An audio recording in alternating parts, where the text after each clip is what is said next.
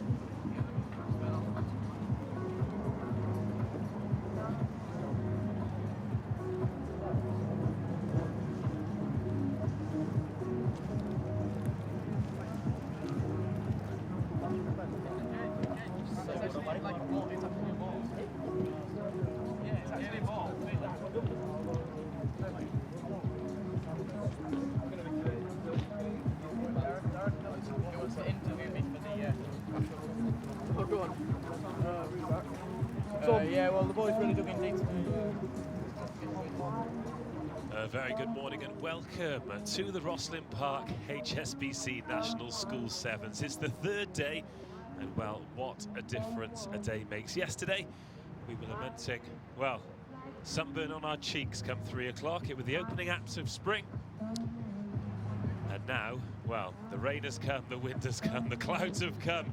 And I think we're going to see some very different rugby today. It is day 3 of the biggest school sevens competition in the world. And it is time for the Vars competition to get underway. This is pitch RE1. We're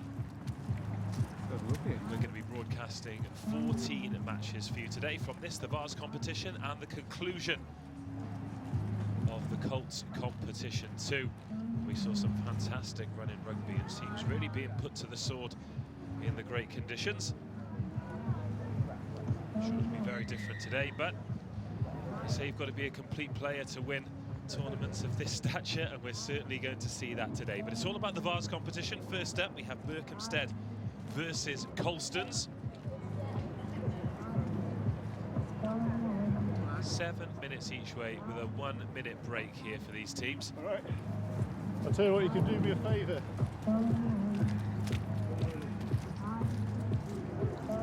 Whereas yesterday we had that classically English springtime experience of sunglasses and coats. Today, I'm seeing umbrellas popping up all over the place. I'm seeing Wellington boots. I'm seeing very sensibly dressed teams. But we're just moments away from the first match here. We've got Colstons versus Berkhamsted in the National Vars competition. This is a call for Bishop Gore, Brintowie, Torquay Boys Grammar School. If you are on site, if you could just bring your registration forms, please, to RE Control.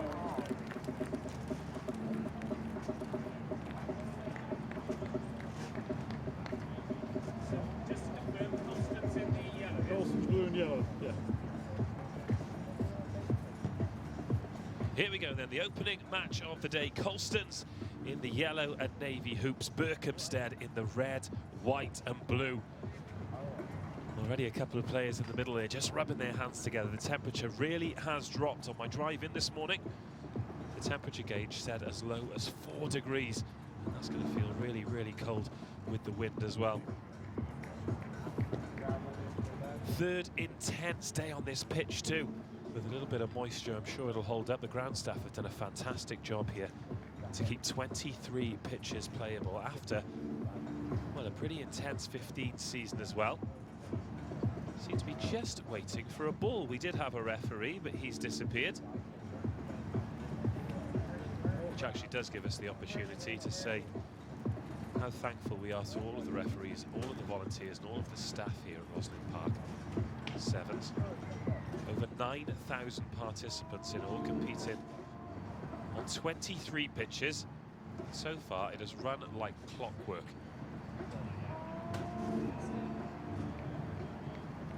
Fantastic achievement by all. Here we are. We have a referee reappearing from the far left corner.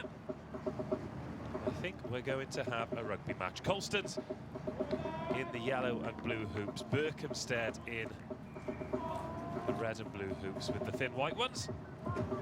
This is in the group phase. Teams split into groups of 5 today.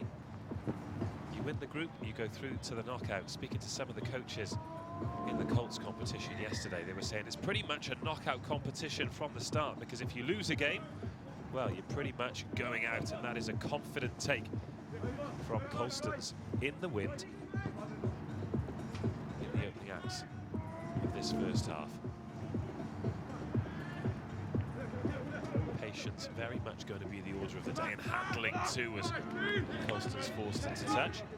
A little bit of a fumble there. Well gathered. My commentary position is the same as the position that you're watching from. So on the halfway line, with Berkhamsted attacking from right to left, Colston's from left to right. Three-man line out here for Berkhamsted. They win the line out, but it's not clean. But maybe some space can open up now on the narrow side, but the ball goes forward. Colston's look to have that one covered, but the first real attacking opportunity of the game goes to Berkhamsted.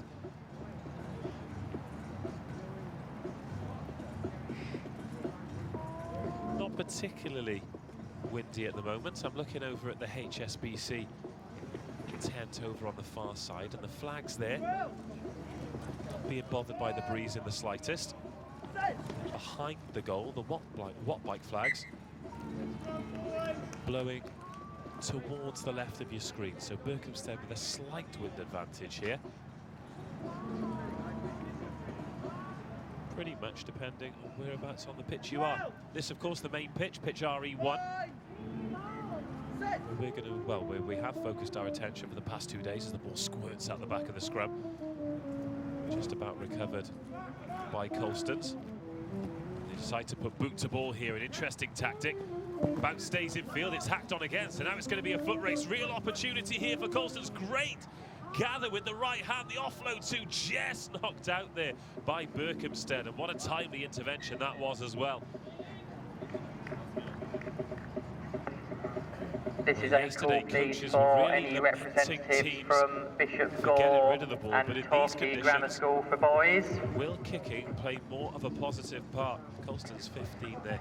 If you are on site, please could you make yourselves known to the RE control cabin for your registration. Into the 22. Colston's now with their first opportunity. They go short to the line as well. Good boys. movement from If the there's forwards. a representative on site, please could they report Now to they the seek RE contact. control. Thank you. Holding on as well, Berkhamsted forcing the penalty. Great work at the breakdown, good communication with the ref as well. Number 8 looking up, asking the question and getting the answer that he wanted. Dummy across here, going to put the right winger in a little bit of space. He has to put the brakes on. Now Berkhamsted, they get a gap. Just the fullback to beat, some real pace here, and a great last-ditch tackle. Try-saving tackle on the halfway line. Ball fumbled, but backwards, says the referee. Berkhamsted putting a bit of width on this. Little step inside. 8's isolated, but gets the offload away, but that's gone forward, says the referee. Just fumbled and regathered. Referee decides that it's a knock-on, not an offside. Still 0-0 here in the opening exchanges of the first match of today.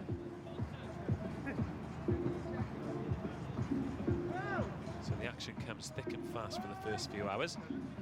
As we go towards the playoffs later, there's some short gaps in between games. Nick Heath will be taking over commentary duties this afternoon. Fumble there from Colston's, the referee happy to let play continue though. And now see the dangerous number 15 again, think about putting boot to ball, but instead gets the offload away. Bit of mistiming on the run there. The pass goes forward, and that'll be a scrum to Berkhamsted. Colston's, of course, almost wrote themselves into folklore in schools rugby. Not as successful as perhaps they'd have liked to have been over the past few years, but going to run together in what was then the Daily Mail trophy that, well, the likes of which has never really been seen since. Phenomenally successful.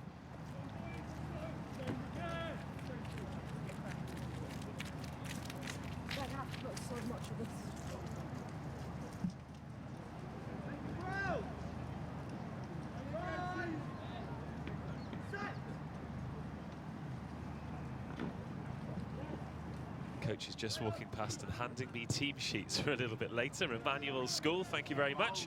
Oh, there's so many teams here. Very difficult to convey all of the information as Colston's again put boot to ball, trying to pin Berkhamsted inside their own half. They've shown they're not scared to attack from deep. Colston's defending with a very deep fullback here as there's a timely ankle tap on the halfway line.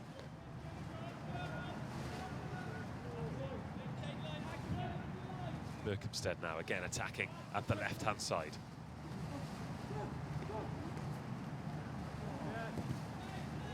Number 9 knocks the ball on. Colston's looking to play away from that, then playing the whistle as all good young teams do.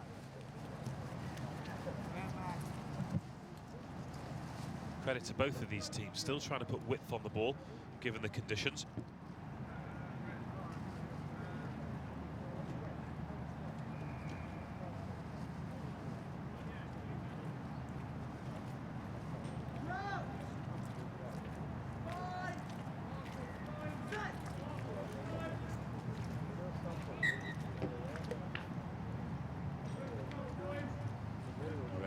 Dark marks on the pitch where the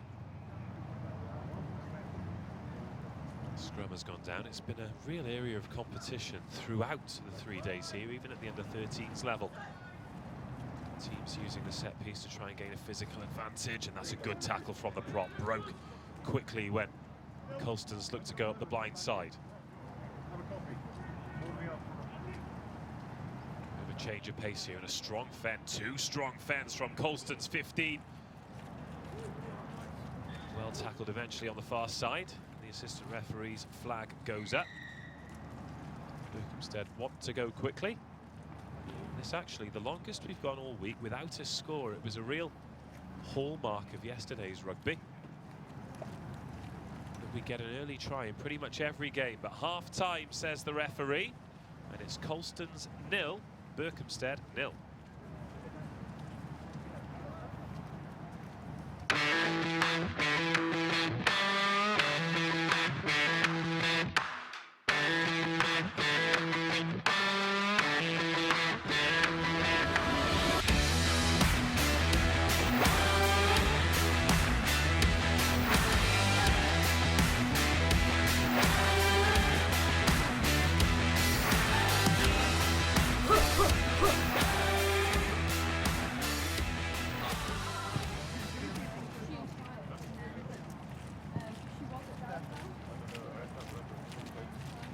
Berkhamsted 0, Colston's 0 here after the first 7 minutes on day 3 of the Rosslyn Park HSBC National School Sevens.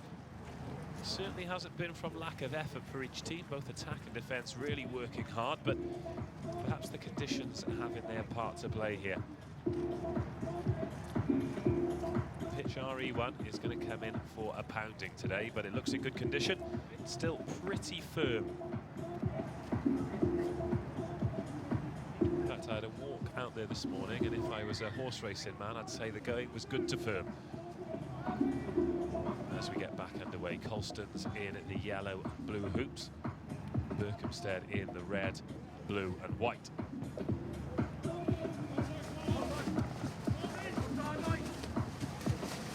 Hello. Wind really picking up now, blowing towards Berkhamsted. It's going to be difficult to attack into that kind of wind, particularly when you've got this far to go. Good morning, it's 10:10.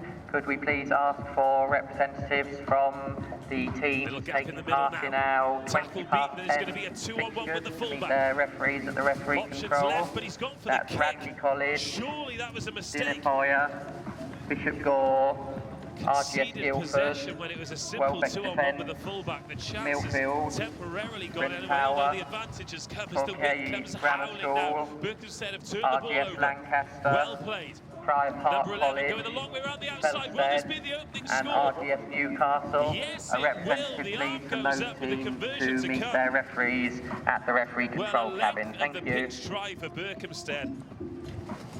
Great line bust in the middle of the park. God, the conditions really have taken a turn here. This will be a miraculous conversion from the touchline. In fact, it's gone about as far sideways as it has forward. But Berkhamsted have got the breakthrough. The opening try. Fantastic work from the number 10. I thought he'd blown the opportunity with the kick, but the forwards worked hard, managed to force the turnover. They went in right-hand side. Now a chance to hang that kick-off up into the wind. How do Colstons respond? Well, by coughing up possession.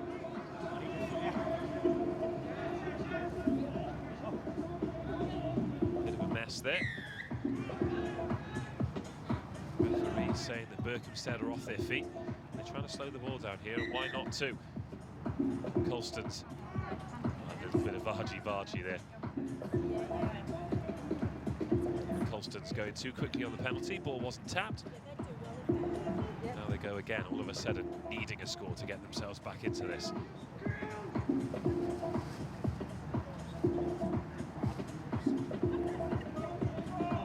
Colston seeking contact just outside the 22. That's a risky game, but they come away with it this time. Numbers on the right-hand side. Looking for the option inside, forces the offload. Referee was playing an advantage there, but a stop and go here from Colstons. Again, 15 puts boot to ball. Colstons are going to get there first. The try scorer, where number 11 gathers it inside the 22. Danger here for Colstons, perhaps.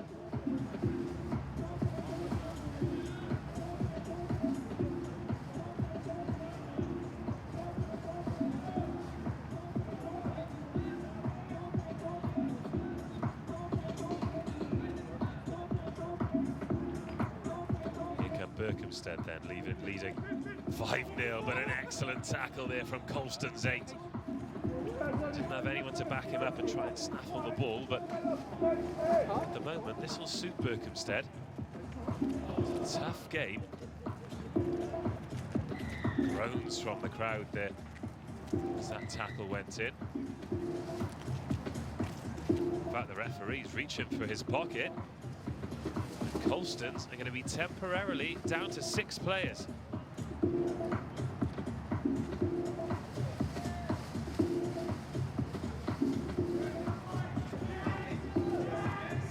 So 2 minutes down to 6 for Colstons.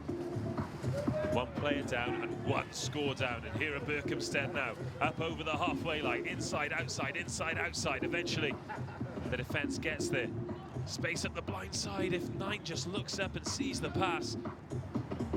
Number 5 was ready to gallop over on the far side, on the near side.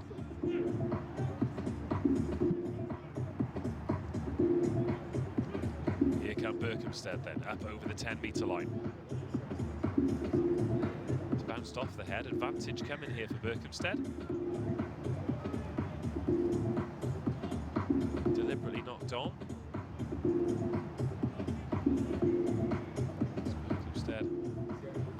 Make a change at scrum half.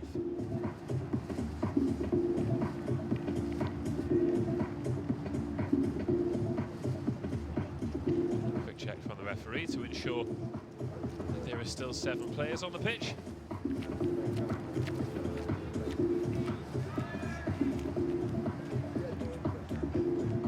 substitute gets his first touch of the ball, gets over the gain line before slowing things down. Smart play here from Berkhamsted, but pressure from Colston. Can they get their hands on the ball here? Well, it's gone loose. Who's going to come away with it? Berkhamsted, good footballing skills. Round one, round two. Now as it breaks up, this could suit Colston's. Just a little bit short of options, of course, with that one player fewer on the pitch. Well gathered at the second time for Vaskin, and a good fend too. One-on-one with the fullback now for 8. Goes through the gap. Can he get the offload away? He's got an option to his right.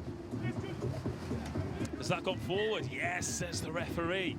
Just knocked forward at the breakdown after a good defensive chase. Well, Berkhamsted now under pressure. Colston's back to 7 as well. A real opportunity. They need a score. Clock not on their side here in this opening fixture.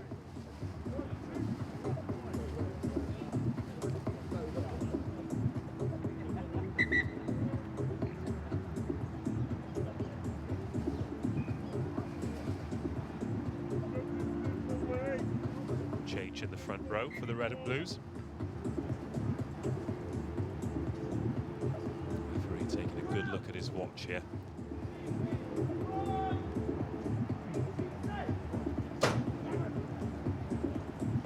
Ball comes out to the scrum. Berkhamsted managed to get a foot on it, and it's advantage to Colston's. They get the offload away, the ball's gone back. Referee decides that the advantage was played. Ball into the in-goal area. Who's going to get there first? Wowee, drama here. Berkhamsted managed to dab it down. Referee stopping the watch again. He's done a good job of controlling this in quite difficult conditions.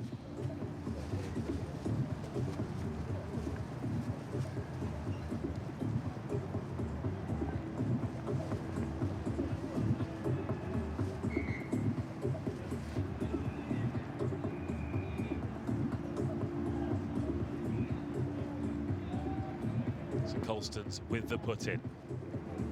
Deep inside the Berkhamsted 22. They go on the blind side. Referee takes a good look at this one. Ball still alive, still on Colston's side. Advantage coming here. Surely Colston's must score. If they don't take this opportunity, then it's getting ever closer to game over. Berkhamsted 5, Colston's 0.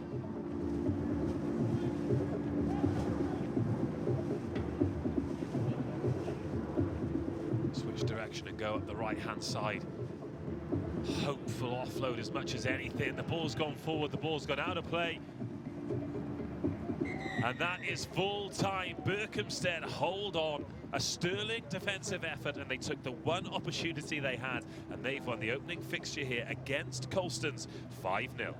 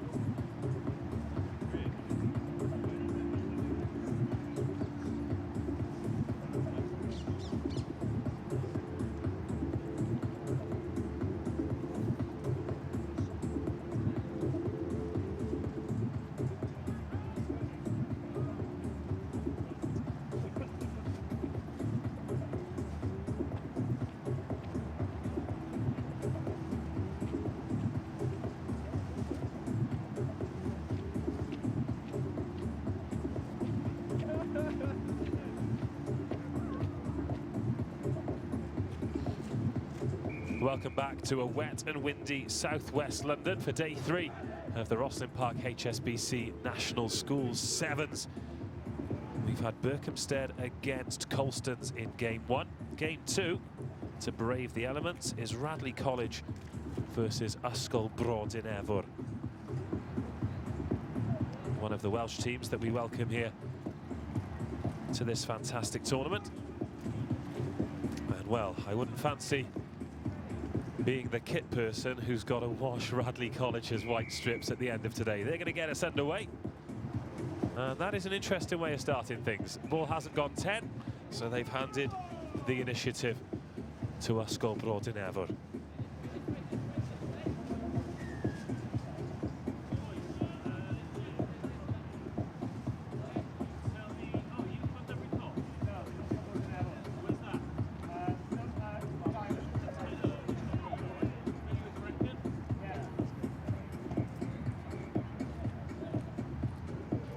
Bro Myrddin from Llandilo, which is just down the road from a much more famous rugby village, Llandovery. I'm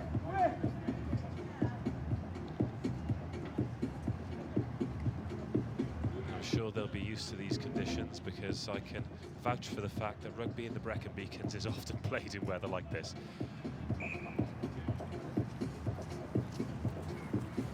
Scrappy start for both sides.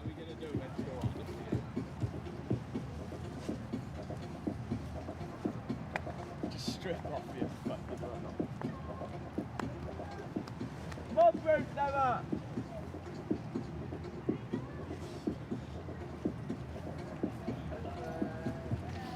Let's have a look at the set piece then.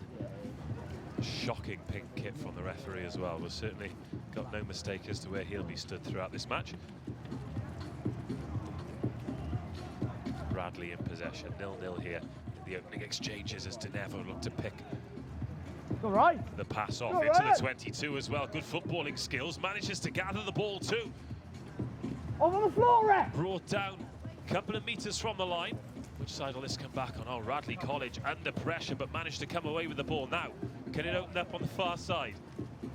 Bit of a hitch kick there and a great turn of pace too. The Myrddin defender manages to get rid of the fend, but out of the back door. And now if one defender can be beaten, oh, just a bit of a scrag there. The foot race is on, approaching the 22 for Radley. Could this be the opening score? Yes, it will. 7 slides in. 50-metre score. Well, credit to Radley. They were under tremendous pressure on the try line, as there's a Myrddin player there receiving treatment on the opposite try line. In fact, the attack began with the Radley player having to sidestep the post, but did well, absorbed the tackle, put the ball out of the back door, and they went the length of the field to take a 5-0 lead here against their Welsh opponents.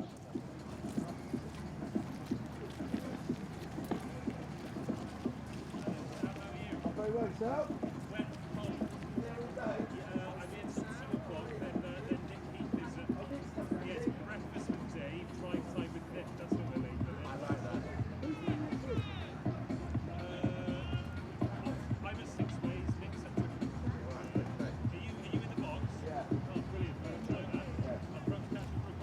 Yeah, perfect. Yeah. Radley 5, Myrddin 0 then. Conversion missed. I think that's going to be difficult throughout the day, actually. The wind howling, the ball wet. And even in the dry with the blue skies, the drop goal not necessarily the easiest of skills to master, as that kickoff hangs in the wind. The ball's gone to ground, but the referee happy enough that it's gone backwards, but straight away Radley on the attack, hacking it towards the try line. Myrddin touch it back, and they'll go from the 22.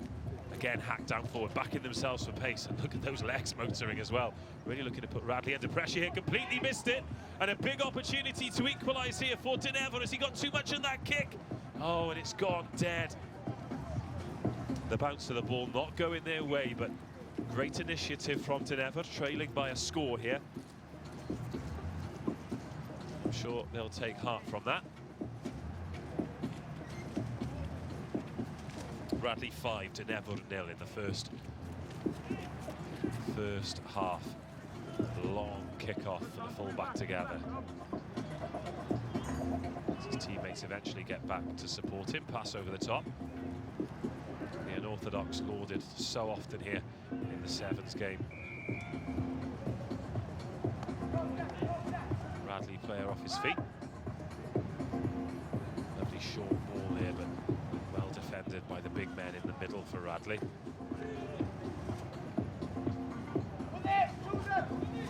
Offloaded well by Denevor.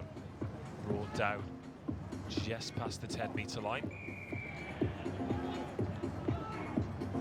The Welsh side not releasing, so Radley get us back in the way, cause of time from the opponents. A 2-on-1 here now for the Whites. Oh, and the tackle's missed as well. This will be the second score.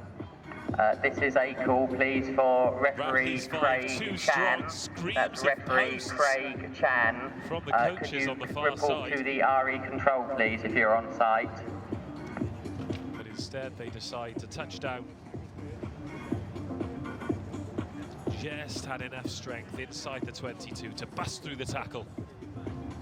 From then on, was allowed to stroll in.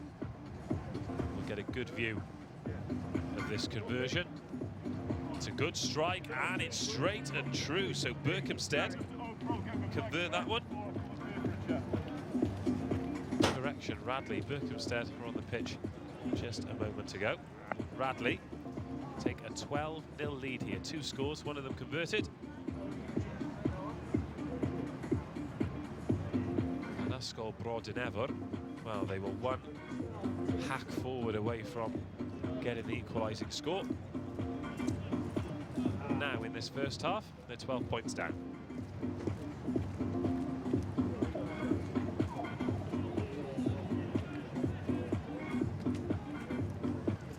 Again, Denevor put boot to ball. Trying to put their opponents on the back foot. That's well gathered by 4. High tackle though. I think back in the old days of WWE, they called that a DDT. Here come Radley again. Ball lost forward. How Denevor would enjoy a score before half-time here, but haven't really threatened to break through the line of their opponents.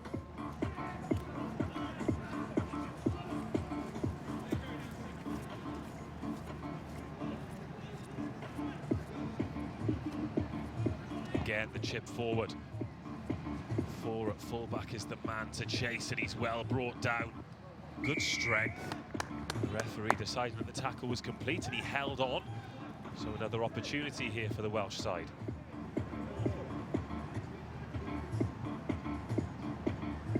Again, choosing the kicking game.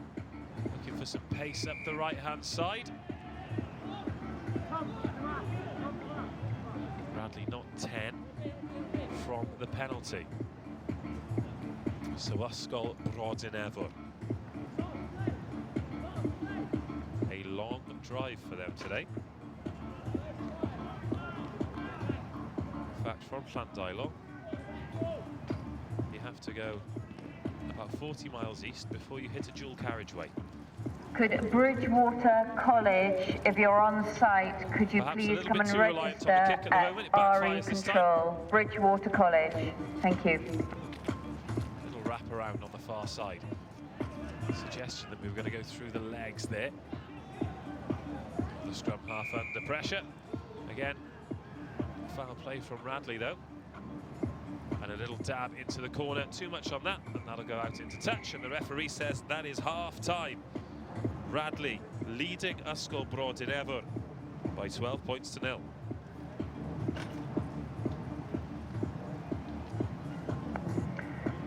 It's now 10:30, so could we ask please for...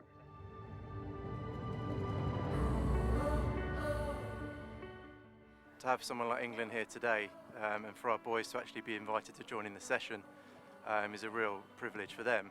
But it's also a huge accolade that Eddie Jones wants to bring them back here, you know, twice a year at the moment. So it's a huge thing. Oh, it was so cool. I've seen these players on TV so much. They're literally gods. The philosophy of the rugby club is to enable these boys to be in an environment where they can fulfil their potential. not just within rugby, but within life, and that's what we're trying to do. And it's a great vehicle and a great sport to do that.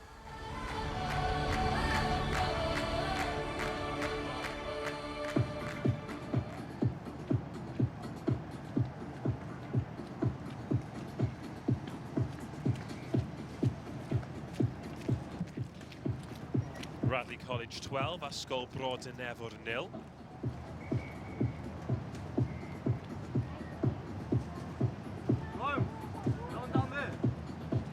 I can hear some pumping bass away to my left-hand side. That's coming from the Akuma tent. They are the main kit suppliers of this competition. You can see their hoardings over on the far side there, in between the main competition sponsors, HSBC.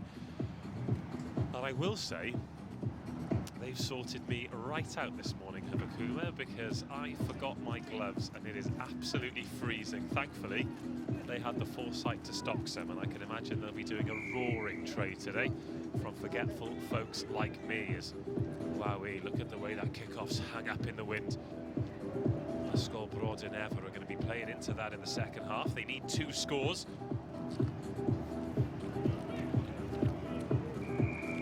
Another penalty. They really are putting the pressure on here, Brodin Efor. Referee obviously taking the conditions into account as we have a break at the right-hand side. 6 puts the hammer down, and he's going to get over the whitewash here. Almost put the brakes on there to see if he can get inside and give his kicker a better chance at the conversion. But that is the first score of the match for Brodin Efor.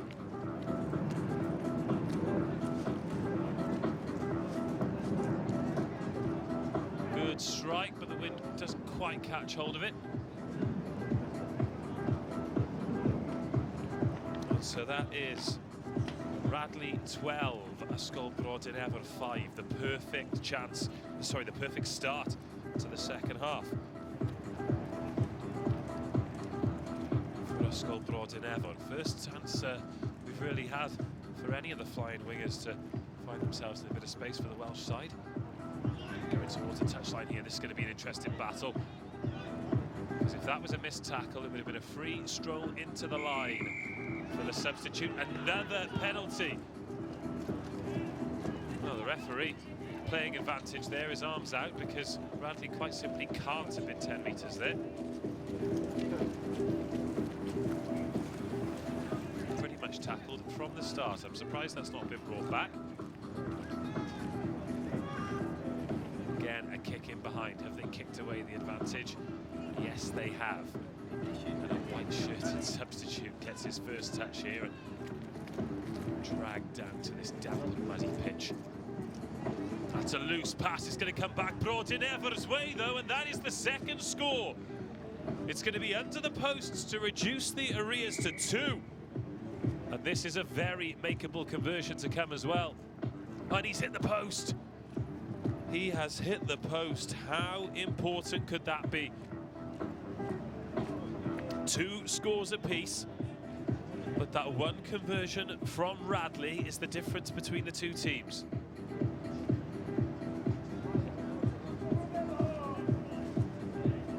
But a lightning start into the win from Ysgol Brodin Efor. 2 tries in quick succession.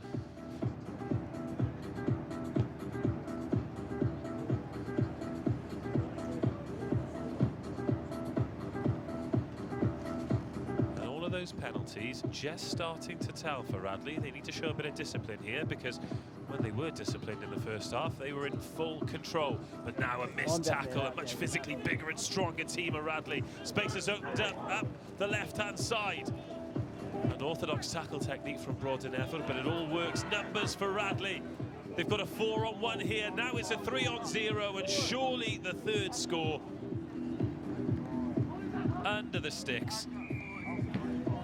And Radley College 17-10 to the good now. And a chance from underneath the sticks to make it 9 points. 2 scores.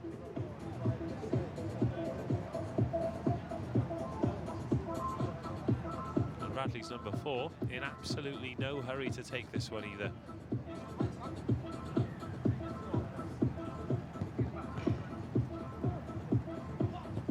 missed that one too. Well, fancy that. 2 conversions missed from under the posts, 1 for each side, and that leaves the door open. Radley College 17. Ysgol Brodin Ever 10.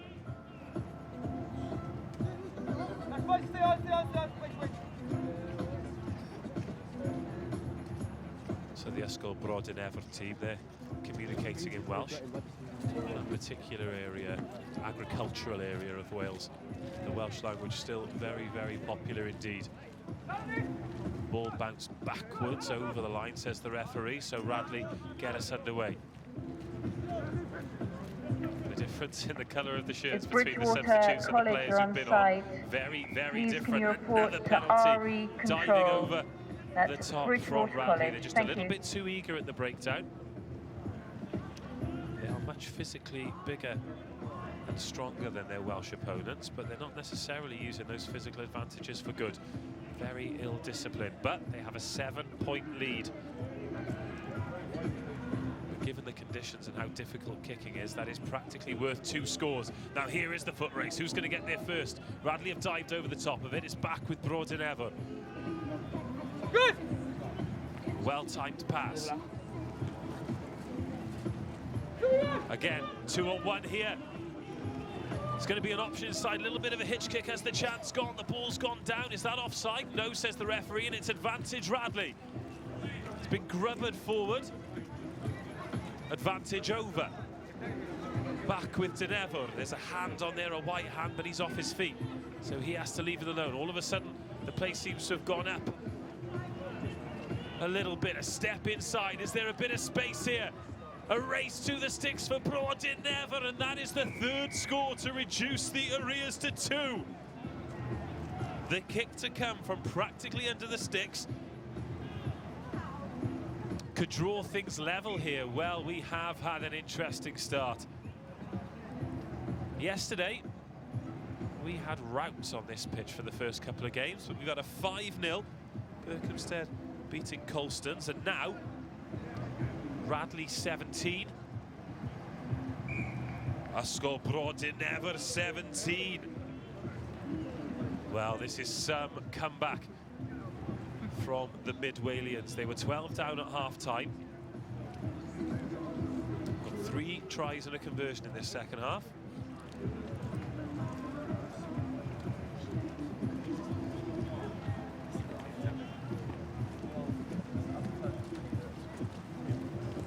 $17 apiece.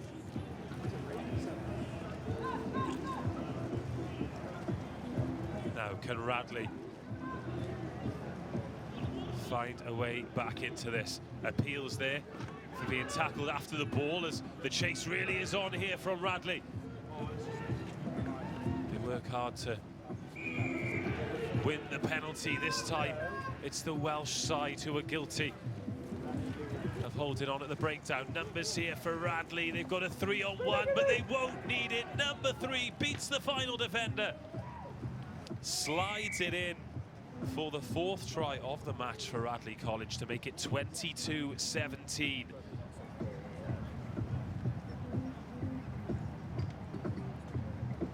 With the kick to come from pretty much under the sticks. These have been missed already today, so this is far from a foregone conclusion. But it goes through, and that is full time, the last play of the match, and Radley snatched the victory, 24 points to 17.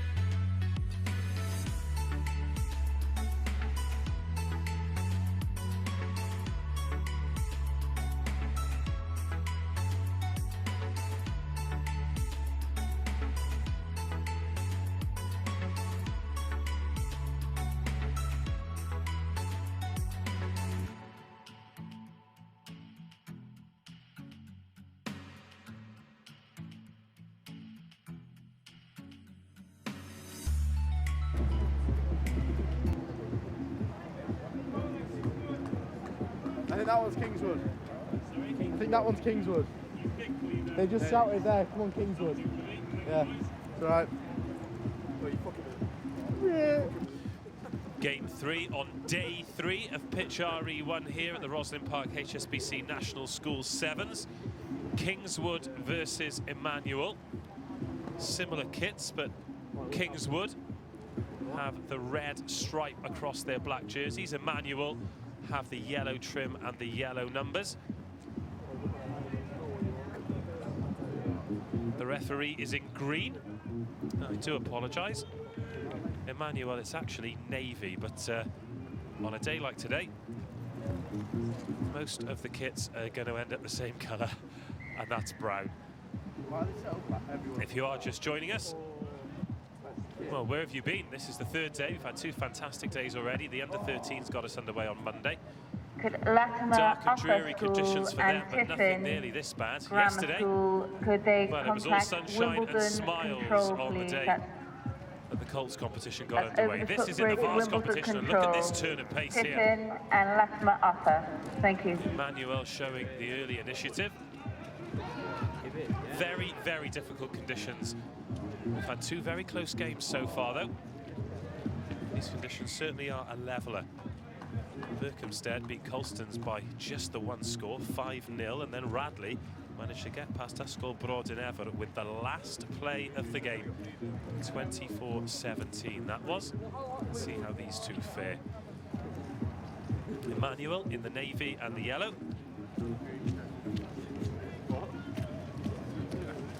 And Kingswood in the black and red. The opportunity to attack here up over the halfway line, trying to create a 2-on-1. They've created it too. Great pace and a great cover tackle too. Really hard graft there, flipped through the legs. Not quite on the save wavelength as number 14. Bit of a dummy to try and break through, gets the offload away too. Is he coming from the side there? Yes, says the referee. There's the advantage. A little shift inside, lovely line from Kingswood. Well played out. The sticks for the opening score. And a thumbs up from the coach too. He enjoyed that one.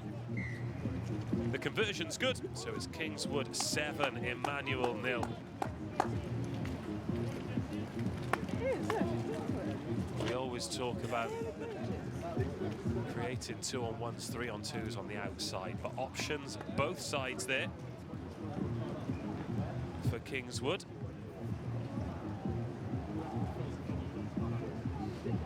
Their first real opportunity leads to their first try. Kickoff goes high and it's dabbed back. Emmanuel not taking any chances trying to gather this slippery ball.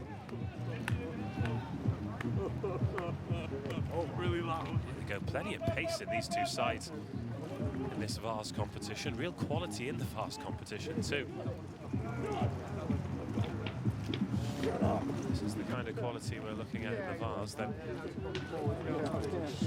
the main competition should be a real treat. Foul on the tackle there, so advantage being played. Chance for the winger to stretch his legs at the outside here. He's got past the first 2 defenders, backing himself against the fullback too, does well, gets rid of the fend, makes a good tackle, makes a second tackle too. Real hard graft in defence.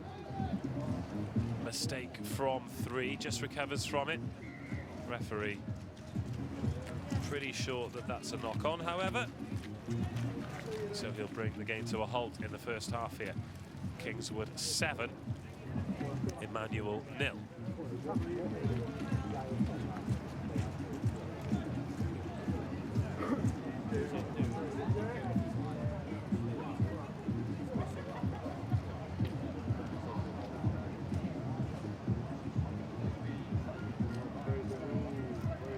Good scrum from Kingswood. This time taking the contact. Oh, lovely dummy as well. Shifted it off the left hand, surges into the 22, gets rid of the tackle. And just about gets over the line too. Great opportunist try there, sold the entire Emmanuel defence with that dummy. to make it 12-0. 2 scores, one of them converted. And now 2 of them converted.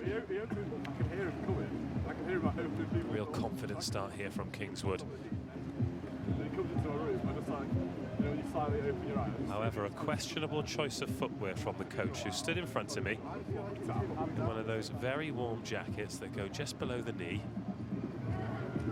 and some stonewash jeans and some boat shoes. I can't help as though think that that's an error of judgment in these conditions. The pitch looking in grand condition. All the area around the pitch, however, started to somewhat resemble a mud bath, which I suppose really is testament to the great work the ground staff are doing here to keep the pitches playable. If there is a representative from Tiffin School, now Emmanuel, please can you go to little Wimbledon grubber kick through Control. here. Kingswood are the favourites to get there, and they do. In comes the fullback, wearing number 1 to offer his support, and a strong left-handed Fen too.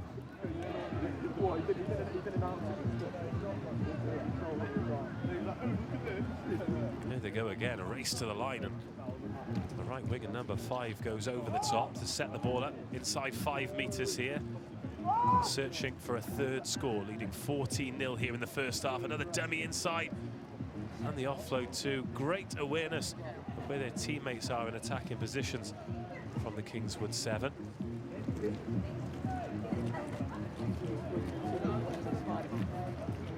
Here they go now, chance to put some width on it, this space if they can get it there. One-on-one left winger on right wing, and the tackle's been made just short of the line.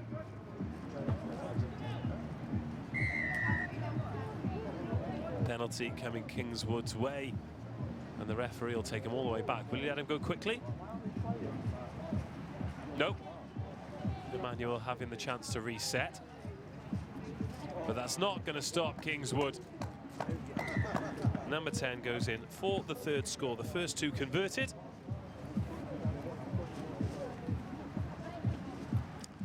And Emmanuel finding these conditions into the wind pretty tough. And the kick's good too. 3 tries, 3 scores, 21 points. 21 unanswered points for Kingswood.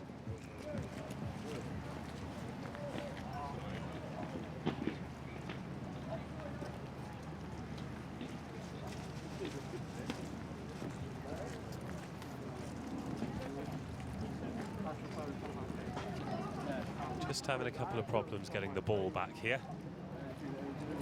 Of course, all conversions going that way from right to left on your screens, well, they'll get caught in the wind, and in fact the ball has ended up halfway on the pitch next to us.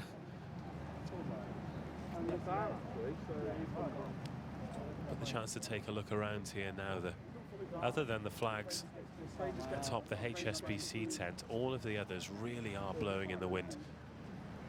Over on the far side there, we've got some visitors from the Jacksonville Jaguars and Watt Bike and the charity Wooden Spoon. A very warm welcome to all of the partners.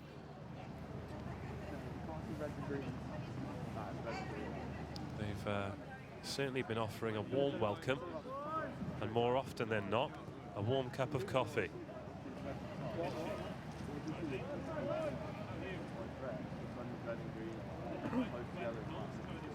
Have you ever done those things like load of different shades of green, you have to tell what number it is? I can't, I haven't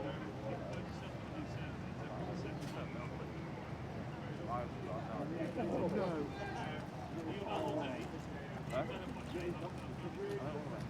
Oh, there's green glass, there's big green shady glass. And that is half-time here then. Kingswood looking comfortable, basking in these wet and windy conditions. 21 points to 0 they lead, Emmanuel. I know that like grass is green. Grass is always green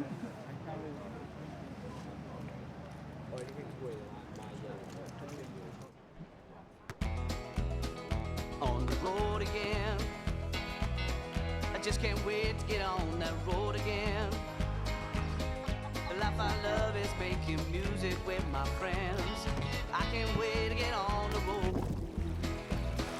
On the road again, like a band of gypsies, we go down the highway and always.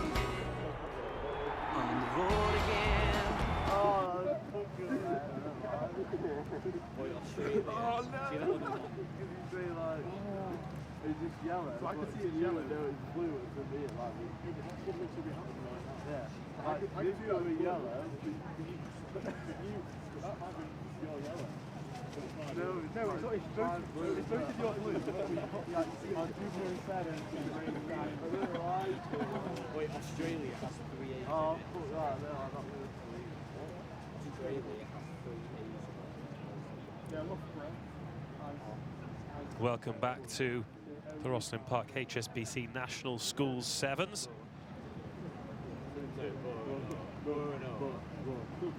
Still pretty dark and dreary here, but Kingswood certainly aren't letting it dampen their mood. 3 scores for them in the first half. They lead Emmanuel by 21 points to 0. Australia's probably the Australian word. Trying to open up a bit of space here, attacking from deep. Showing a real turn of pace here and beating the full-back as well. He's acted as a road bump, though, and just given the defence the chance to recover. Setting up the play with the advantage to come as well. Well, that's just the start that Emmanuel wanted. We've already seen one near comeback today. Dunevor coming from 2 scores down, only to succumb to a last-second try. Loose pass there, though. They're back on the halfway line. But they have the ball in hand, which is a lot more than they managed for long periods of that first half. Popped in field. Bit of an umbrella defence from Kingswood, just looking to close the gaps. But now, can some space open up? Again, just a little bit narrow from Emmanuel here.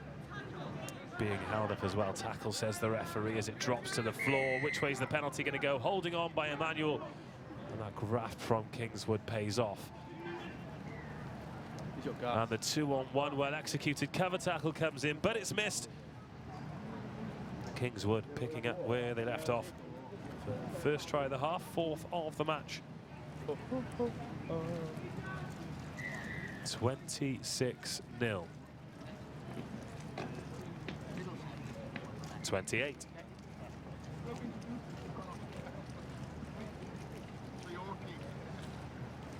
Well, clinical and lethal from Kingswood at the moment. Absolutely no defending them. 4 tries, 4 conversions for Kingswood then. They hang that kickoff high into the sky. Oh, and a big tackle as well by 11. Gets his hands in as well, wants to turn that over. But Emmanuel again forced to attack from deep.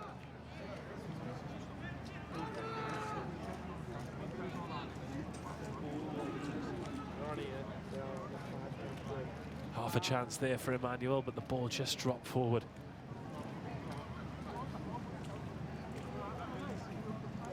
Certainly don't envy them being out there today.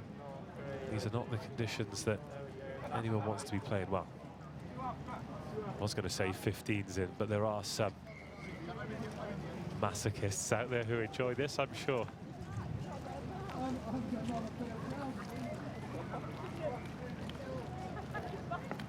The 11 o'clock round of fixtures, representatives, if you haven't met your referees, should go to the control. That's Heers, Hayes, Langley, Shawnigan Lake, Berkhamsted, Nelson College, Colston, University College School, Loretto, Churches College, Apehead, Lytham and Christ College. You will feature in an 11 o'clock fixture. Skips inside a Please tackle and meet gets your the referees 5th if you try. haven't done so already. 33-0 here, Kingswood. This will be a huge confidence boost for them going into today.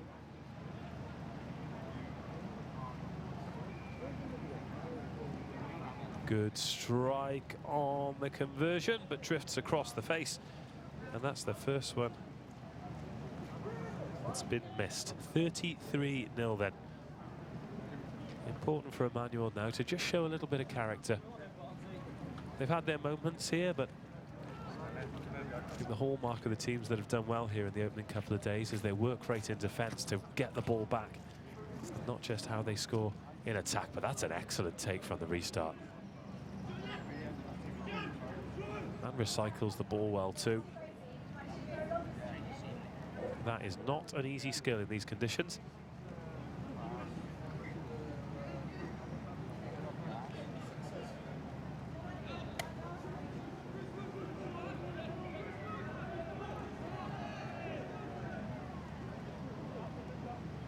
No options for the acting scrum half.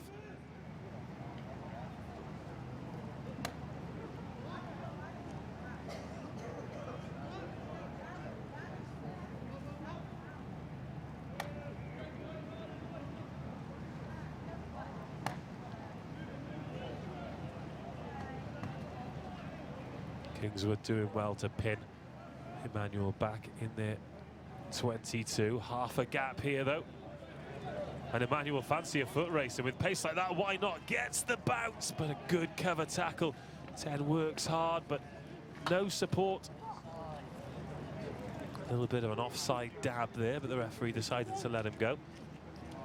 Little flip out of the back door, and Kingswood go again. From Worksop College. That's the representative from Worksop College. Towards halfway. If you are on site, please could you make yourself Advantage known coming to the here, but the RE ball's come control back cabin. We get way to as well. receive your registration. That's Worksop College. If there's a representative on site, please could you make yourself known to RE control. We're expecting you for an 11:20 kickoff. Thank you. Is there a crumb of comfort on the way here for Emmanuel? It's got a long way to go, just up over the 10-metre line. 2 men left, 1 man left now for Emmanuel. They're starting to look a little bit tired out there. These conditions, quite punishing for these teams. Chip over the top is well gathered as well at the second attempt, and this will be a score. One of the scores of the competition so far. Chip over the top, snaffled by the right winger, who manages to gather it, has a little fumble, but scores his team's first try of the competition and converts it to 33-7. Kingswood lead Emmanuel.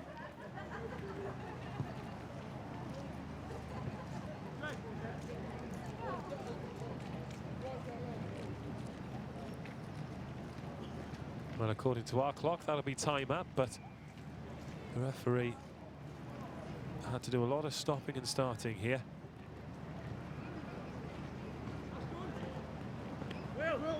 Well, interesting tactic on the restart there. I wonder, as the pitch breaks up a bit and the ball gets a little bit wetter, whether or not that's a tactic we're going to see more of. Lovely outside of the boot here. Another chip and chase. Kingswood backing themselves in the foot race. A great arm drive there. Good sprint technique for Emmanuel, but he's had to get up because he's isolated. Manages to sling the ball, puts 10 under pressure, but he does well to get out and puts boot to ball himself. Some tired legs out there now for both teams. Kingswood 33, Emmanuel 7.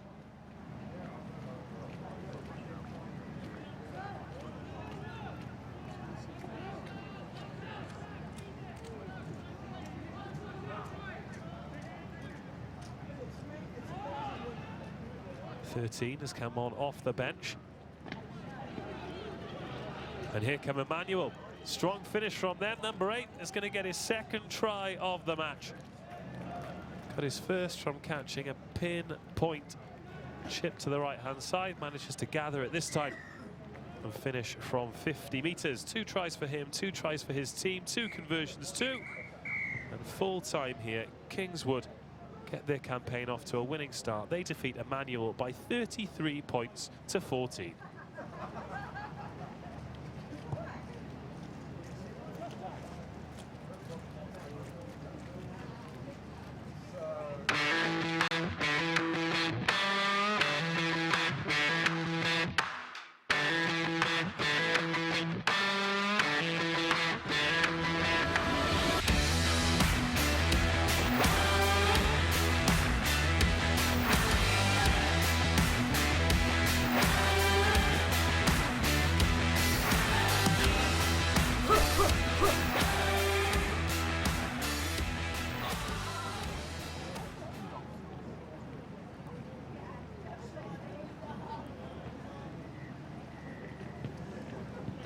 1, 2, 1, 2.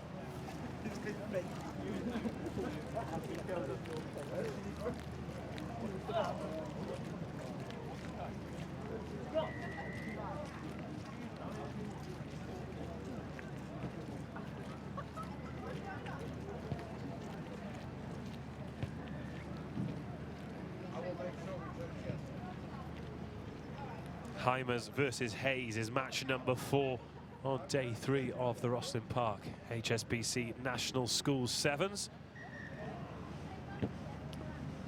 We've just seen Kingswood defeat Emmanuel by 33 points to 14, the most comprehensive display we've had so far. We kick things off with a scrappy 5-0 victory for Berkhamsted against Colston's. Radley College then fought back after looking comfortable to beat Ysgol Brodin Ever 24 points to 17. And we've seen Kingswood look comfortable against Emmanuel, who will be pretty happy with the way they finished the game. 2 late scores, good heart shown from them. Now it's Heers versus Heers.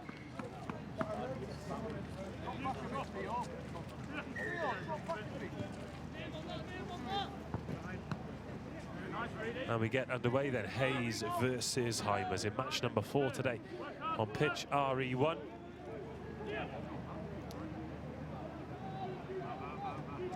Heers in the red, black and amber. Heers in the navy blue. Teams so far have adapted well to these really challenging conditions. The wind blustery and at times blowing a gale. Oi, little fuck. Apologies.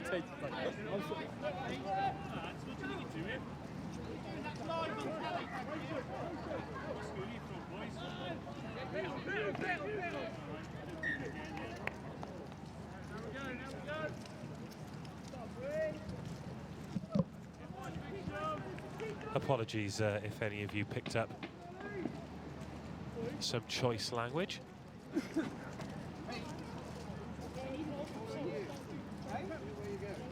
9,000 participants we have here, and no matter how many good eggs there are, there's always a sausage. Here come Heers then at the blind side. Opportunism from the scrum half. Spots the break. There's a big chase back, but 9 manages to get past everyone.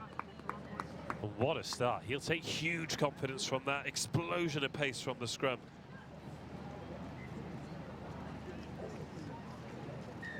And manages to hide behind the posts to touch it down. Probably just getting a bit of oxygen on the lungs, because that was a lung buster of a sprint, but he converts his try, and Heers lead Heers by 7 points to 0.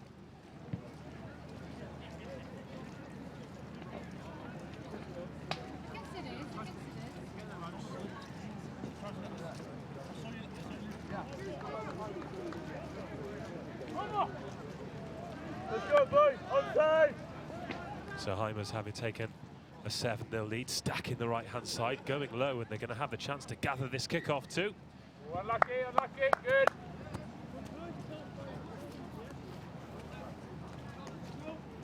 Little applause of encouragement there from the Heers team. They respect the effort, and I think they appreciate that there are going to be some handling errors today. It's just going to be part and parcel of the game. This pitch is in quite a nice area, actually. It's near the show pit where all the tents are and everything. Heers then, how will they bounce back from going a score behind? 1 second. It was a scrum that yielded the opening score. That's a good scrum from Heers as well. They managed to turn the ball over. Good. Dummy inside now. A switch of the play. Putting the anchors on and looking for the gaps. Could be isolated here, but does well to protect possession.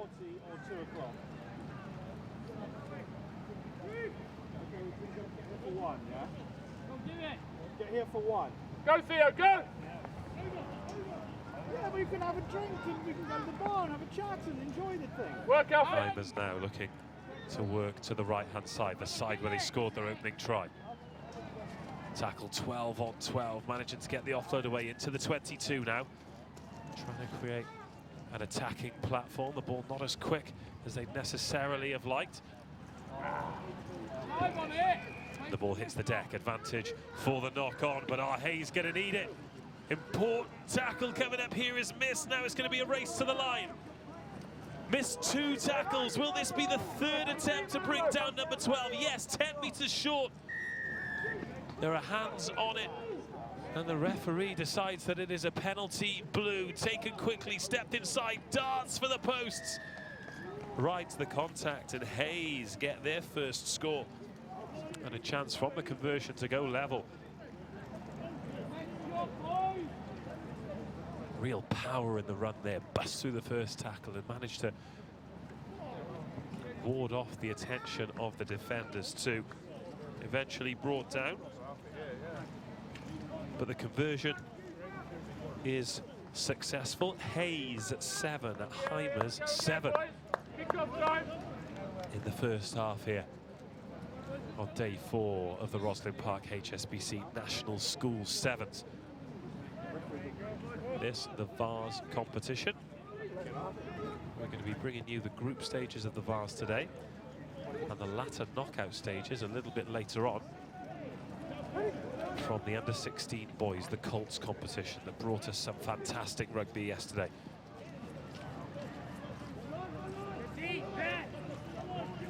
Here come Heers again, not letting the conditions detract from them wanting to put some width on this ball. Oh, step inside, he's gone past 2, 3 defenders as number 11 into the 22, and he's going to score Heers' second try. Good boys, well done. One step off the right foot and a turn of pace takes 3 defenders out of the equation. It gives the kicking duties to number 10. But we've already seen a couple of conversions from underneath the post been missed today. Not that one though. Heers 14, Hayes 7. Good work, Heers. Good, Alfie. Great chase back on that one. Well done. Severely. Slowed him down for a moment.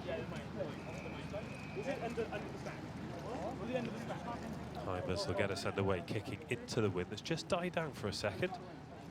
The rain's still coming down here though. And first touch from number 4 here, gets the bounce too. Potential for a moment of genius there from the big forward. And he's got the penalty as well. Get back! Get across, Jukesy! Numbers here for Hayes, if they can get the ball there. It's just slowed down for a second. Pass off the left hand, puts 11 into the corner. And that brings Hayes up to 12. Excellent try there. All came from the work of the big number 4. Low kick-off, dropped at his feet. Played himself a lovely through ball, got the bounce. Won the penalty inside the 22. From then on, good composure from Hayes. And over on the far side there, this will be some conversion on the drop kick. Tell you what, he's given it a good go.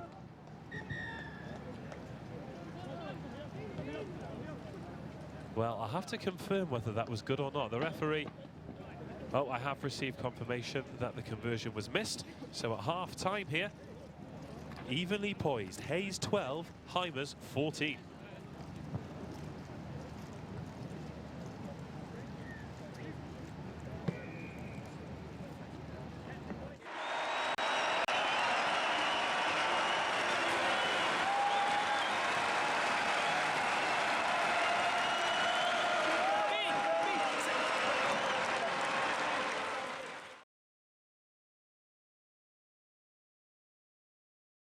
College, Radley College, RGS Guildford, Bro Myrddin, Simon Langton, Welbeck Defence Sixth Form College, Torquay Boys Grammar School, Millfield and RGS Worcester. A representative please from those schools to meet their referees ahead of their 11:20 kick-off.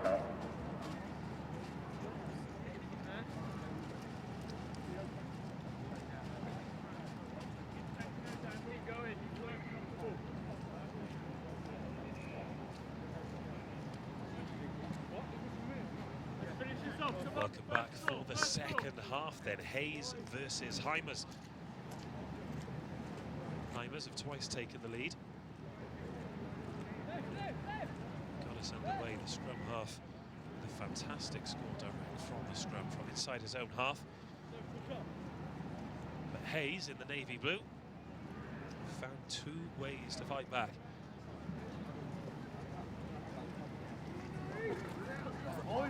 Conditions showing no signs of easing off here. Heers kick off with the wind. Second half, just the one conversion separating the sides then as Heers will launch the first meaningful attack. Around the ankle there brings down number 10. This time they put boot to ball, the ball hangs up in the wind, and if this can be a clean take, it could be a score. Knight puts a foot on it instead though. But obviously not as confident with his left foot as he is with his right, and can't quite wrap it round, but key bit of territory here for the team in blue early in the second half.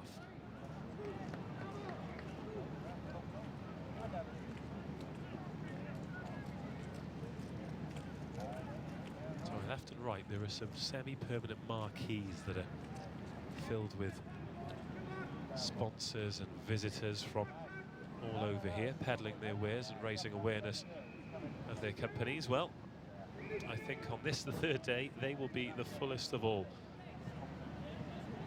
They all have tea, coffee and biscuits, so I think they'll be very popular today as 9 tries to go up the blind side again. It's yielded a little bit of success already today.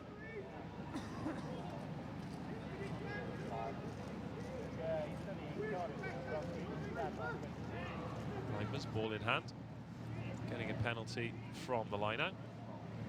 Keep driving, Eli!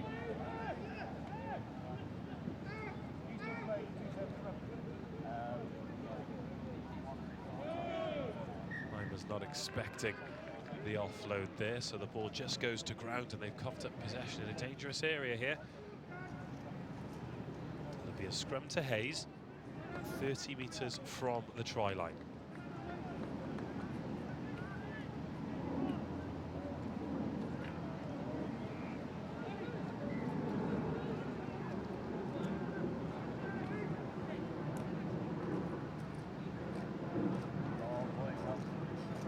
Ball comes out the back of the scrum, just gathered at the second attempt by the substitute. Nice, boys, nice.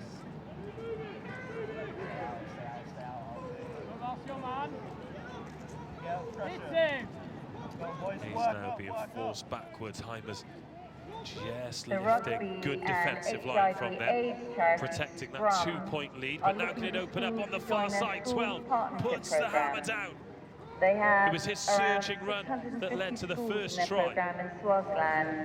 And this is into the 22, the ball, like a bar of soap, pops up into the air. To partner up with a Swazi school, support scrum, long way around for 14. Needs to get past the first tackle and can't. Good cover defence.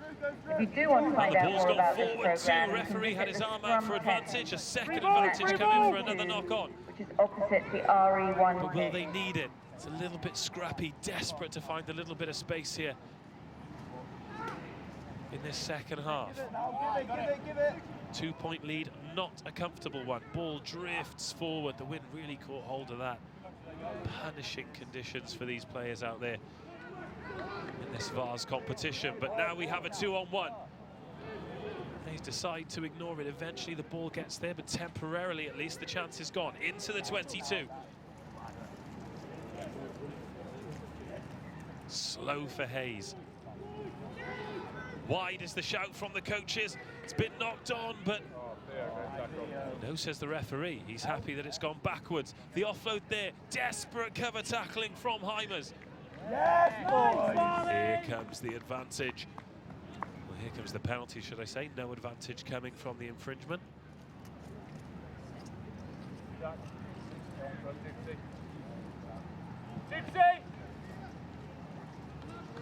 Dukesy! And Heers, having never led in this match, now have a real opportunity.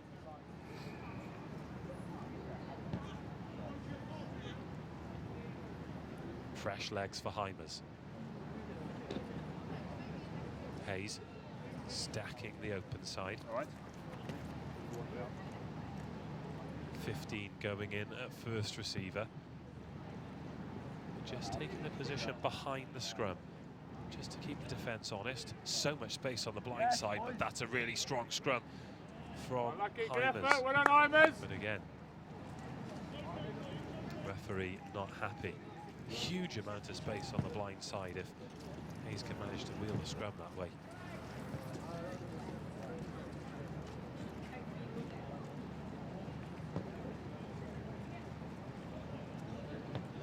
Scrum comes good for the team in blue this time. There is that space on the blind side. Finished by 15. He'd taken a good position behind the scrum to give him options both ways. And Hayes lead for the first time in the match. 15 points to 12. Not long remaining for Heers either. And now they need a score.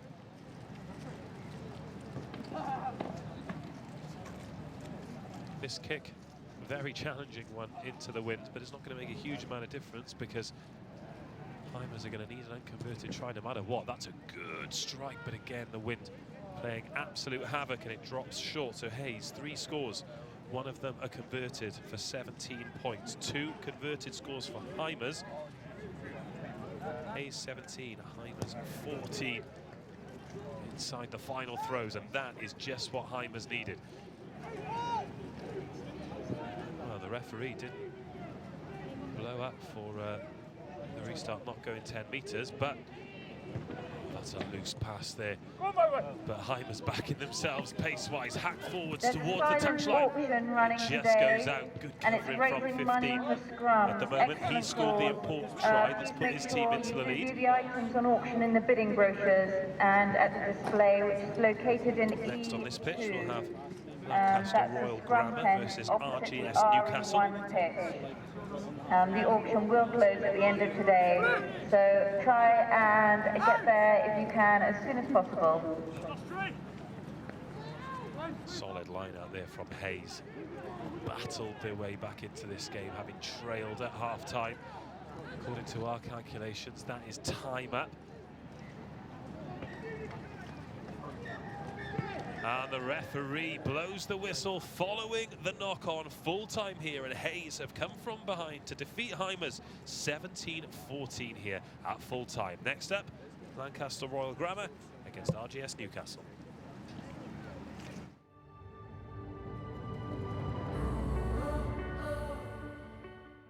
To have someone like England here today, and for our boys to actually be invited to join in the session is a real privilege for them. But it's also a huge accolade that Eddie Jones wants to bring them back here, you know, twice a year at the moment. So it's a huge thing. Oh, it was so cool. I've seen these players on TV so much. They're literally gods. The philosophy of the rugby club is to enable these boys to be in an environment where they can fulfil their potential, not just within rugby, but within life. And that's what we're trying to do. And it's a great vehicle and a great sport to do that.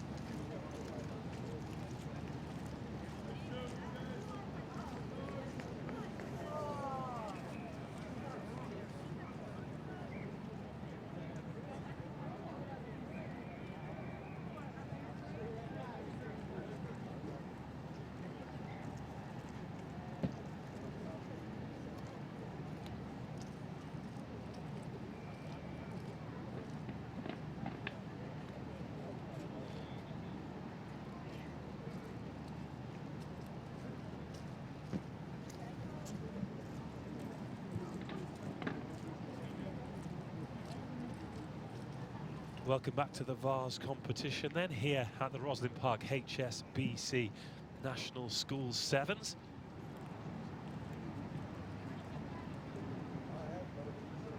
Lancaster Royal Grammar School against RGS Newcastle is the next game up. We've seen some real contests today and some real graft from these players too, making the most of these very difficult conditions. We can see Some marks on the pitch where it's really coming in for some punishment here. Heavy showers and a biting wind as well. Let's see how these two teams cope here. We have Lancaster Royal Grammar and RGS Newcastle.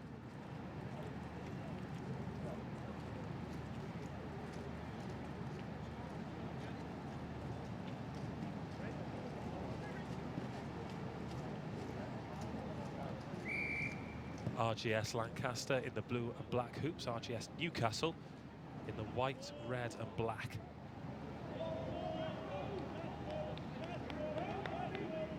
Newcastle's kit actually very similar to the one that the senior Lancashire County play in. But here come Lancaster. First opportunity to attack, a bit of a stumble, ground giving way. I think that's going to be a real characteristic of today. Holding on at the breakdown, so Newcastle ball in hand. Oh, it's a good solid fend as well. Can he get the offload away as he gallops with two defenders towards the 22? Great strength from the Newcastle number 12. Two goes at the blind side, fends off one, looks for the pass inside, but the referee brings them back. Bit of interference there with the player off the ball by number 11. RGS Lancaster having to attack from inside their own 22. Couple of dummies there, and now a gap opening up. Just the fullback to beat, gets around him, but gets enough of a touch for the defenders to get back, bringing down Lancaster on the halfway line. Pass out to the right-hand side. Now it's a foot race again. Strong fend on the left hand, but he's dragged down on the 22. Oh, the referee. Again. Blowing up penalty to Lancaster, diving over the top from Newcastle. No supporting runners there for the Lancaster number 2 as he was desperate for the offload as he burst through the middle. Now does it open up? No, another great last-ditch tackle by the Newcastle defenders.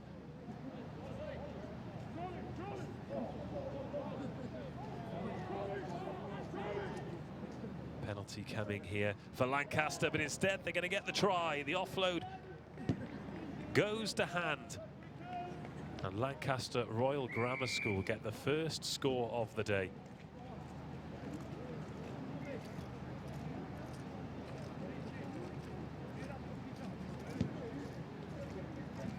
Well, a couple of infringements too close to the line from RGS Newcastle.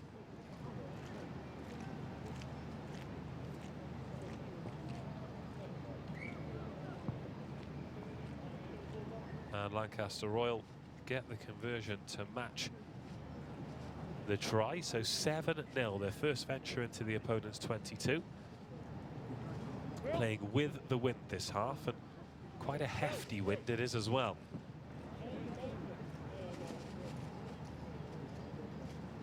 Let's see how it affects this kickoff then.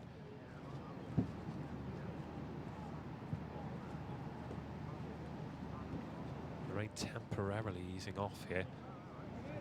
Still very difficult conditions. A big right paw goes out, but it's been knocked forward, and the referee will grind play to a halt.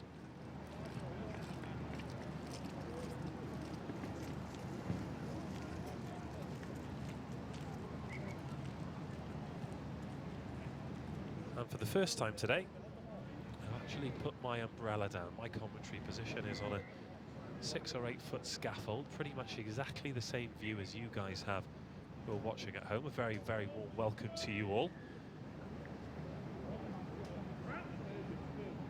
And yes, we've had varying levels of rain, but now finally we don't seem to have any, but how long that will last is anyone's guess.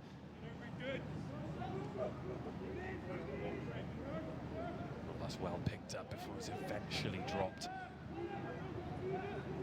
Here come Newcastle. Inside their own 22. Relentless tackling from Lancaster, desperate to keep them pinned up inside their own 22. Breaking away, slow but steady progress here from Newcastle. Have to be careful they don't get isolated, but that's popped out the back door. Referee happy enough that it started its journey in a backwards direction. Strong work from number 12 here. He's featured throughout this attack as he makes his way up towards the 22. There are hands in there, the whistle goes. 22 kept it for a little bit too long.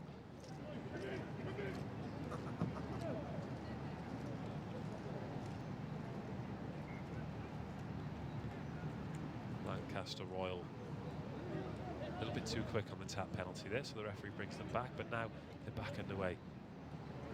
Tell you what, it's just opened up here for Lancaster. Fullback making a good tackle. Again, too scrappy. Ball going to ground, and as soon as it goes to ground, it is an absolute nightmare to get back up again.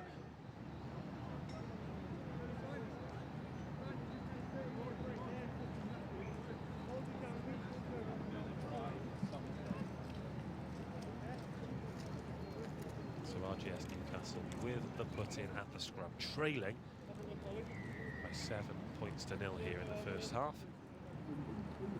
This boys' Vars competition.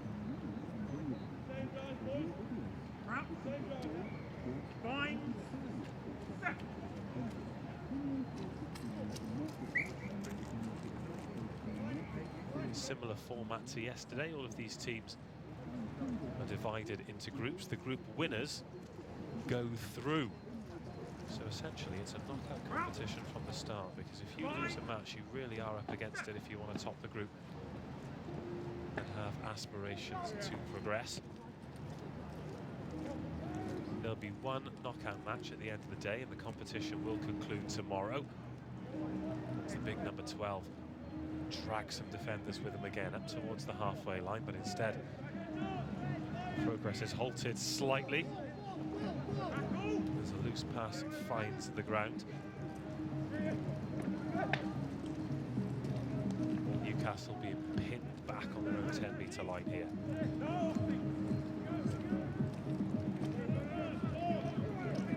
Now the chance to get up over the halfway line. Option inside. Not needed. Great strength shown into the 22. The chase is on to get back. Brought down 5 metres from the line. Gets the offload away. Could this be the equalising score? Yes. RGS Newcastle make it 7-5 with the conversion to come under the sticks. That was real power from them, and great timing too, because according to our clock, we're approaching the 7-minute mark. Of course, our clock is only an estimation. The official time is on the referee's arm, but the conversion is good. So at half-time here, Lancaster Royal Grammar School 7, RGS Newcastle 7.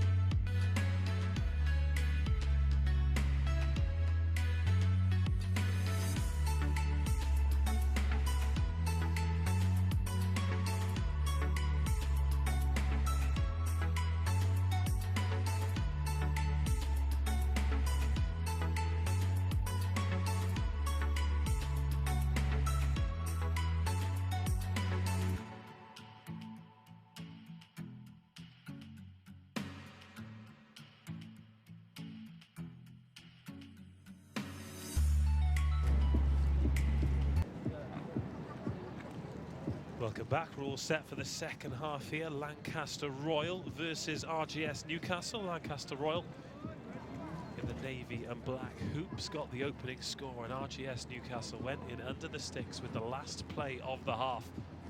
2 converted scores for 7 apiece.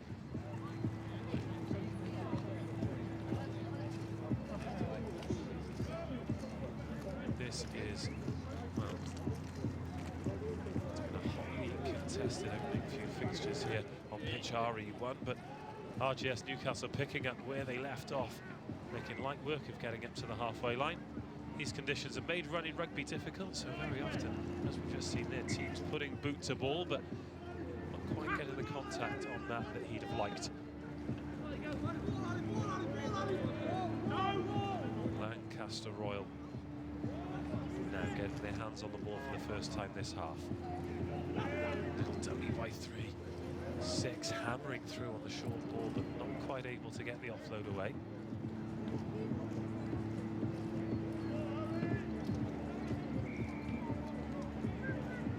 The temptation, of course, as the conditions deteriorate, is to do exactly what you do in the 15s game, put the ball up the jumper. As 5 goes through the gap here and round the outside to put his team back into the lead. He got the first try. He's going to get the second as well. What a finish. Just the sniff of a gap. And Lancaster Royal back into the lead here.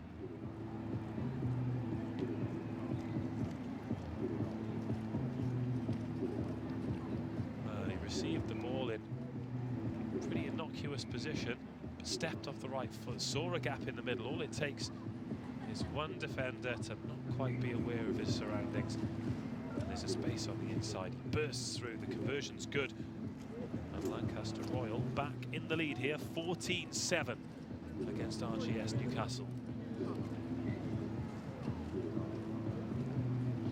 And no sooner had my umbrella gone down than it's gone back up again. The rain starting to fall here.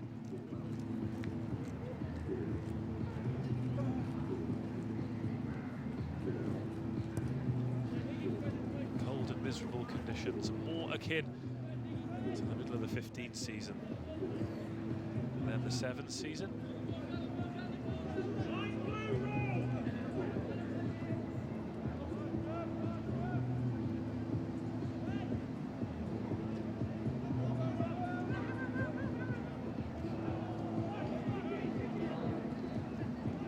And now back into the 22, the ball hacked forward. This would really put them in a great position, but the football skills not quite as good as the rugby skills for Lancaster Royal. Left foot like a 50p, and instead of going over the try line, the ball goes over the touch line, and a real let off there for RGS Newcastle.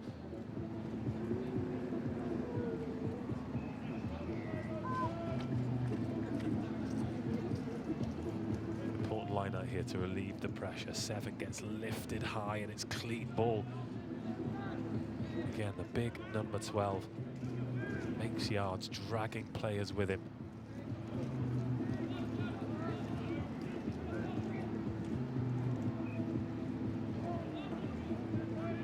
It's pretty ugly work from RGS Newcastle, but needs must. It's not all about side steps and showing a clean pair of heels here. They're certainly not work shy. They've actually got an overlap here if they can get the ball there. Defending with a full-back. Let's see if he can make the tackle here. Oh, and he does. Grabs 2 hands around the midriff and brings down the big number 11. No, 5. Yeah, push. Nice.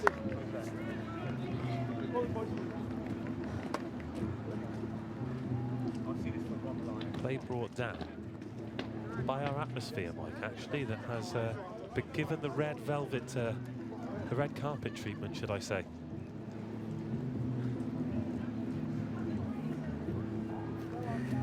If your name's not on the list, you're not coming in. So line out here. On 5. Taken short. No risk rugby for Lancaster Royal Grammar School here. They're protecting a 7-point lead.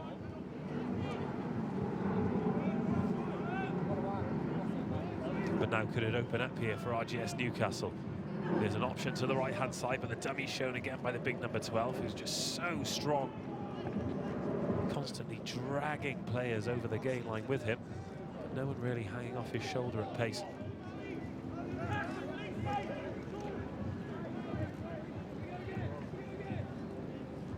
Oh, quick hands to release the right winger. Made yards up the left and was brought down by the fullback, again thwarted by the Lancaster defence, but oh, and it's been knocked forward as well. Chances going begging here for RGS Newcastle. Around about a minute and a half remaining here. Lancaster Royal protecting a 14-7 lead. Expect big pressure here from RGS Newcastle on the scrum. Next up on this pitch we have Merchant Taylor versus Mount Kelly. Good work by the scrum half, but the referee not happy with the way that he's gone about it. This will be a real relief for Lancaster Royal. Just the chance to slow the game down. RGS Newcastle to somehow find a way to get their hands on this ball. Oh, that's a good offload though. Important tackles coming up here for RGS Newcastle. The first one is missed. The ball carrier desperate for support. Eventually he's dragged down by two opponents. Presents the ball back. Referee says that the turnover is legitimate. Great jackling work there. Perhaps this match not completely dead for the Newcastle side, but Lancaster have managed to force the penalty. So difficult when you're forcing the issue. Not to put a little hand in. Try and be a bit naughty, but the referee eagle-eyed. Lancaster Royal Grammar School. Well, if they keep hold of the ball, they get the victory. It's as simple as that. But perhaps they want a little bit more. Five going for his hat-trick, gets through the tackle, and that is a man of the match performance from Lancaster Royals number 5. Jogging away from the post. The kicker certainly won't thank him for that, but eventually dots it down. 19 points to 7, and the victory all but in the bag for Lancaster Royal Grammar in their opening fixture here on day 3 of the Rosslyn Park HSBC National School Sevens. That's referee David Jones. The kick's good. Could you please report to the RE control? And that is full time here. Lancaster Royal Grammar off to winning ways. They've defeated RGS Newcastle 21 points to 7. Next up on pitch RE1, Merchant Taylor versus Mount Kelly.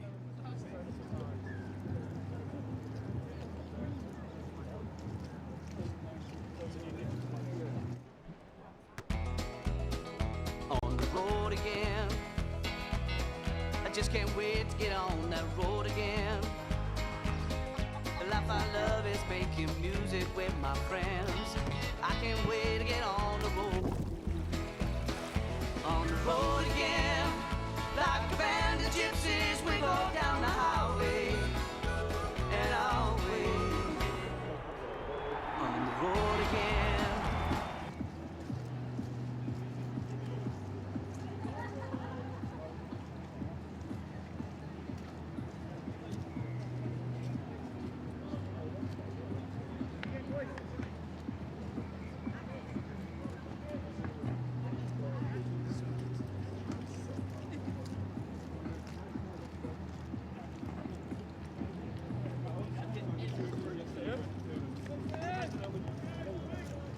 Right?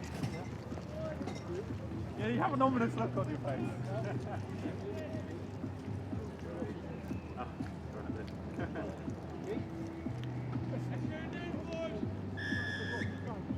Merchant Taylor versus Mount Kelly is up next then. Teams, right, right.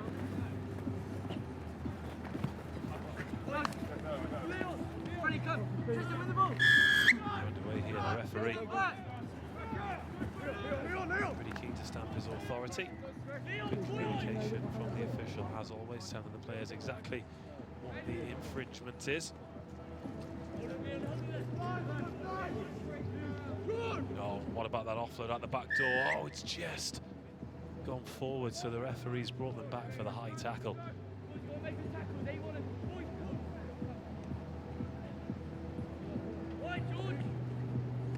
But this time we have the offload away, number 1 with the opportunity to open the scoring, and he does.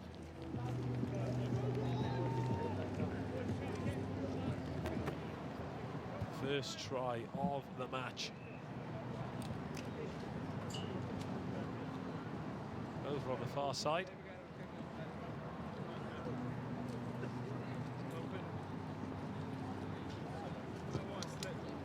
Good strike on the conversion, and he gets it too. 7-0 in the opening exchanges here.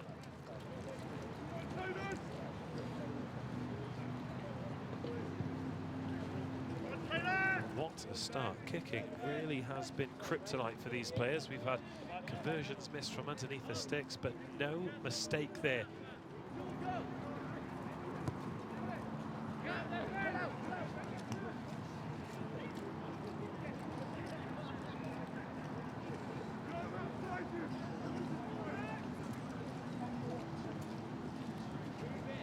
Merchant Taylor's leading.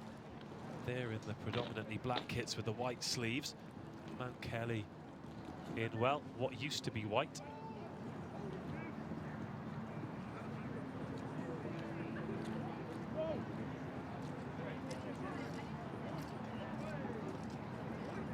Really hard work for both of these teams as Merchant Taylor deep in the 22 again, looking to open up space on the left-hand side, the space that got them the first try, but number 6 having to go back inside. Gets the offload away, steps inside, and the second score of the match for Merchant Taylor.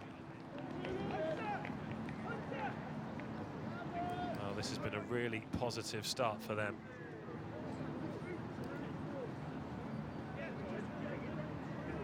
Mount Kelly just not able to get their hands on the ball.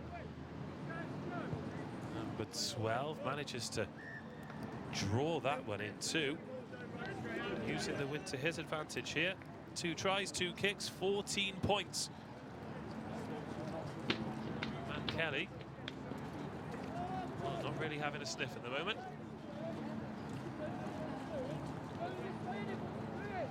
The wind's still blowing right to left as you watch.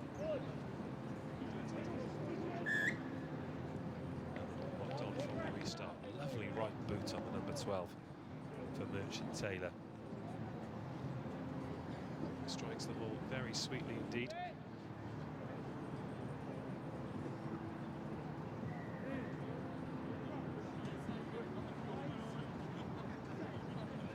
And in the close matches, we've already seen that kicks can play a huge part in the result. So if you've got a reliable kicker,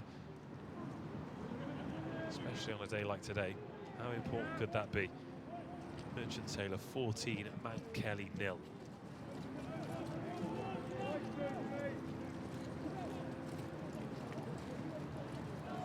Again, putting the boot to the ball. There's plenty of space there. Who's going to get there first?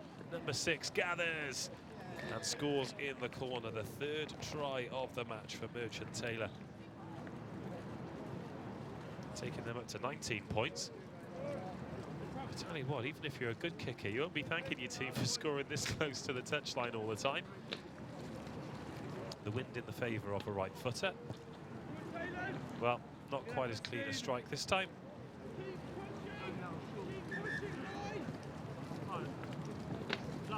So the 3rd try goes unconverted, but Merchant Taylor fully in control here. 19-0 they lead. Requests from the referee to get a ball on, because of course all the kicks that go that way get blown further and further away. Game number 6 of 14 today on this pitch, RE1. Mount Kelly managing to gather that kick off. There are hands on it. And they force the turnover again. Merchant Taylor relentless at the breakdown.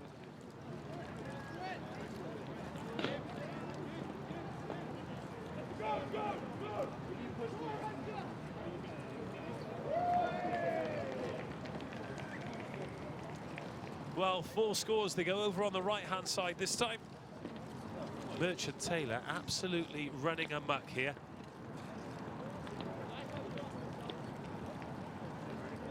In the first half, Merchant Taylor taking full control against Mount Kelly, who just can't find a way into this. And in fact, Looking at the body language here, their players are starting to feel the cold too. Well, they're not the only ones, that's for sure.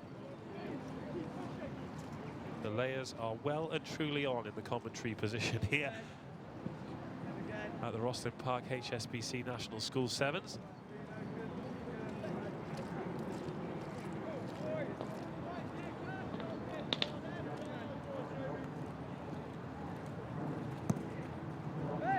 Kick goes up towards the 22. Mount Kelly take it cleanly this time.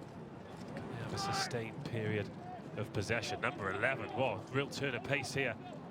Code 5, please could you move your van? And it's good news that he does have a turn of pace as well, because otherwise he'd be taking a lot of stick for that luminous pink base layer. Advantage coming here for the tackle. There were groans from the crowd. And that is going to be a yellow card as well. So Merchant Taylor, 24 points to the good.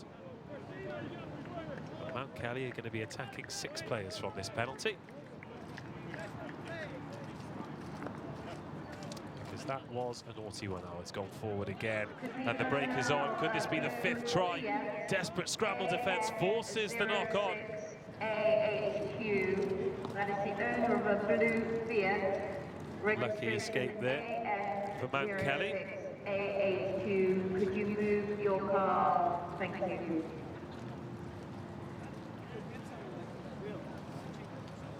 There was a call from the tannoy system there for a registration plate to move their car, and it was very close to mine. And I thought I was going to have to leave you for a second.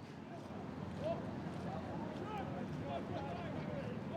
no, I'm going to stick with the action here. 4 scores from Merchant Taylor in the first half, and a real shove from the scrum as well, forcing Mount Kelly back. Here they come, ball in hand. How can they attack broken play? Being bundled towards the touchline on the far side, and that is half-time. All Merchant Taylor here on pitch RE1. They lead 24 points to 0 over Mount Kelly.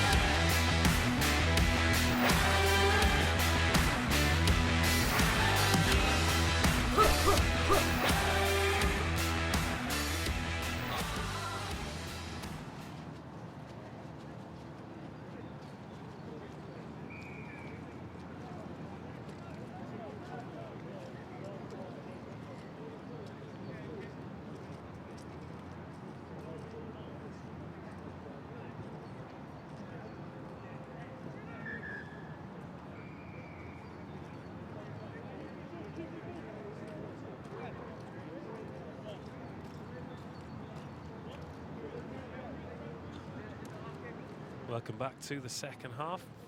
Merchant Taylor versus Mount Kelly. The referee just checking that we have the correct amount of players on the pitch before the second half gets underway. But for Mount Kelly, it must have felt like Merchant Taylor had 10 or 12 on at some point, because they have been relentless in attack, and as a result they lead by 24 points to 0 here in the Vars competition.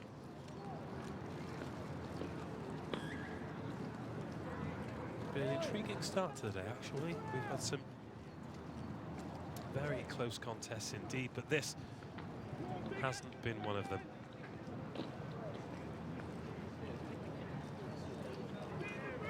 Pitch still looking in excellent condition, but all around the main thoroughfare, the sort of artery feeding all of the other pitches, runs just in front of my commentary position between the scaffolding tower and the pitch. And I'm seeing people come past in all kinds of conditions, some not in suitable footwear, and they've come across a real mud bath. It's going to be a long day for them. Mount Kelly with the first meaningful attack here, really, but which way's that come back? Oh, it's come back on the side of Merchant Taylor.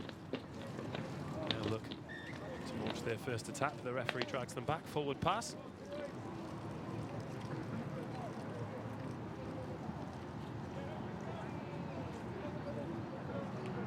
Important for them to stay focused here, really, because even though they've got a 4-score lead, it's amazing how quickly momentum can change, particularly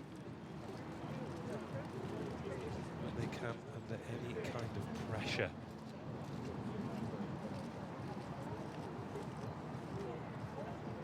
Unfortunately for Mount Kelly, they've not been able to apply any thus far, and they're being forced back in the scrum as well, but it comes out, the scrum half goes down the blind side.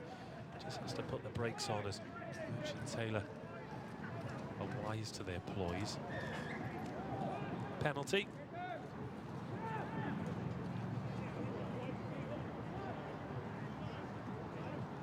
Number 11 with the turn of pace gets inside the tackle as well, and he's going to get the opening score for Mount Kelly. Great finish, skips inside the one tackle. And gets over the try line. Confident strike on the conversion as well, but just drifts to the left of the post. So Mount Kelly off the mark. Merchant Taylor 24, Mount Kelly 5.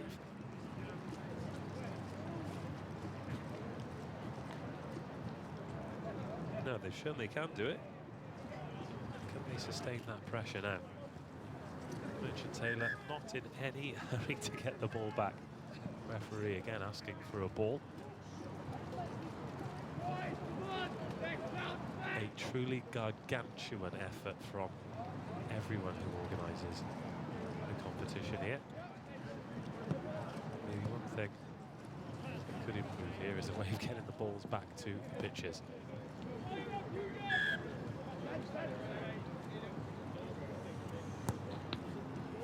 Mount Kelly get us back underway. High restart, confidently gathered as well. Difficult conditions. Clean catches. That is a clean catch from 12. Really has been a catching performance from him. Some players always seem to look composed, and he's one of them as he goes in an acting scrum half.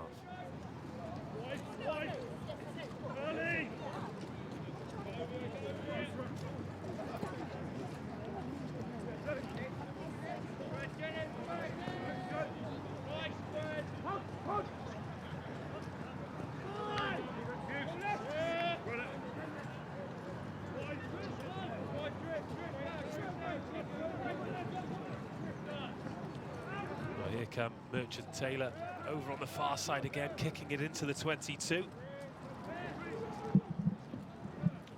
I'm joined in the commentary position by Simon Lilly, joined me yesterday as well. Welcome back. Thank you, Dave. Head coach of Brighton College, and I'll tell you what, he must be pretty happy with how your lads got on yesterday. Yeah, absolutely spot on. We were talking about yesterday the idea of momentum in a sevens tournament, and the last 2 games that they play were absolutely spot on. So looking forward to getting stuck into the last 16 today. Merchant Taylor here on the attack. They've got space over on the far side. That'll be another score, their 5th of the match. I'm not sure if you've seen these yet, but they've got number 12 in the red scrum cap there. He's going to take this kick, and I fancy him to get it as well. Lovely right boot on him. Into a headwind as well. Into a headwind. Well, he got one from the same side in the first half. Fiver says he doesn't. I'm not a betting man. Oh, good strike. Just a bit short. Oh, I didn't see it. Could possibly take your bet. So that's Merchant Taylor 29, Mount Kelly 5. Very different conditions for your guys today, though, Simon. Yeah, very different for everybody. It changes the game a little bit, so most sides have a different complexion, so you might get a couple of bigger guys starting the game or bringing them on later on in the game just to slow it down and punch the ball up a little bit more. Yesterday, particularly in the game against Shebbear, which was a really impressive performance, there seemed to be a huge effort on defence and getting the ball back. How's that going to change with the conditions today? Well, you just want to starve the opposition, so the longer you have the ball. Oh, here we go, great break from number 7 there. It's going to go all the way. The longer you have the ball, the more you tire the opposition out. So the best form of defence is actually attack here. Just look after it, look after it, look after it, and then they'll run out of steam. Well, Merchant Taylor getting their 6th try of the match here. It's been a tough 14 minutes for Mount Kelly here. They've been put to the sword, 34 points to 5. as we come towards the end of this match.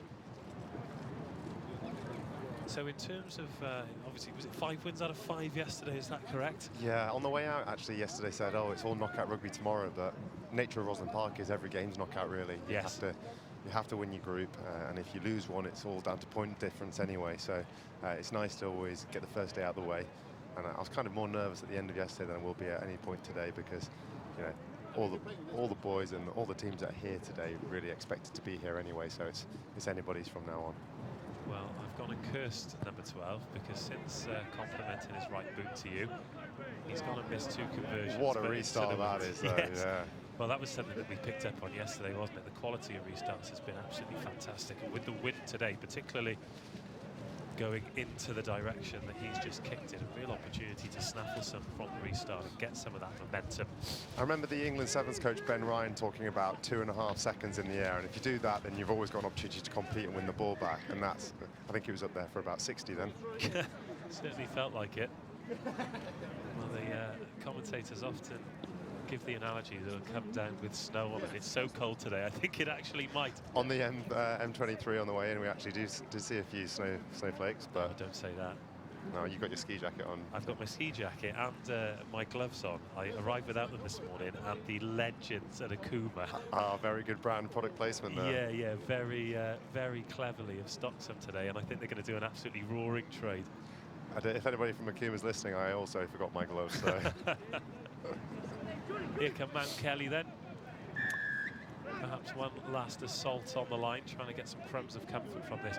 Must be difficult for coaches today, if you lose your first or second game, knowing that it's difficult to get through, to try and keep the boys upbeat if they come up against a much better side, as Mount Kelly have done with Merchant Taylor today. Obviously, that's not been a problem for you thus far. Yeah, I think these guys are clearly very motivated, being on the showpiece pitch as well, and knowing that they've got you guys watching and commentating on them as well, and the opportunity to watch themselves back on the YouTube stream later on. They're always well up for that. That is full time then. Merchant Taylor, 6 tries in a 34-5 victory. We'll be back with the next match shortly, and I've got hold of Simon Lilly, so he's not going anywhere.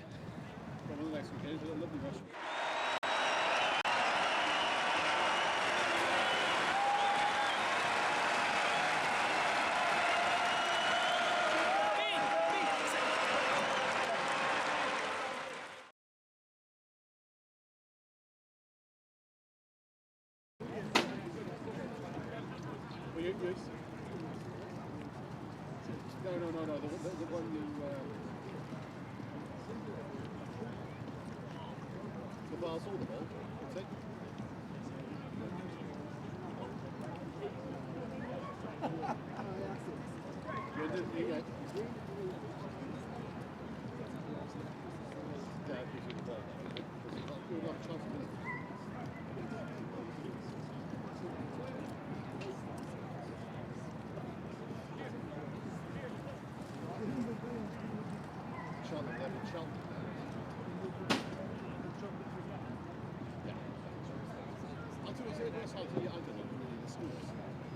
Obviously, 30 years ago when I was up here, the schools have changed a bit.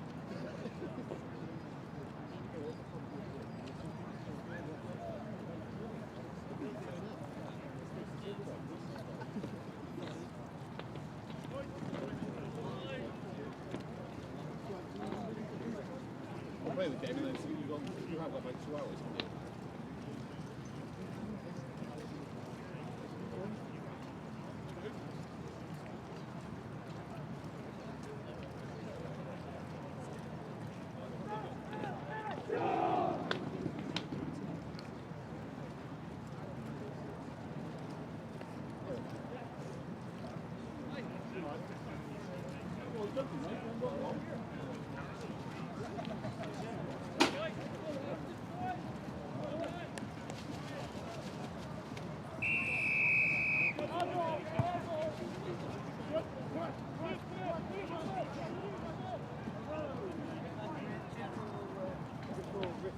Welcome back to the Rosslyn Park HSBC National School Sevens. We have AKS Arnold, KEQMS versus Shawnigan Lake. And straight away we've seen an example of that new tackle law there. Anything above the shoulder and it's going to be a penalty straight up. So a good opportunity to take people on the outside, and if they do go high, you've got a good chance of winning a penalty there as well. Referees are pretty hot on that as we have a tackle bust up the right-hand side, gets the fend in as well. Great strength as well, eventually brought down. This is the problem with the ball today. You want to play with width to spread the defence out, but it just makes the passing that much more difficult. We're a few games in now. We've not seen the conditions restricting the way the lads have tried to play. It's not always gone according to plan, but 10 out of 10 for effort as we have the opening score coming up here on the right-hand side. Bit of in and out there. That's the other thing. So the attacker also always has the advantage in these conditions as well, because it's so slippery underfoot. Any kind of footwork and you're going to be going down. Shawnigan Lake with the first try. They're in the black with the amber sleeves. AKS Arnold KEQMS in the hoops. Not a particularly clean strike. A conversion. But pretty much everything going against the kickers today, Simon. Yeah. The referees were really hot on yesterday, having one member of your team behind the post to quickly get the ball back into play. It's actually quite an important tactic in trying to save energy. Well, interestingly, we were talking about that because so many of the conversions from right to left, as we look at it, have gone over those sticks and just got miles onto the next pitch. Yeah. There's been quite a delay in getting the ball back, and I wonder if in the latter stages of the competition, protecting a one-score lead, if all of a sudden a big shoe might be going all the way through it to just eat some of those valuable seconds as the wind really picks up. So you've got Colston's next. Yes, yeah, in the last 16. So out here at 1 o'clock, looking forward to it.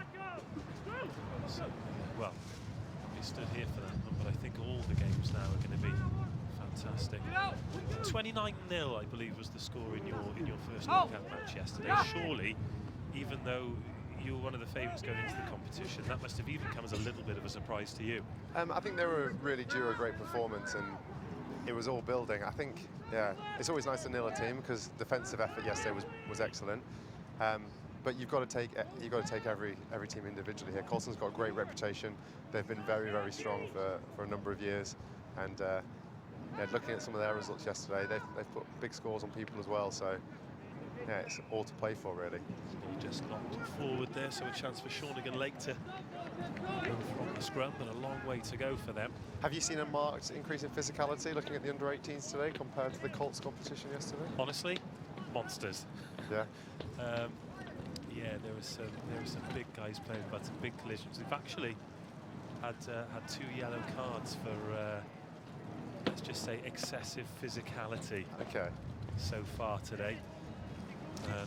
We've actually got the RFU away to the right-hand side here, just trying to raise awareness for the lads, obviously, as they're going through school, through the age groups. Yeah. So we've got to kick through here towards the halfway line for the attacker to chase. A messy one. Just making sure that all the guys who are starting to get into their training to get bigger, faster, stronger are doing it the right way, and I think it's quite important for the RFU and any organisation, in fact, to make sure that they're doing it the right way. Correct. Functionality first, always.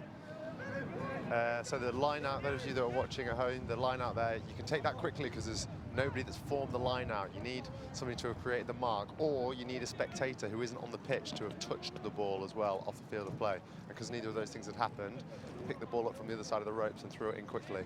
Again, a little bit later, I wonder whether or not we're going to see some dads yes. putting a foot on it. I've seen some people do that before, coaches as well. I'll be completely honest, that's right up my street as we've got a show and go through the gap. Lovely finish. And that is the second score there. Interesting. It seems like all the play that I've watched in the last 15 minutes has been in that same third of the field there, and it is beginning to cut up a little bit. Yep. Need the front row boots in today, those long studs.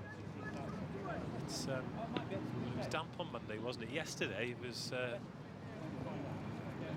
well, I went home yesterday and I was pretty sure that I'd sunburnt my face. I know, I wanted to say something actually. You needed some SPF on. Yeah. Do you not have a bit of that factor 15 in your moisturiser? 50. Factor 15, I usually go a bit higher than that, a moisturiser, unfortunately. I don't believe you. Everybody gets that for Christmas. Right then, let's see this restart routine here then. I'm still on Links Africa box sets, I'm afraid. God, they just sit around till the year after. He's offside on the far side, but the referee hasn't seen it, or he's happy to play it. You're a stickler for the rules, Simon, really. I'll certainly be keeping my eye on where your boys are a little bit later on. Yeah. Well, you've got College versus Colston's on this pitch. You've got the perfect vantage point here, being right on the halfway line. Yes, we're very lucky. Unfortunately, we're a little bit more exposed to the conditions as well. Lewis Moody down there with the side. Lewis Moody, I spot. Celeb spotted, yeah. I've seen Nick Easter roaming around with his dog as well today. Well, as Nick Heath, who's going to be taking on the commentary role later, said, if you are a fan of retired legends of the game, then this is the place to be. Bring your autograph book and get on down. You'll see some fantastic rugby. Maybe even meet some of your heroes.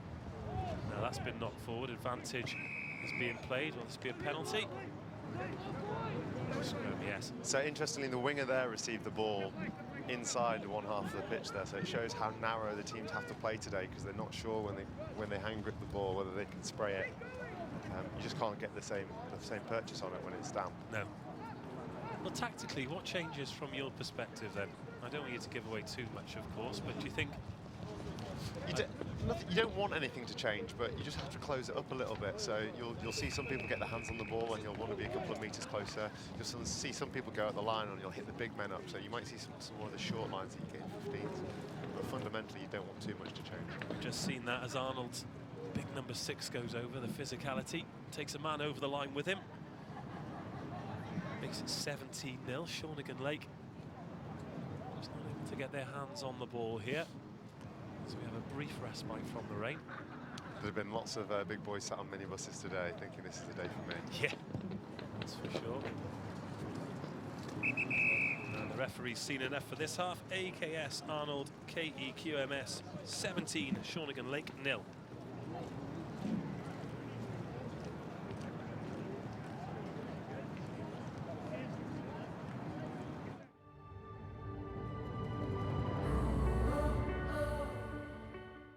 To have someone like England here today, and for our boys to actually be invited to join in the session is a real privilege for them. But it's also a huge accolade that Eddie Jones wants to bring them back here, twice a year at the moment. So it's a huge thing. Oh, it was so cool. I've seen these players on TV so much. They're literally gods. The philosophy of the rugby club is to enable these boys to be in an environment where they can fulfil their potential.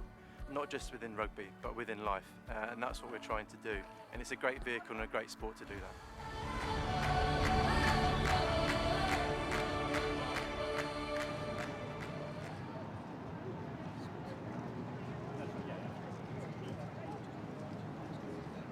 All set for the second half here then.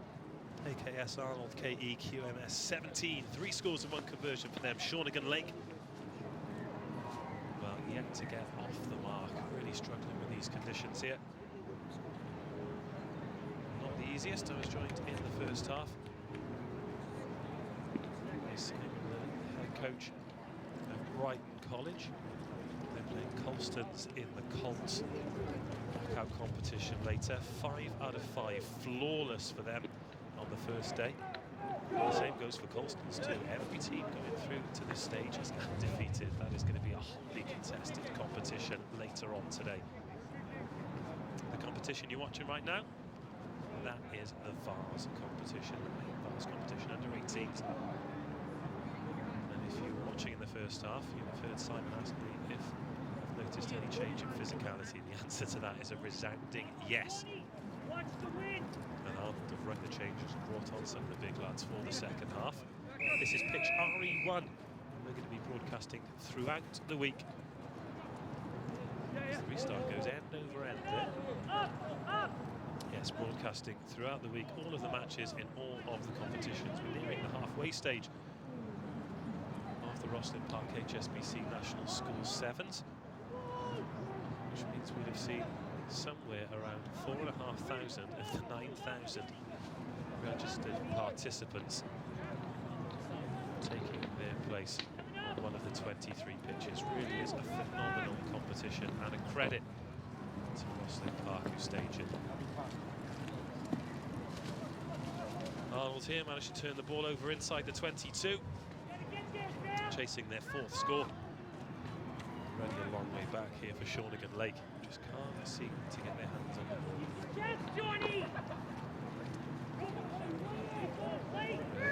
Right there.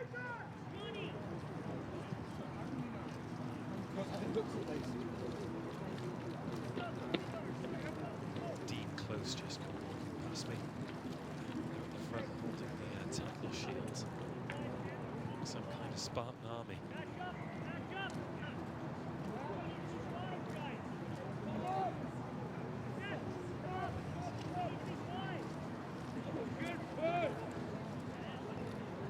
Here Arnold again, and attacking the left-hand side. 6 has already got over the white wash once.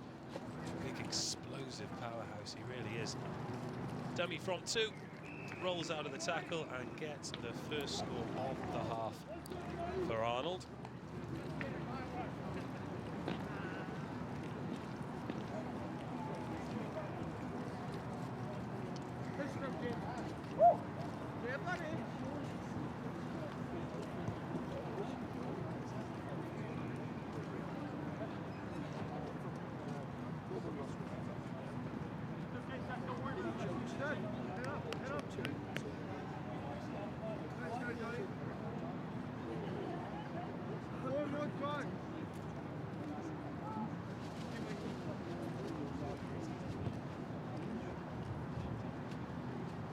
Well, a correction, and my research has let me down here. It's actually Shawnigan Lake in the dark strip and Arnold in the hoops of Shawnigan Lake. 4 scores to the good.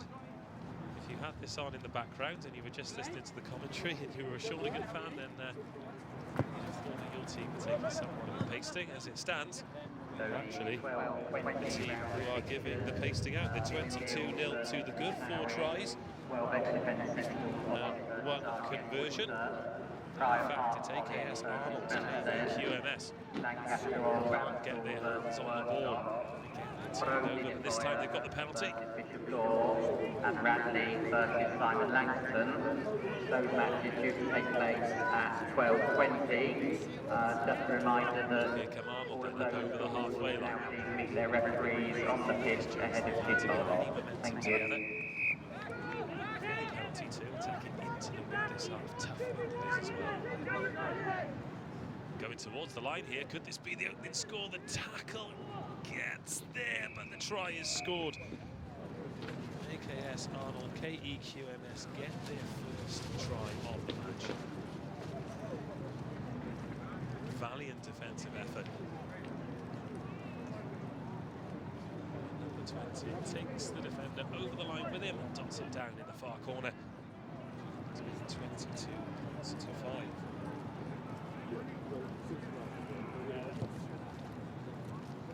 Again, good strike on the kick. It's going to take a mule's boot to get one over into the wind from that corner.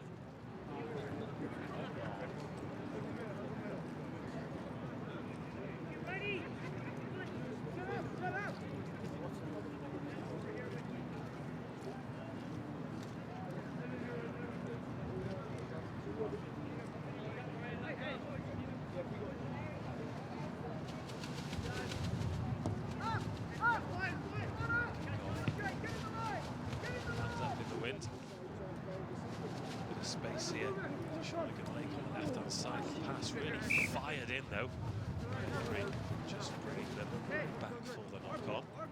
Give the receiver a chance there.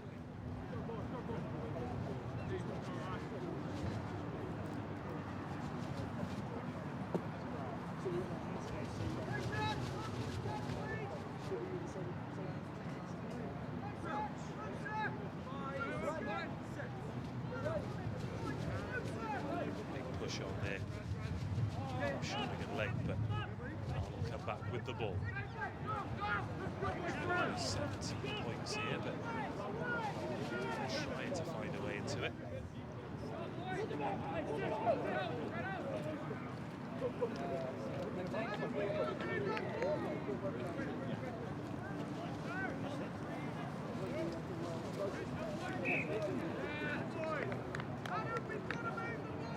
Arnold take the ball in.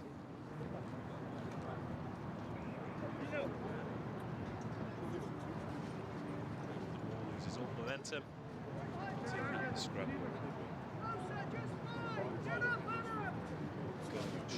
Lake's way. A few brave teams walking past in just their playing kits, and they look absolutely freezing. Their body language tells me everything.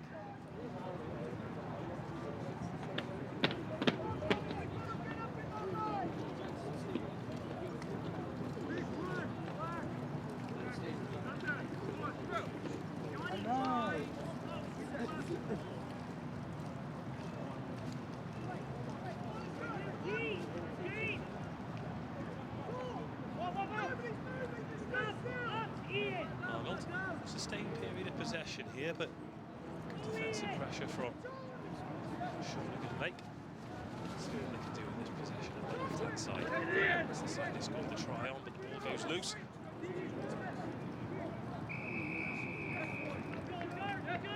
Shebbear Lake win the penalty. Just the one score for them. As the clock ticks past 14 minutes. This be last meaningful contribution.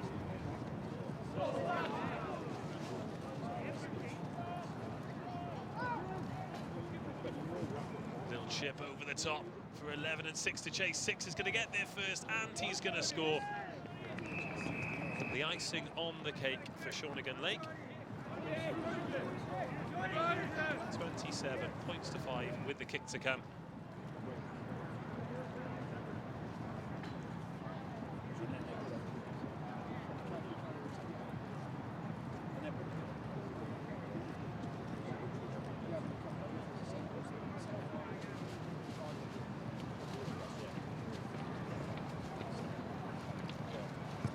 The kick, tries to use the wind, but that's a little bit optimistic.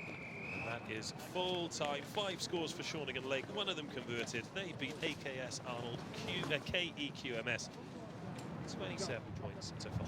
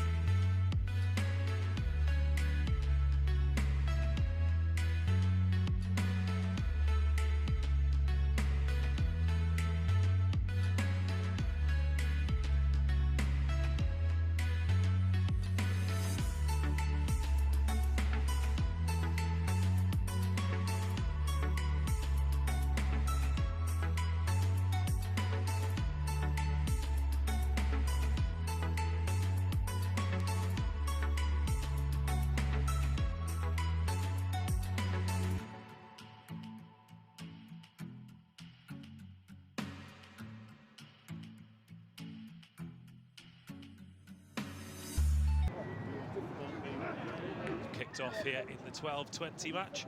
Millfield versus Ysgol Bryn Tawe from South Wales.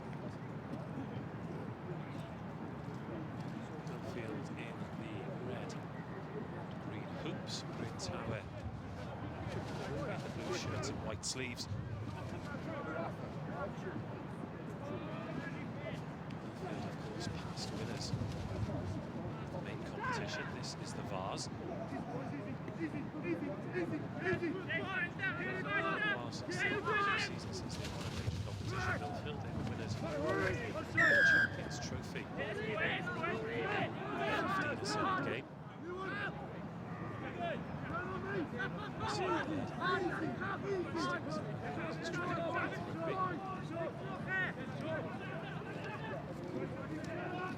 Early possession over Bryn Tawe.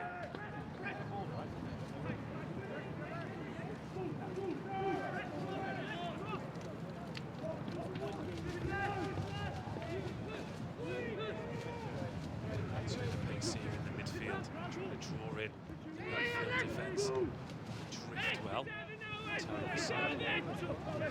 3-on-2 here. to execute in these conditions, though. That's a good tackle on the 22. Just got a little bit darker and a little bit colder here. Optimistic kick. Sweeper gets there first, but he's kicked it straight back to number 2, who gathers and scores. Industrious try from Ysgol Bryn Tawel. Never gave up on that one. Tough conversion to come, but the Welsh side take a 5-0 lead.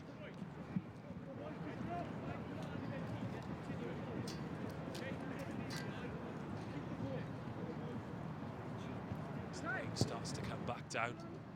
The umbrellas go back up here in southwest London.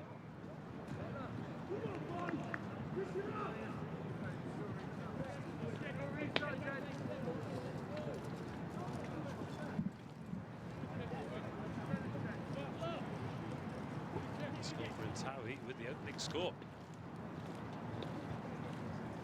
First, the attack looked a little bit lateral, but it kept onto the ball. Joint he said organisation is so important yesterday. The conditions are good. How important will it be today? Just strangling the life out of the opposition. The rain really coming down now. Really hard conditions as Millfield go for the kick themselves. Number 1 gathers it. What a take with the right hand. Lovely kick and a superb response from Millfield. Well, as that ball got the bounce there, I'm sure his coaches would have been saying, 2 hands, 2 hands. No, snaffled it with 1 hand and converts his own try as well. So Millfield 7-5 to the good now in the first half. They're really teeming down. This is not what these youngsters had in mind when they knew they were coming to the HSBC Rosslyn Park National School Sevens today. People using this as an opportunity to advertise. Shipley College from Henley-on-Thames, well, just had one there. Umbrellas go past, they're represented well here this week.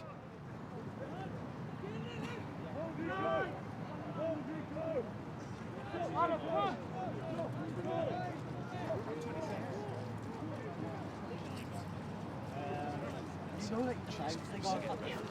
happy that ball's gone backwards though. No, this is the heaviest the rain has been today. These really are not pleasant conditions, but not stopping Bryn Tawel from trying to throw the ball around, but they're putting themselves under real pressure here on their own line. An excellent drift defence from Millfield, the 7. To go early. Referee not letting him know the ball had been interfered with on the far side. The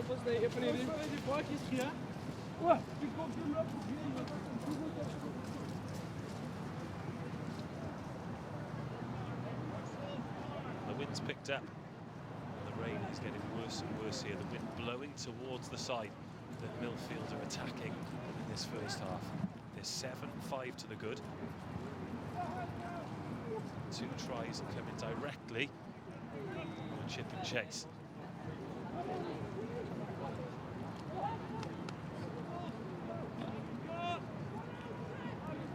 As players and spectators are walking past me, I'm seeing grimaces from all around.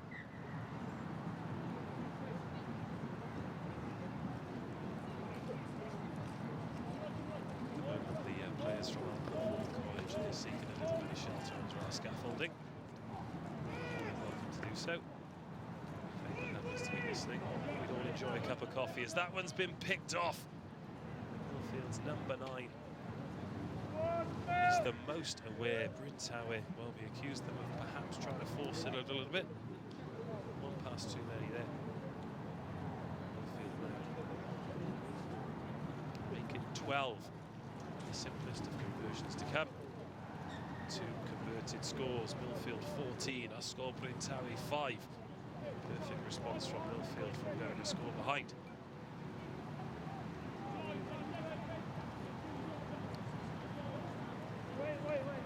Can Bryn Tawel get back some of that momentum? They saw them go over the whitewash first.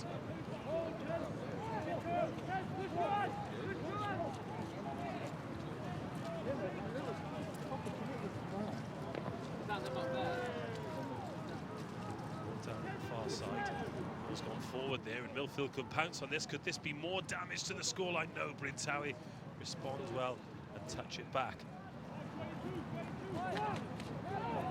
Referee happy that the advantage had been played, so well played by Bryn Towie as well. Has that not gone over the line? Just bringing it back.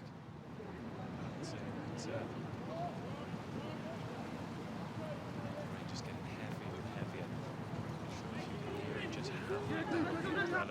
offering me some protection as Millfield turns and burns. 14 is going to go in. Little pump of the fist there as he went over the line, and that is a superb response. Great catch over his shoulder from the kickoff. A little turn. Pacing to get away.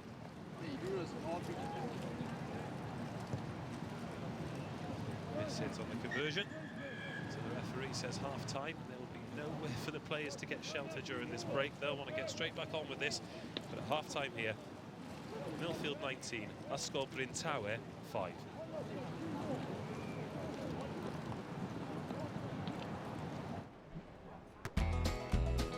On the road again. I just can't wait to get on that road again. The life I love is making music with my friends. I can't wait to get on the road. On the road again. Like a band of gypsies, we go down the highway and away. On the road again. Well, in the 90s, we'd have said nice weather for ducks. On your shot there, you'll see the referee just clenching his shoulders tight, trying to get some kind of body warmth. And everyone just having no choice other than to just embrace these conditions here.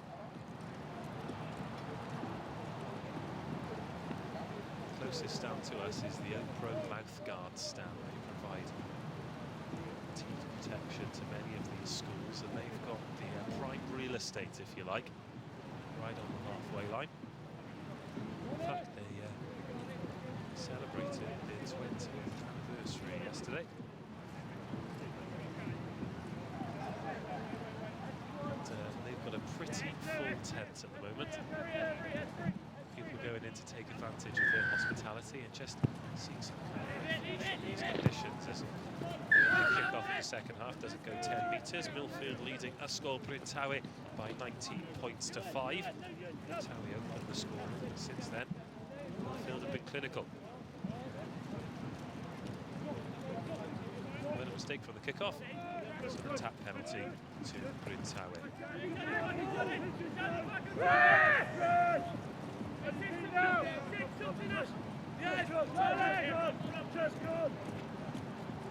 So the 12-14 round of fixtures, Stow versus Brighton. Going along the ground instead, that's some pickup over on the far side. Kingswood versus Has gone. versus Cheltenham College. Emmanuel versus Royal Lancaster and Allen School. Kingswood versus Wellington County Grammar School. Those matches due to kick off at 12:40. Just a reminder, please, to meet your referee From the line up there from Millfield. Thank you. There's the wrap around, trying to create the 2-on-1, but just gets ankle tapped as he goes through the gap. Second bite at the cherry from the tackler. Big collision to the back of the number 8, who just to get back up to distribute the ball to the left. It's been thrown around by Millfield, but as long as they can keep the ball in hand, the scoreboard's very much on their side. 19-5 they need here on pitch RE1. A bit of space now on the right-hand side. The 3 pins, his ears back, gets into the 22. One defender to beat, fends him with the left hand, and he'll go under the sticks to surely put this game to bed. 4th try for Millfield. 2 of them converted, that takes them to 24 points.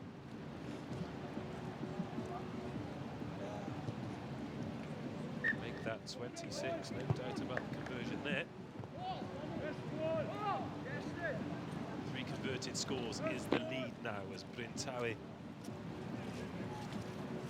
bring a substitute off the bench. Particularly channels either side of the 10-metre line here. You see more brown than green on this pitch.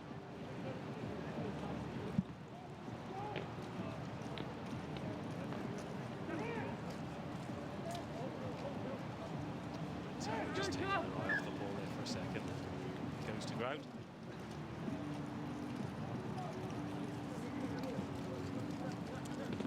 Scrum to Millfield as we approach the halfway point of this second half. It's a 6-5 the score. 3 first half tries from Millfield in response to the slow Brintawi taking the lead. First pass there from Millfield, made famous of course by Millfield graduate Gareth Edwards.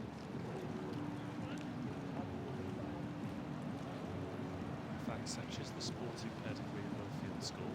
They've had at least one Olympian in the Summer Olympics every year since the 50s.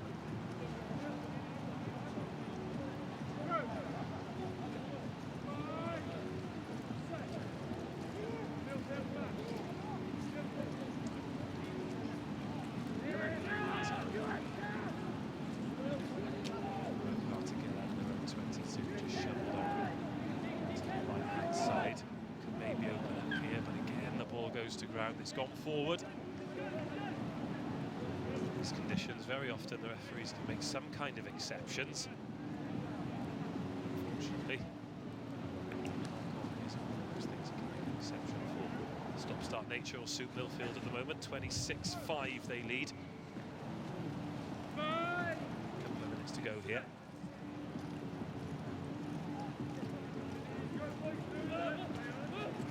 Scramble from this way to Millfield 6. So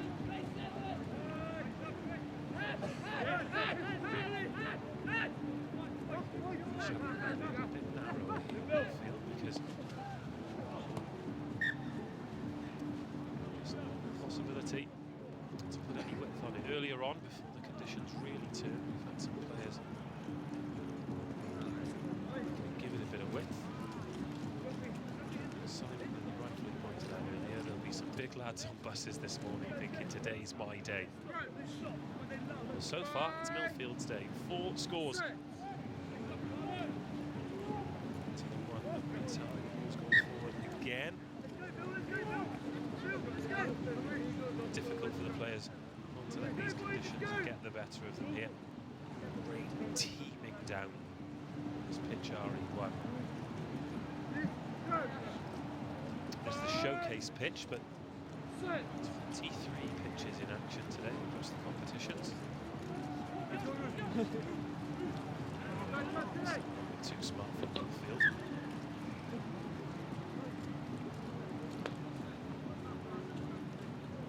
Not long to go here then. Brintawi have the put in at the scrum. Estimation of around about a minute to go. As soon as our clock goes red, it is all eyes on the referee. You see one gentleman here just walking past me. I think when his suit and his dress shoes, well, he's going to have expensive dry cleaning bills. Brintawi show a bit of class there at the right-hand side. The option was inside. Excellent supporting run and over the line to close the gap. It'll probably be too little, too late.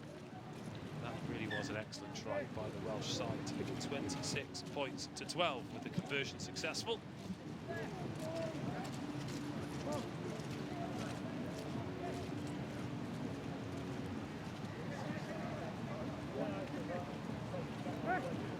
Two scores for Brintawi then, one in either half.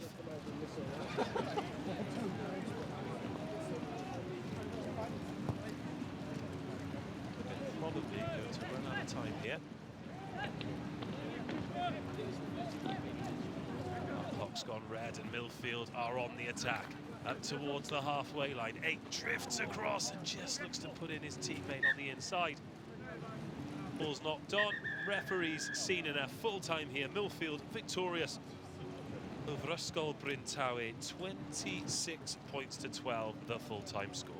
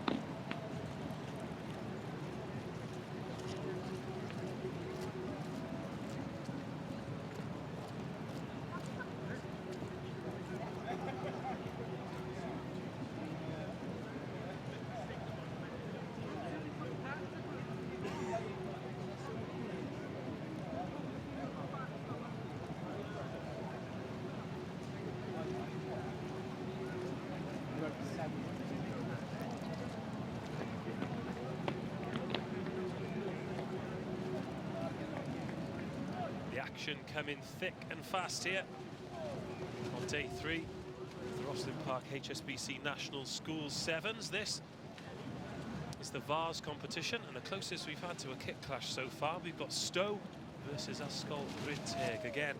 England versus Wales. Stow away to my left-hand side. They are in the yellow and navy hoops. Bryn Tawe also in yellow and navy hoops. And they've got some maroon panels on the sides and the shorts.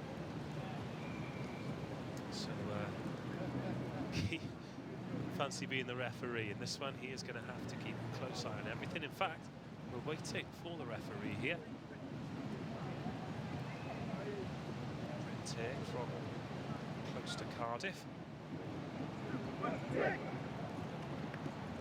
comes the referee. A glorious pink shirt. Very proud to wear.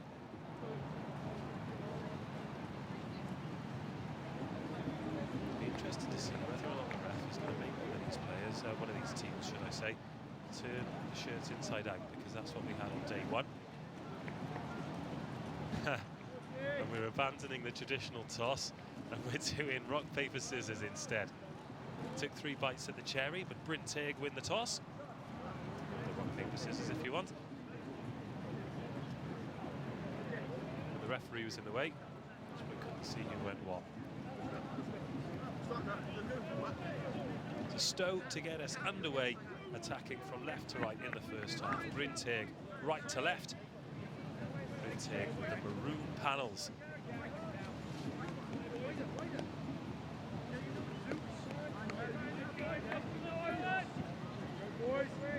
Conditions now as bad as they have been all day. The wind blowing a gale from right to left. Absolutely hammering it down here. 7 minutes each way.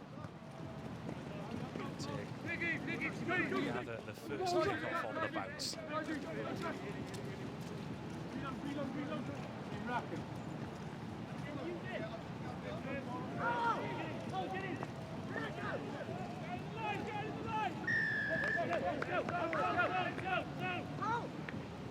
Nice penalty of the match goes Bryn Tawe's way.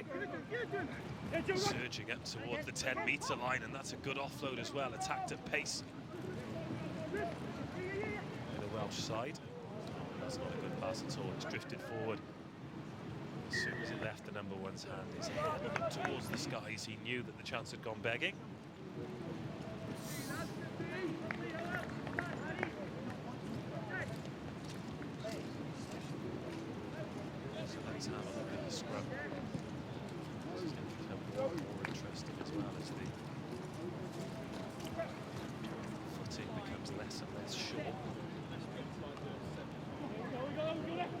First one's gone against the head. Bryntegg turn it over. Kick to the corner. There might be a little bit too much on that, but it's going to hold up right on the line. I thought he'd slid that one over, but seems like the touchline got there before the try line did. Bryntegg won the foot race. So slippery, just impossible for any kind of change of direction as soon as the Bryntegg player hit the deck.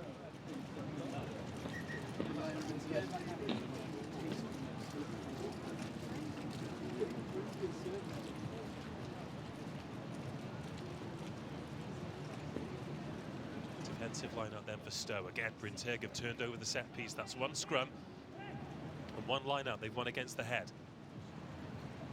Switch back to the danger zone, and that's an excellent tackle. Really big collision, forcing the Bryntegg player backwards. 6 or 7 metres short there, Bryntegg. 3 players on the blind side. They're going to take this up the jumper. 15's tactics. More and more prevalent to Bryntegg force the penalty. 5 metres out, real pressure here for Stow. How much longer can they defend for? Well, we'll have to wait and see. Bryntegg thought they got over the whitewash there, but they went a little bit too quickly.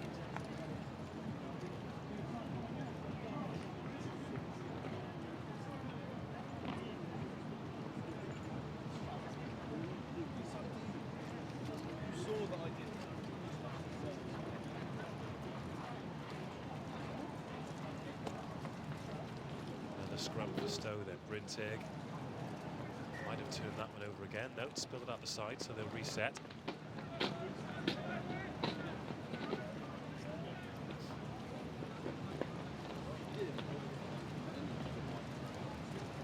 Still 0-0 here in the first half. Stow finally win their own set piece, and they're actually going to kick this one clear. Hammered up the tram line. Which way is it going to bounce? Straight to the welcome arms of Bryntegg 7. Gets snagged though. Even the player's not sure who they're passing to these days, so similar are the kits. 13 needs to be careful here, he's isolated, there are hands on it from Stow. Go!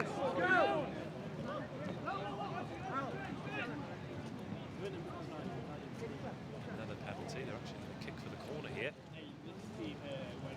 Back to the set piece. Do you know what? That's the first time we've seen that in 3 days. It's an excellent kick too. Takes them right down deep into the Stow 22. The rain has temporarily eased up, but certainly in terms of the grounds and handling the ball, the damage is already done. Soaking wet on pitch RE1. As you can see, possibly even a ray of sunlight. Do you know, behind me, we have radiant blue skies, but you look off into the distance, grey skies. We need the wind to do us a favour here and bring back the sunny conditions for the afternoon's play. But still 0-0 here. Stow, pardon the pun, but weathering the storm.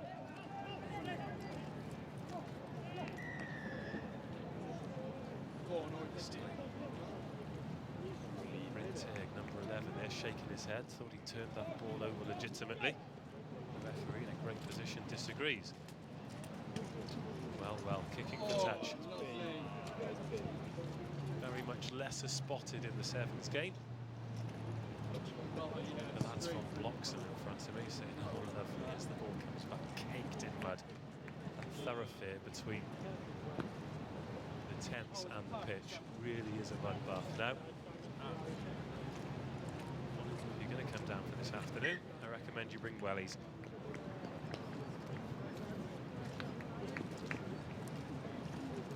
If you are thinking about coming down this afternoon, I recommend that you do. There's some fantastic matches. We're getting towards the end of the group stages in the bars competition. We rejoin the Colts. The knockout stage is 16 teams left, and they all think they have a good chance of winning it. Little kick through there into the 22. Stow managed to recover the ball, and can they launch a counter-attack here? Still, Stow 0, Bryntegg 0. Bryntegg certainly have the better of the territory. conditions making it practically impossible to get a foothold in the game.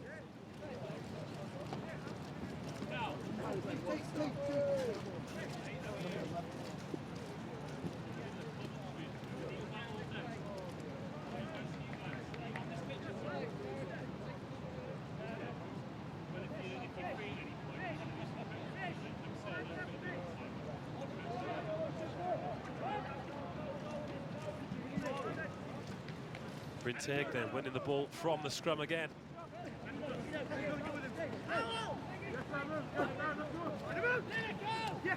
Secure possession, everyone stacked to the right-hand side. Again, chipping for the corner, so the race is on deep into the 22. That's going to come up somewhere near the try line. Stow are going to get there first. They're going to have to touch it back as well. So that'll be a 22 restart.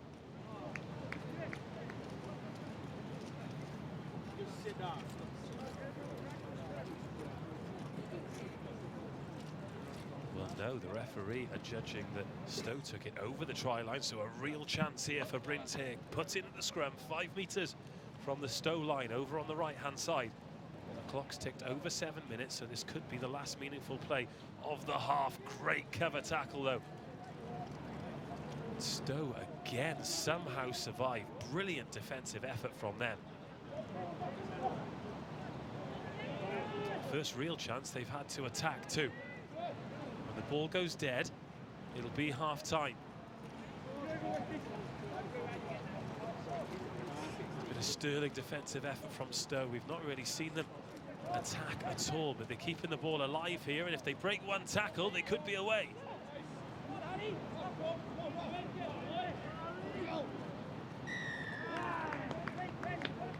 Penalty Bryntegg. The referee won't end the half on that infringement either, so they'll have one last opportunity to go at the line. So we've got a Bryntegg player down. If you're just joining us and you're thinking these two kits are very similar, well, you'd be correct. The difference between the two, Bryntegg have that maroon panel down the sides of the body.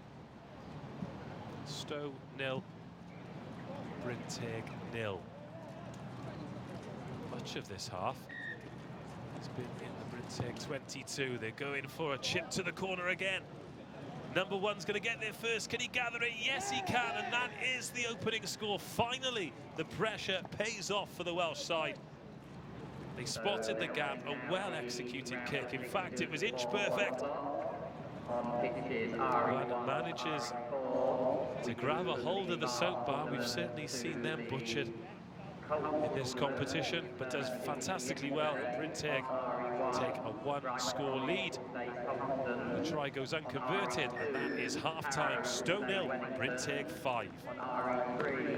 Sedbergh will say AS Grammar. On RE4, Portsmouth Grammar will say Warwick.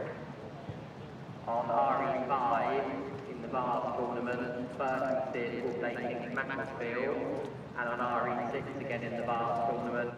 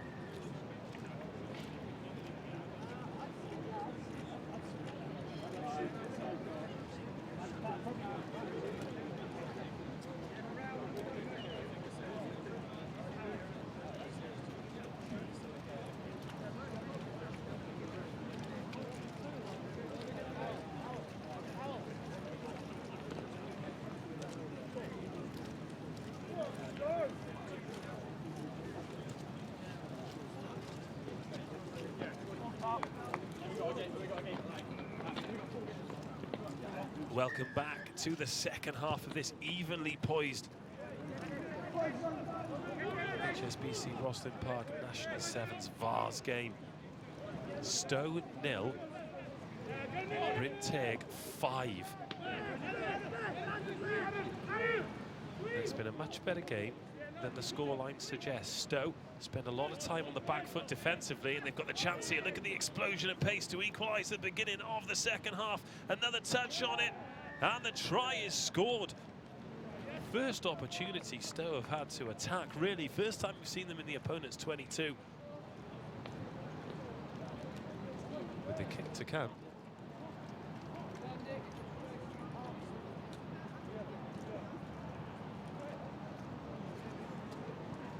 He's taking the conversion from under the sticks here.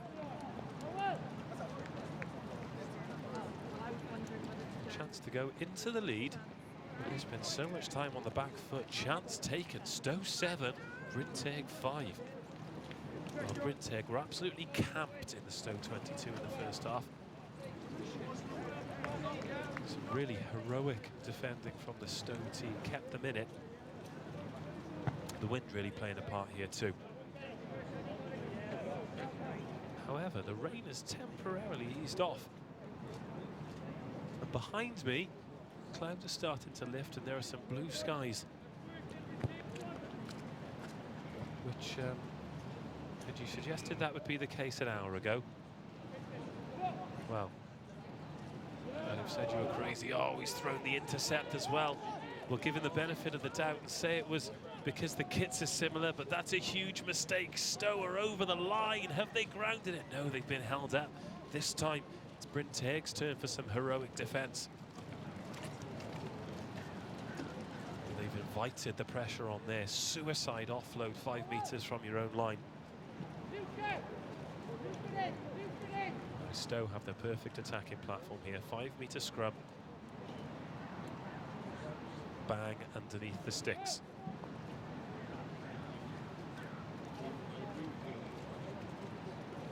Two players to the left, one to the right, and they're going to go right. It's all opened up. Scrum half goes alone and scores. Perfect start to the second half for Stow. 2 quick fire tries. They now lead 12-5.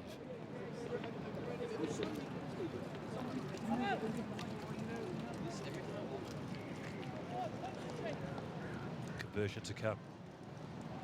All eyes on the referee. Which way does his hand go? He says no, just drifts wide of the left post. So the 7-point advantage for Stow. Bryn Teg still within a converted score.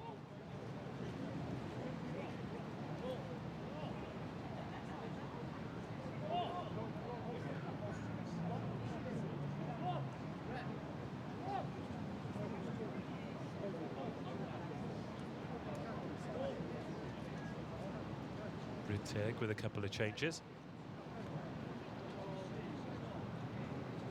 Number 10 coming on. Strapping young man, really thick neck on him. He's going to certainly add a bit of physicality to the Bryn Teg side.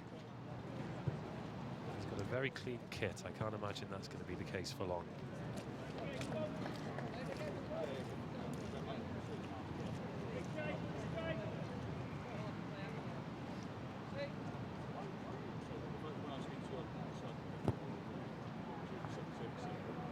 Low and long on the kickoff. It's gone forward off the hand as well. Stow really starting to turn the screw here, having spent so much of the first half under the cosh. Managed to stay in this game. Now they've got the chance to pull away. Wind's still playing a factor here, but the clouds definitely getting lighter here on pitch RE1. Now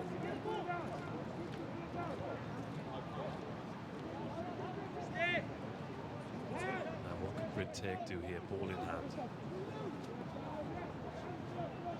Hands on here from Stow. Referee telling them they're coming in from the side. Again, putting boot to ball. It's a good kick to relieve the pressure there over on the far side. Really, they need the ball. They need a score. So they'll need to turn this line out over.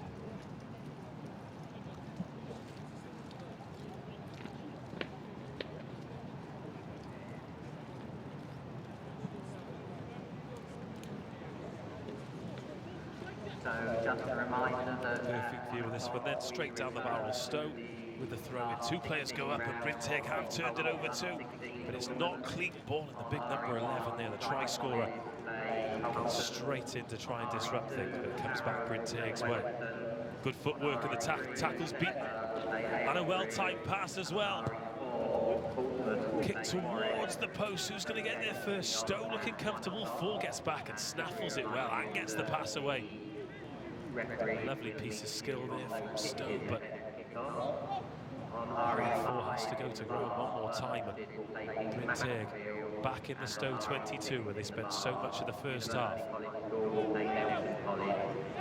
Boot to ball here, and the wind puts the extra bit of distance on that. It's loose as well. Oh, that will relieve the pressure, and Stow go from 22 to 22. Number 10 in the hoops. He's not been on the pitch long. Look how clean his jersey still is. But that was sterling work from him. Chased down his own kick from the 22. Managed to get another foot on it on the halfway line. And all of a sudden, Bryntegg got another 80 metres to go. Stow 12, Bryntegg 5.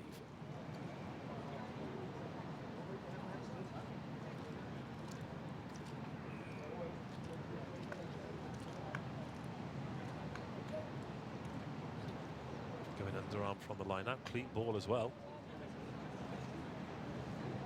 Oh, lovely one-handed catch here, and again putting boot to ball back in themselves pace-wise, but if anything,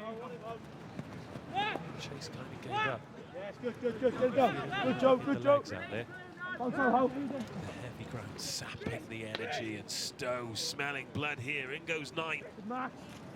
Looks to punch a hole through the middle. Our clock nearing 14 minutes. A score here would surely put the game out of sight. Stow keeping it in the hands. This is where they want to be. Good offload and a brilliant last-ditch tackle as well. Ball squirts out the side, back on Stow's side. It's been ripped clear, but illegally, says the referee.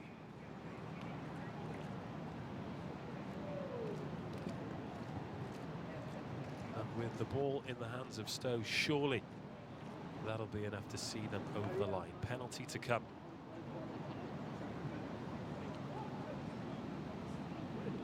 Short ball brought down 2 metres from the line. Steps over the top.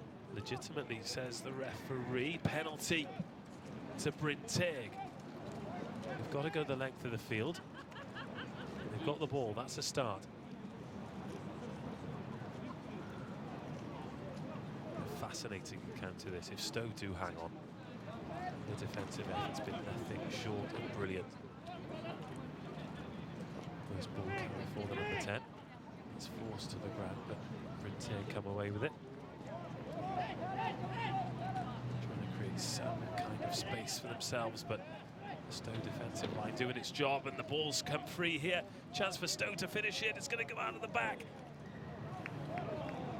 But that is full time, and Stow have come from a score down. A heroic defensive effort in the first half means they register a win here on pitch RE1. Full time, Stow 12, Bryntegg 5.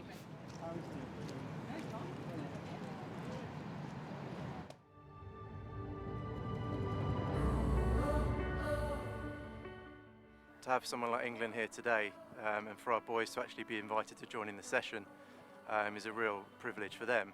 But it's also a huge accolade that Eddie Jones wants to bring them back here, you know, twice a year at the moment. So it's a huge thing. Oh, it was so cool. I've seen these players on TV so much. They're literally gods. The philosophy of the rugby club is to enable these boys to be in an environment where they can fulfil their potential, not just within rugby, but within life. And that's what we're trying to do. And it's a great vehicle and a great sport to do that.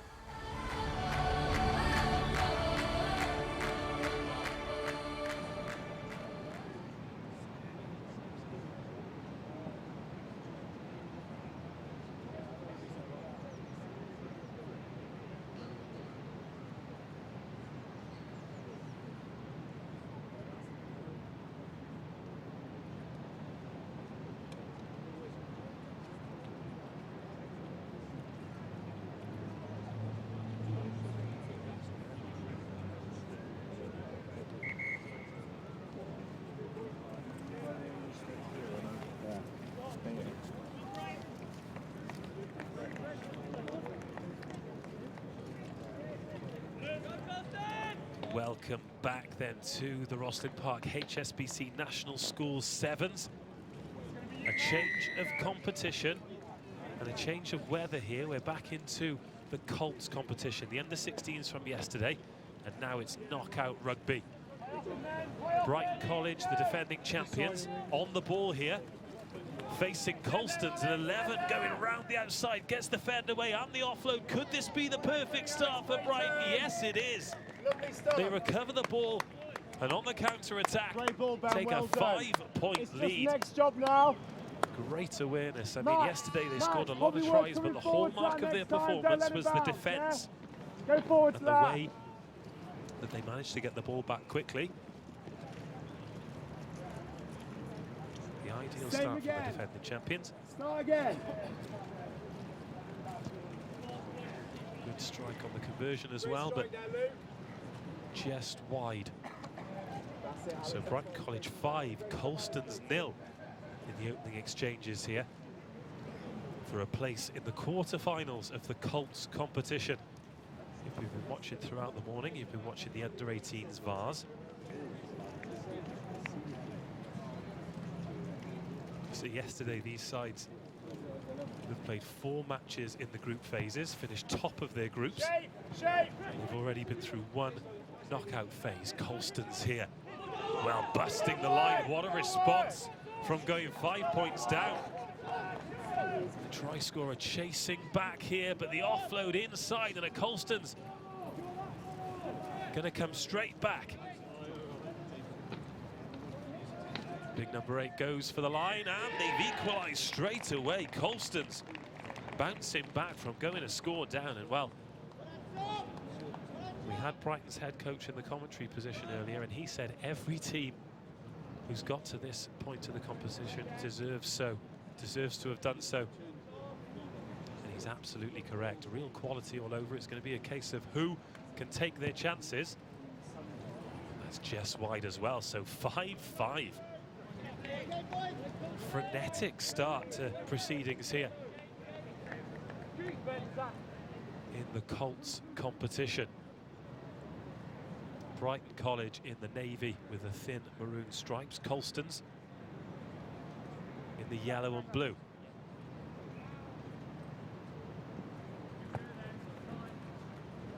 The rain stopped and the wind has eased off. It's still very, very wet out there. That's going to affect the way these teams play. Oh, lovely dummy show and go there. Just the fullback to beat. Turns him inside and out. An 11 for Brighton College, being chased back and snagged. Who's gone with him? Shows great strength to hold up play there. And he's won the penalty too. Play it!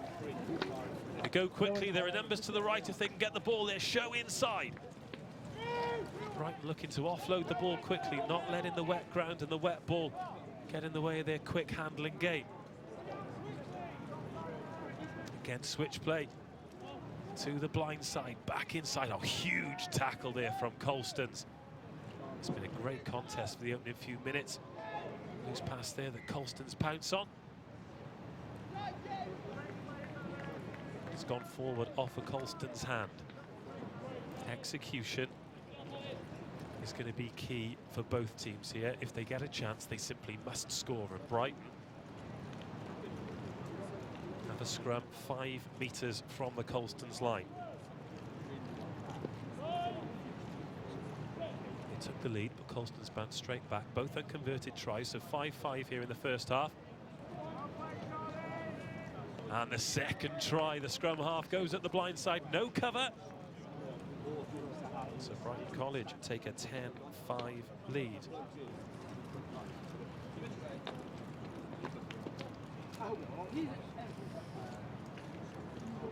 Fellas, don't overthink this restart. Just get in behind them. Left-footed conversion on the side that suits the left footer. Get in behind It's them. not going to get there. So 3 scores, 2 of them Brighton's way, 10-5.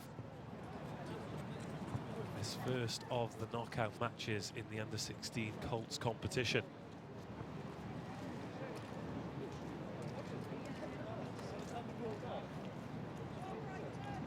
Really a fantastic achievement for any of these teams just to get to the second day. They've all played 5 matches.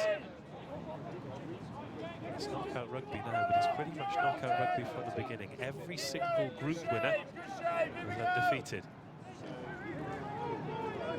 Brighton already committed more to the breakdown than they did yesterday. Colston's with a bit of space up the right-hand side. The sweeper is number 6 for Brighton, but look at the pace here. Colston sweeping attacks. It's up the right-hand side for the first try, the left for the second. Brighton have conceded the penalty. Chance to reset, but Colston's going to go for the corner here, back in the set piece. Not a tactic that we saw once yesterday when the conditions are good, but in the previous game, Bryn Teg were the first to kick for touch, and now Colston's following suit deep inside the Brighton 22. Should I say deep inside the half, right on the 22. Brighton College 10, Colston's 5. Brighton the defending champions, Colston's one of the largest names in schools rugby. Trying to catch the referee's attention for something there, but instead working hard to recycle the ball. Still around about the 22 and dummy inside. Any suggestion of footwork from any of these attacking players really making life difficult for the opponents, and Brighton have somehow come away with that. It's going to be hard work to get out of the 22. They've got hands on the ball. Big defence there from Brighton, who kept a very dangerous Sherborne team scoreless yesterday. But that offload's gone to ground. Managed to get hands on it again, but a few metres from their own line. Colston's trying to make something happen. It's shot out the back. It was off of Colston's boot. That'll be a 22 restart for Brighton. First opportunity missed for Colston's then. How important will that be? Brighton have got away with a sneaky one there. Tap over the 22 to get us started, and now, oh, there was a suggestion of numbers there on the right-hand side, but there was a Colston's player just getting back. Penalty to Brighton. There was a hammer on the floor there on the Brighton College player who's clutching his head, and he's gone down, so the referee has decided that that is half-time. Very intriguing contest here. Brighton College 10, Colston's 5.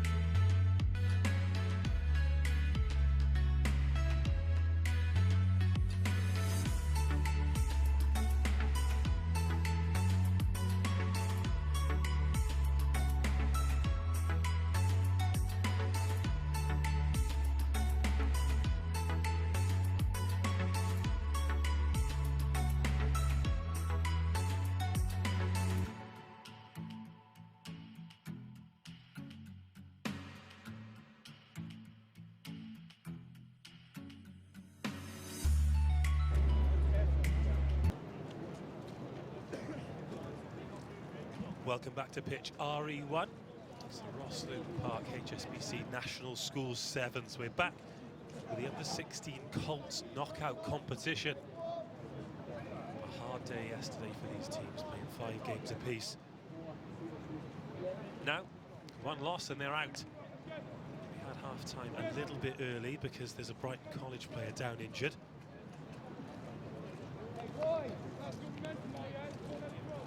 The doctor there paying him some real attention. So far, so good for the defending champions, but this has been an excellent half so far. Brighton took the lead. Colston came straight back with a sweeping attack. Fantastic try, but Brighton came straight back, and they'll be happy with the way they defended their line as well. Rugby as far as the eye can see here on day 3. And after a pretty grim morning, dare I say it, the conditions are going to change. The temperature's dropped, the skies are blue. Well, there's certainly a little bit of blue coming through the crowd as well, the clouds. And we have a very, very intriguing afternoon of rugby. We're going to be bringing you all of the coverage from every match that's taking place here on pitch RE1. We've got under-16s Colts in the knockout competition, and we've got a few more matches in the round-robin phase of the under-18s Vars as well. Around the main pitch here, we've got sponsor tents from some rugby brands. Akuma, they're the official sponsors of the competition, and they, well, the official kit sponsor, should I say, and they have sorted me right out, because when it was cold and wet before, I forgot my gloves, and they very cleverly stocked. And we've got skins and ram here too. The guys from Pro mouth guards celebrating their 20th anniversary. And some schools as well. Dean close to my left from Cheltenham in association with Gloucester Rugby. We've got Prior Park as well. They're close to Bath.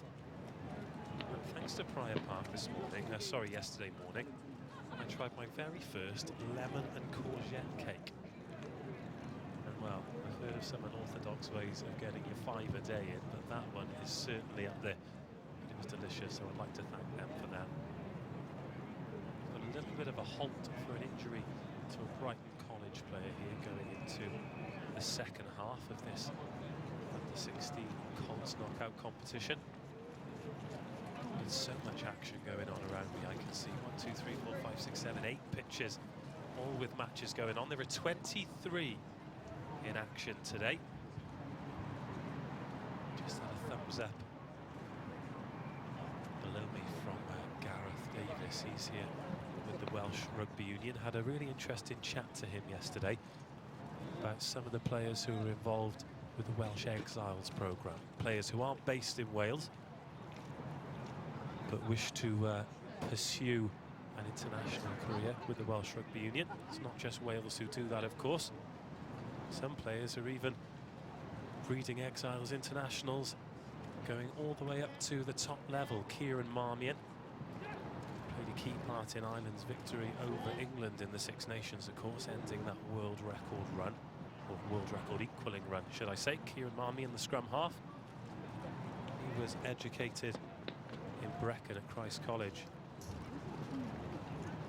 and they are actually here in this competition, as I've just been given a bit of a telling off for stealing somebody's cup of coffee. But needs must, even though the sun's coming out. It's a little bit chilly here on the scaffolding tower. So Colston's, they're doing some warm-ups, just keeping themselves fluid, let's just say. Pretty chilly out there. The ground just starting to carve up here. Of course, this pitch going through a heck of a lot of action. They'll want to stay warm, they'll want to stay fresh, because they're a score behind, but they're very much in this game. Brighton College, they're over on the far side, in the far corner as I look at it. And they have got their big warm-up jackets back on, and they're keeping some temperature in those muscles. 2 opportunities and 2 scores for Brighton College.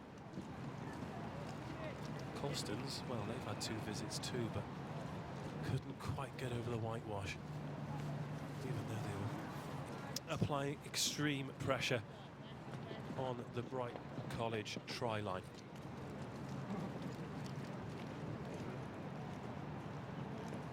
So looking over to the right-hand side now, we've got some very busy stalls all over the place, really. And we'll be back with Brighton College versus Colston's as soon as the action's back underway.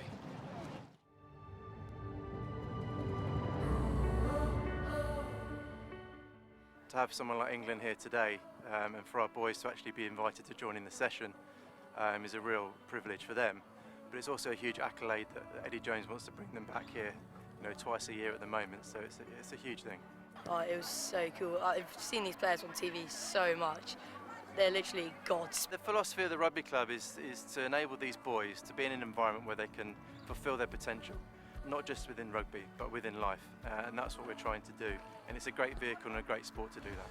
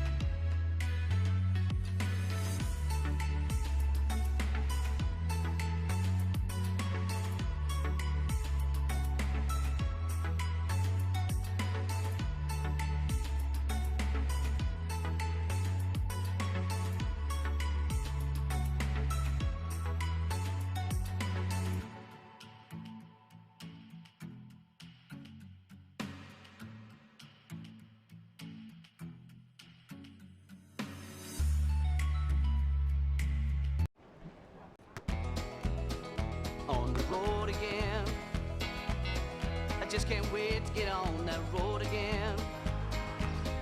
The life I love is making music with my friends. I can't wait to get on the road. On the road again, like a band of gypsies, we go down the highway and away. On the road again.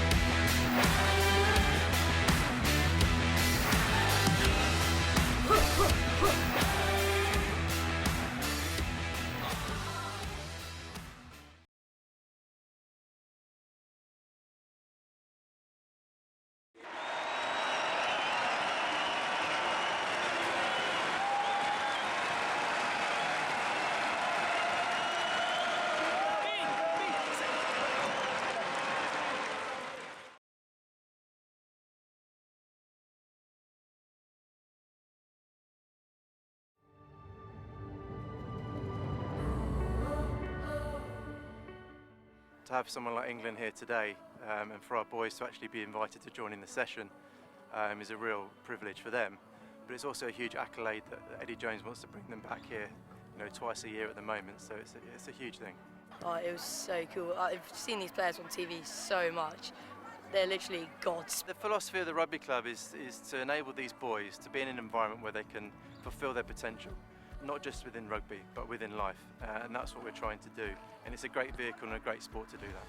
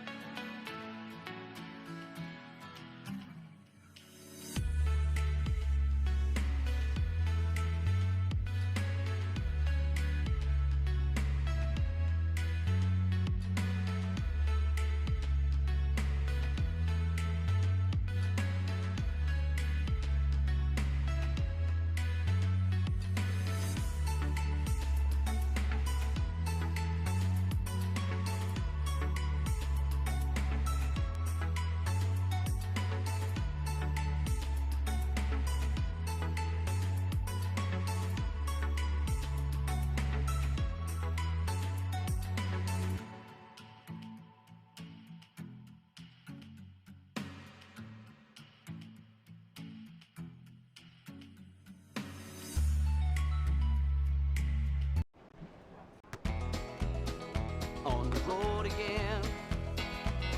I just can't wait to get on that road again. The life I love is making music with my friends. I can't wait to get on the road. On the road again.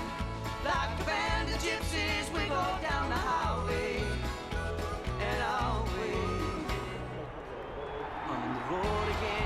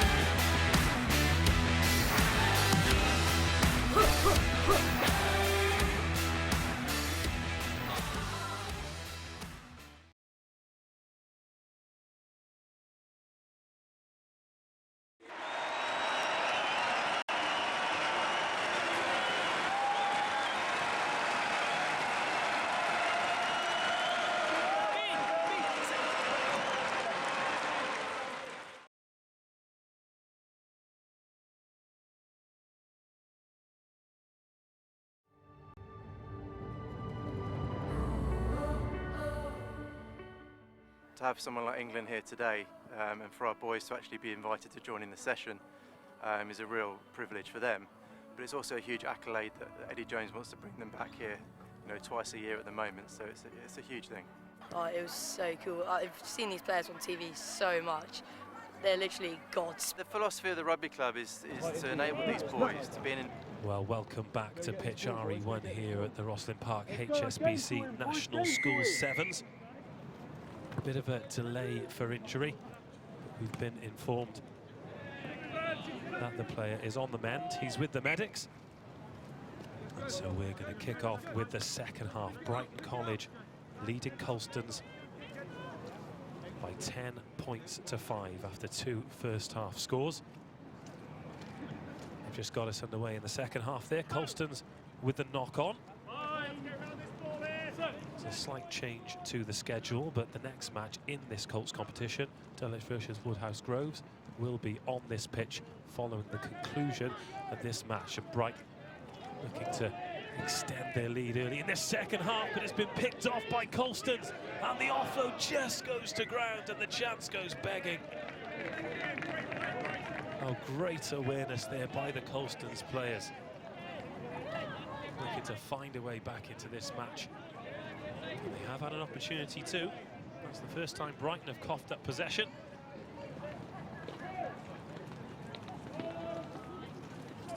Colstons, literally and figuratively, couldn't make it stick.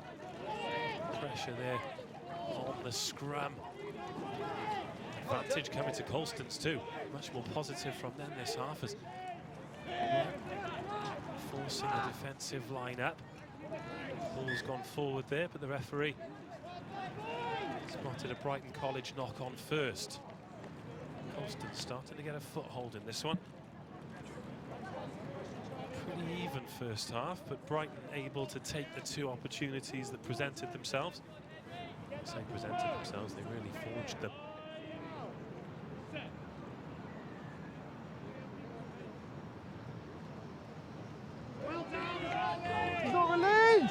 Great awareness from the Brighton scrum half to pounce on the ball at the back of the scrum. Definitely slows things down when it's this heavy and sticky underfoot. Keeping the ball in hand though.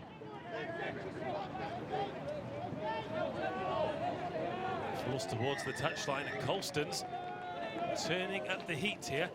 They're going to have the throw in at the line-up. The suggestion that it was going to be taken quickly, but no, the referee given a penalty here for Brighton College. This match has been moved from its scheduled pitch RE1. Ball in hand is the key here. A big tactic for them yesterday was strangling the opponents with possession. Opened up for just a second there. That's a good pick-up off the toes as well. Everyone stacked to the right-hand side on that phase there for Brighton College. A little bit of space left here now, though. Again, an excellent pickup from 7. He really does have a good pair of hands. He's looking to go it alone here. Spills the ball forward. Red-headed number 6 for Colston's. A bit too much on that pass, and it goes to ground. They're under pressure here, 3 metres from their own line, but if it opens up with this kind of pace, then it could be on. Kick into space. Brighton have got some defending to do here. Was there a hand on that? No, says the referee. Gets the pass away, and he's got numbers outside him if he can get there. It's a 3-on-1 for Colston. Surely Brighton can't survive this, but again, they drag the man down. 7 was absolutely all on his own there, but there's still space here for Colston's. Is this going to be the score that gives them a chance to equalise and maybe even go ahead? They're going to go under the sticks here. Colston's 10, Brighton 10. The conversion to come as well to put them into the lead. Well, incredible patience there from Colston's. Time and time again, it looked like the chance had gone, but they got there, and it was a superb finish in the end. The conversion's good, and Colston's, for the first time here, take the lead. Brighton 10 and Colston's 12 in the second half. The winner through to the last 8, the loser goes home. Move your car immediately. That's the owner of the black Porsche, registration FG16. WXK. Well, please could you return to your car and remove it? Thank taking you. their eye off the restart there. It got fumbled, and it's got fumbled again. Referee happy that it's gone backwards, though. That's up there from Colston's, but Brighton come away with it. All of a sudden, those gaps that were there in the first half in the Colston's defence reappear. 11 goes away. Is he going to put boot to ball, or is he going to take the man on? He's taking him on round the outside. Will he have the pace to go? Well, he's given the fullback the chance to get back into it there instead of just pinning his hands back, and it's gone out. Let off for Colston's. Can't help but feel as though could have gone all the way himself there. He was a lot closer to the action than I was.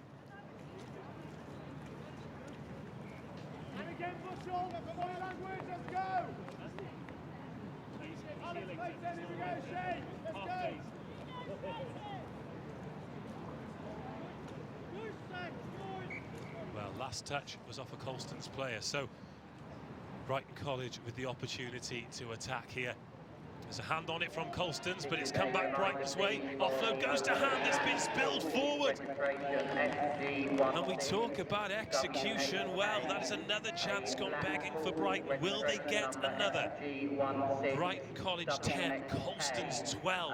Your car is parked illegally. Please could you return? Knockout rugby sevens here. That's the black Porsche, registration Colston's under pressure. Scrum 5 metres from their own line after Brighton spill it forward with the chance gone begging.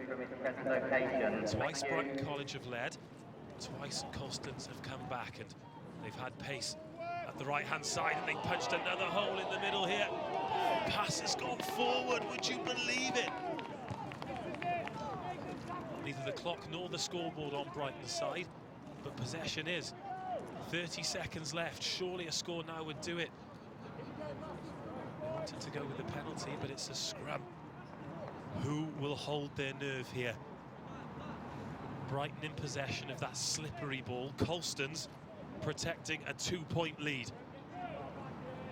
Drama on pitch RE1. Which way do they go from the scrum if they get the ball back at all? According to us, the time is up. And that's a loose pass as well. It's been picked up by the number 3. Colston's keeping the pressure on. The ball's been spilled. Surely that is enough now for Colston's to progress through.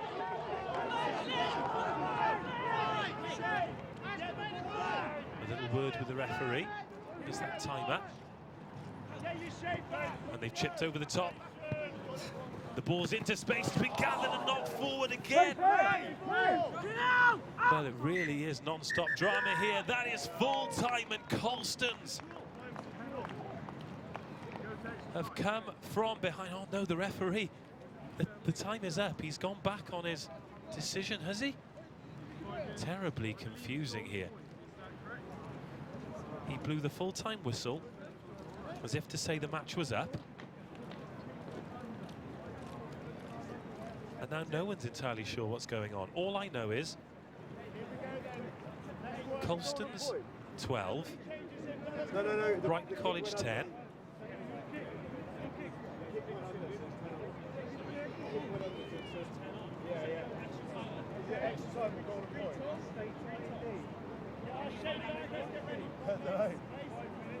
Well, I'm receiving confirmation here that despite the fact that the referee's arm went up, the full-time score here is 10-10. So we're going to extra time here. Rock, paper, scissors. And well, the drama continues. Apologies for those of you that thought Colston had progressed. I went on the referee's sign. His arm went up. He said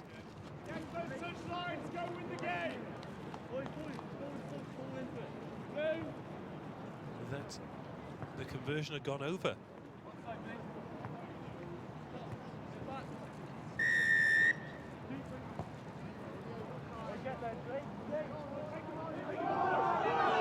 And here go Brighton College then, straight from the restart. Going for the corner, steps inside, no chance of putting any footwork on this wet ground, but he gets away from a tackle, slides in the corner.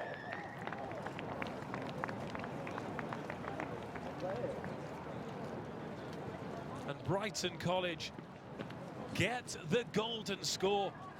They led 5-0, 10-5. And straight from the kick, they have defeated Colston's to take their place in the last 8. Congratulations to Brighton College. Heartbreak for Colston's. Fought so hard to get back into this. Great drama here in the knockout competition, but the defending champions, Brighton College, march into the last 8. Next up in the Colts competition, Dulwich versus Woodhouse Grove.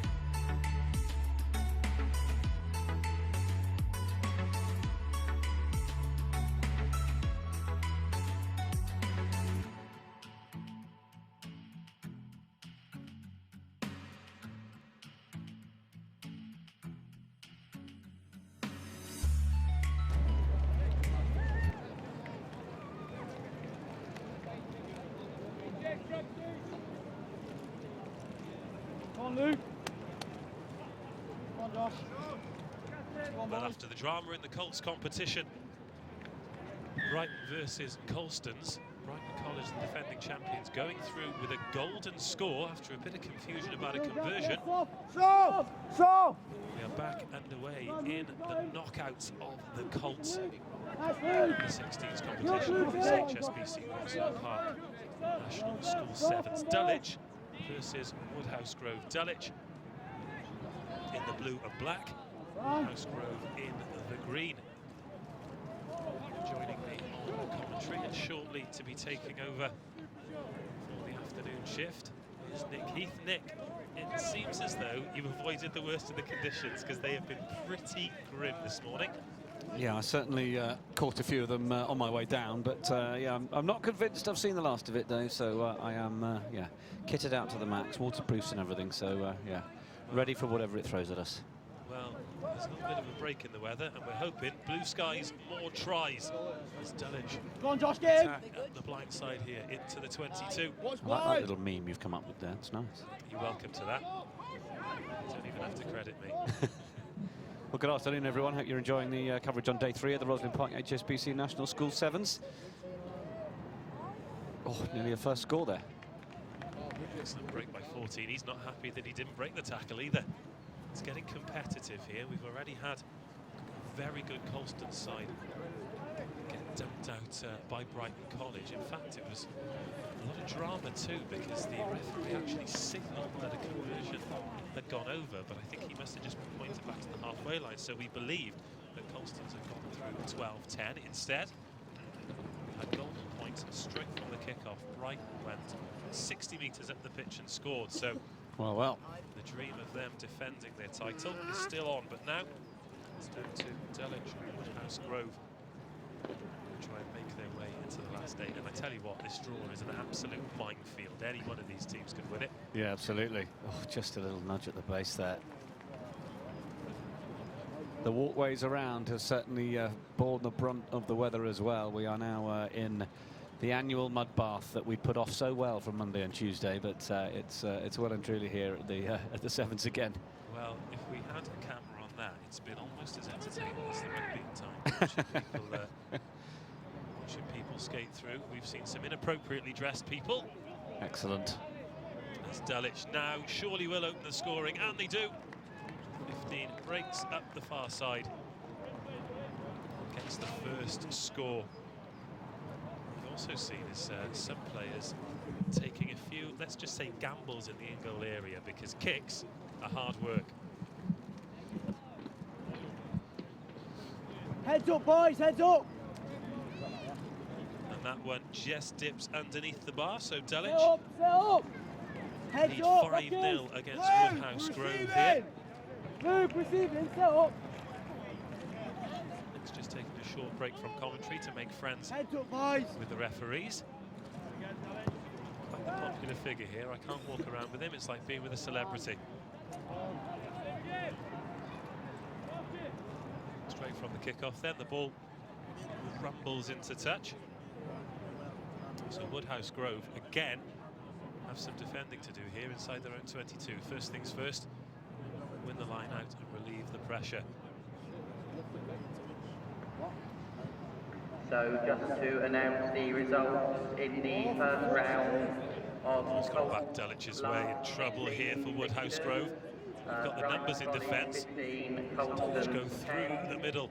Harrow 5, Wellington College Still going 29, towards the line. They're about a metre short. 21, Aylesbury Grammar 12. Sideways, but the referee. There's a halt to proceedings here.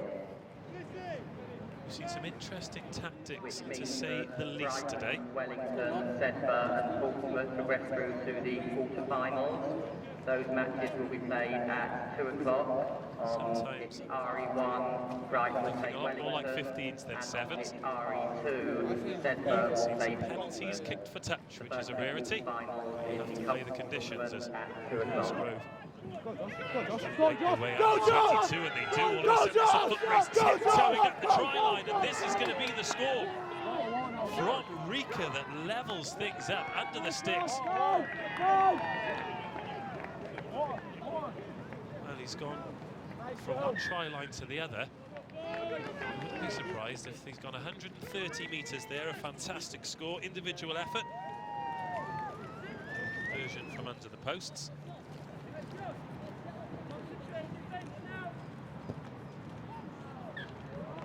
The conversion is good, so Dulwich 7, Woodhouse Grove 7. It's Colts' last 16's fixture, the second we've had on this pitch.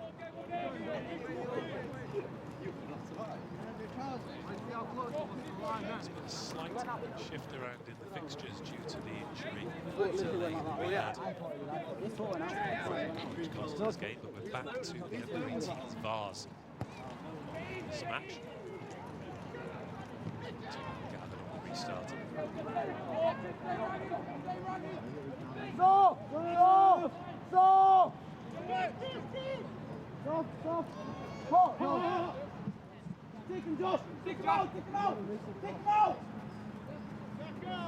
we go. To keep the ball in play here as we just have a suggestion of drizzle.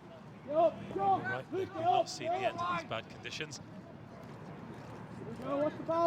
Just give way there. Starting to have the hallmarks of a wet pitch that's gone through a lot of work, this RE1 surface.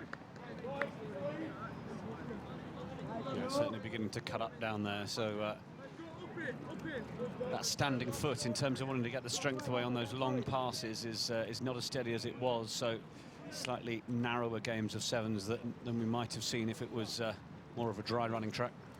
Yeah, certainly in the earlier games today, even though the conditions weren't favourable, didn't stop the players trying to put some width on it, but as it's just got heavier and wetter, it's put pay to some of those tactics as here come Woodhouse Grove.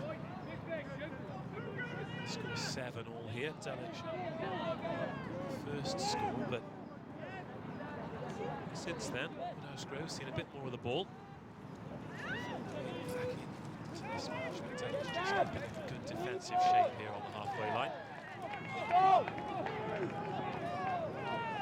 Woodhouse have got the penalty. Had our first denial of co-commentary opportunity at the Rosslyn Park HSBC National School Sevens earlier. Charlie Hodgson declined. Oh, really? He's very keenly keeping an eye on proceedings around the pitches, so he said he'd be a little busy to join us, but that's fine. We're sure we'll grab some other unsuspecting souls soon.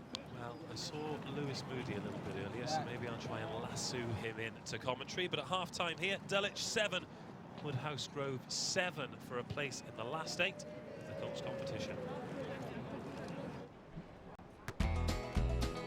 On the road again, I just can't wait to get on that road again. The life I love is making music with my friends. I can't wait to get on the road. On the road again, like a band of gypsies, we go down the highway and away. On the road again.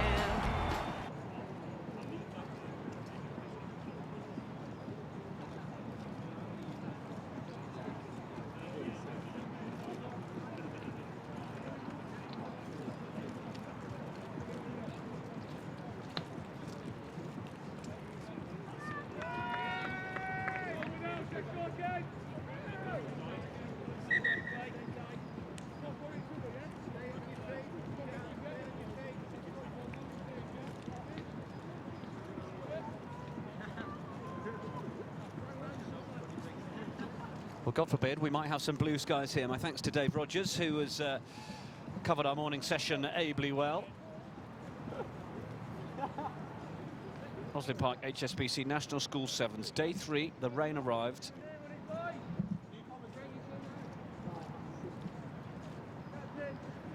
And we are 7 points apiece here between Dulwich and Woodhouse Grove. Former Dulwich man Nick Easter I've seen prowling the touchline already this afternoon.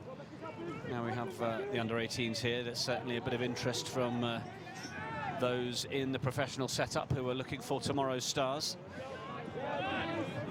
Maybe also just cheering on their former alma mater in the case of Nick Easter if he's watching on Dulwich here. Little chip up the touchline. Just perhaps the right option there for Dulwich because there was no one else behind the ball for the last defender there.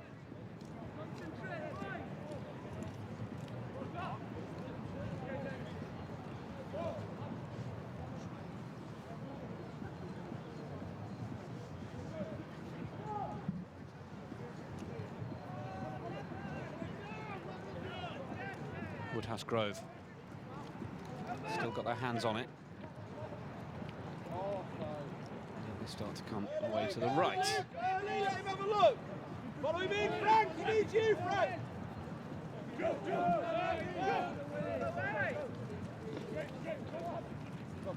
Little step back. It's going to be one of those days that if you can commit a defender to heading in one direction and you've got the ability to step back against him, they're going to have trouble getting through and changing direction themselves. Thought Woodhouse Grove might have just been making the break there. Oh, and he has broken through, slipping the tackle, and Woodhouse Grove are going to get the crucial score to put them in the lead. Having gone behind, they get the try. And lead now by 12 points to 7 with that crucial conversion to come.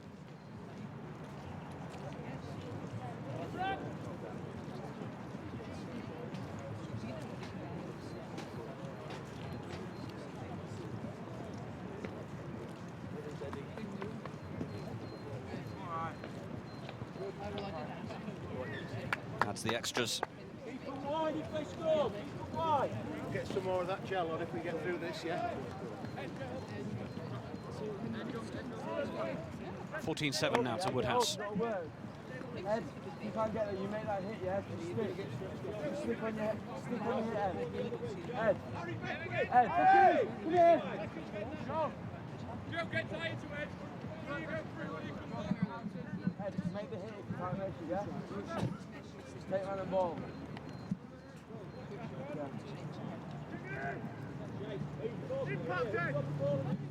Joe, you're behind Joe, you're behind Joe. Get behind him, Joe. Push him. There you go. That's ours. Stay tight, Ed. Dulwich in their own 22. Stop. Starting to spread it. The Woodhouse Grove defence now. They know they've got the lead, so it's going to be about how keenly they can defend. Oh, and that ball, well, ripped on the floor, I thought, in one motion, but the referee says that the rip happened when the player was on the ground. I guess there's a secondary motion. So, penalty comes to Dulwich. Going laterally to try and bring the defence across to this near side to begin with. One of the defence going to bite in, and then number 11 wasn't quite held in the tackle. Woodhouse Grove going straight through the ruck there. It's really tough for them to hold their footing here. Ball is loose along the floor. Dulwich got to try and regather now. They find it out to the wing, and then it's tried to put some pace on it, but just stumbles in the slippery conditions, and the ball is out.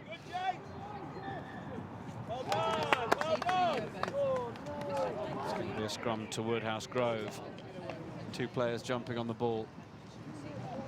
4 minutes. Ref! Ref! Sir! Ref! Sir! Ref! Ref! Make a change, please. On you go, Eddie. Let's go, Eddie. Luke, push in, push in. Luke, push in. Joe, that's great from you, mate. Excellent, Joe. Absolute class. Let's go, Josh. Just stick on it. Just grab his shirt, Josh. Don't let go. 14 minutes. 16. Penalty Dulwich. 10. Eddie, 9. They are chasing that scoreboard. Soft now, talk. Time ticking away while they've spent this amount of time down on their 22. Big left-hand fend. Two defenders. Good. I was about to say good hands to the man receiving the ball. He thought he'd gathered it, but then he knocks it forward, and now there's a little bit of unnecessary afters. Yeah, Mambo.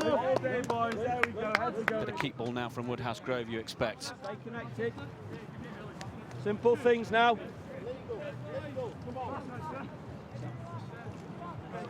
On our clock, a minute and a half left for Woodhouse Grove to seal this.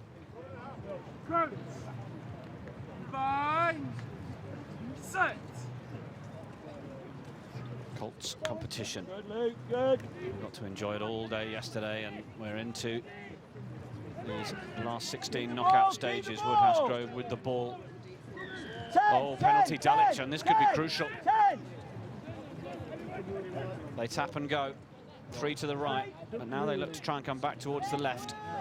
Woodhouse Grove have dropped a sweeping defender back, so they've got 6 up. Not too hard, Ed. Dulwich looking a little bereft of ideas at the moment, but as you know, in sevens it only just takes half a second. One of the players to step through a gap and make something happen. Get inside, Jen. Oh, but it's a turnover ball to Woodhouse. Taken in and effectively turned into a more unplayable. You could maybe see what it meant to the parents in the stand on the far side.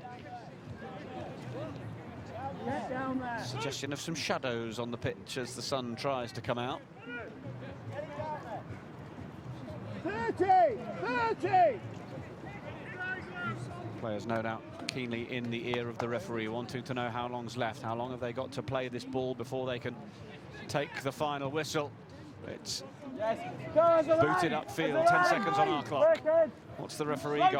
That was certainly the right option from Woodhouse to just make Dulwich have to do it all from their own line again, but Dulwich have done well to get ball away here. They're going to need support quickly if they're going to maintain possession and get downfield.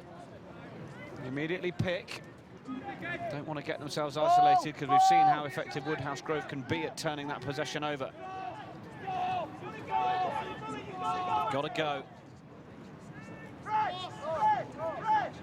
Woodhouse pressing as best they can. Dulwich are just managing to get the arms through the tackle, but there's no one quite on the shoulder. Now they get another penalty, and they tap and go. Long pass. Nerves of steel to catch these greasy balls out there. Need support. Oh, and it's a nice offload, but the secondary tackle on the danger man running round was key. And now Woodhouse Grove driving through the tackle.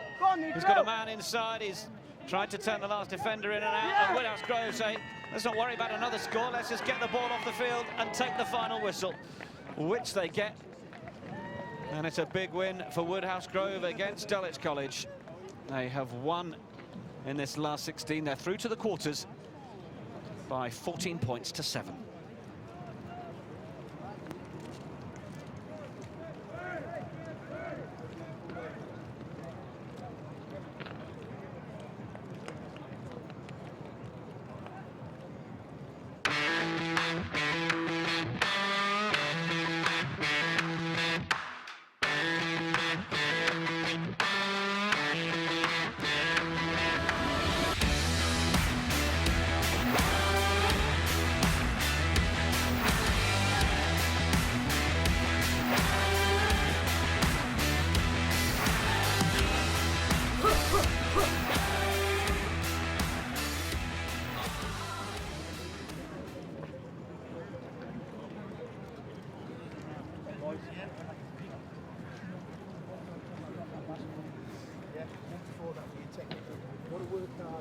I'm sorry.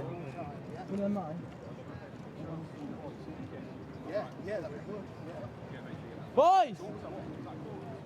Come on, get him all here. Photo!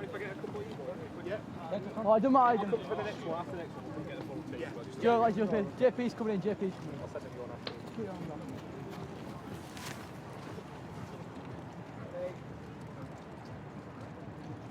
Could have picked them more photogenic. One more so we can get it on the old better looking Twittergram or whatever you do these days. Yeah. 2 o'clock round of fixtures on pitch RE1. Final Colts tournament. That's Brighton versus Wellington.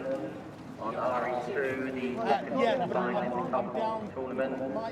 That's Sedbergh versus I'm going home with these tonight. on RE3 tomorrow. You don't. How far away is Barn Station? You don't know, do you? Felsted. On RE4, Workshop College versus RGS Newcastle in the Vars tournament. On RE5, Kingswood versus Royal Lancaster in the Vars tournament. And on RE6, Wellington County Grammar School versus Bridgewater College again in the Vars tournament. A reminder please to meet your referees ahead of the match on the pitch. Thank you.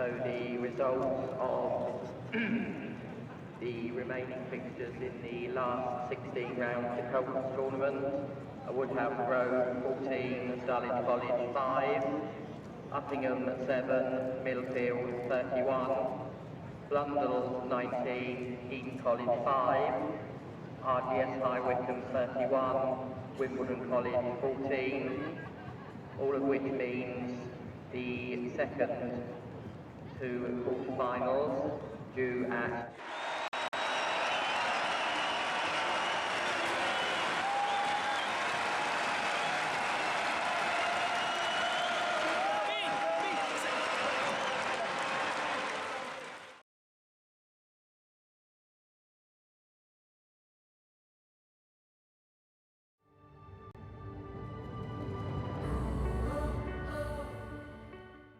to have someone like England here today, and for our boys to actually be invited to join in the session is a real privilege for them.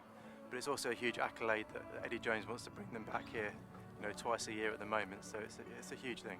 Oh, it was so cool. I've seen these players on TV so much. They're literally gods. The philosophy of the rugby club is to enable these boys to be in an environment where they can fulfil their potential, not just within rugby, but within life. And that's what we're trying to do. And it's a great vehicle and a great sport to do that.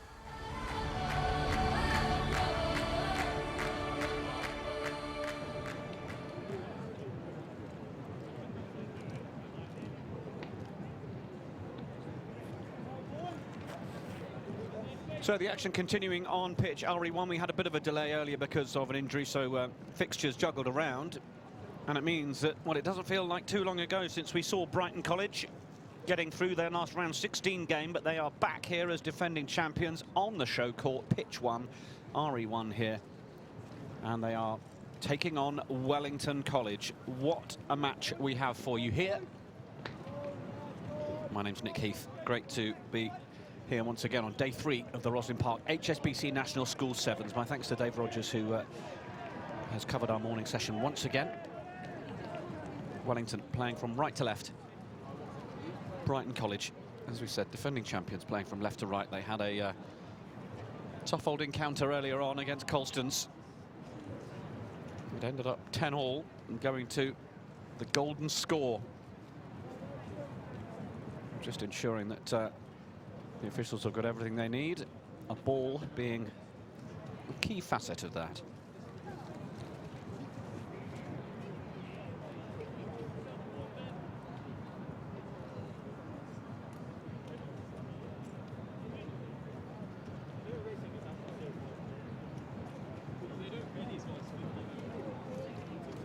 Man!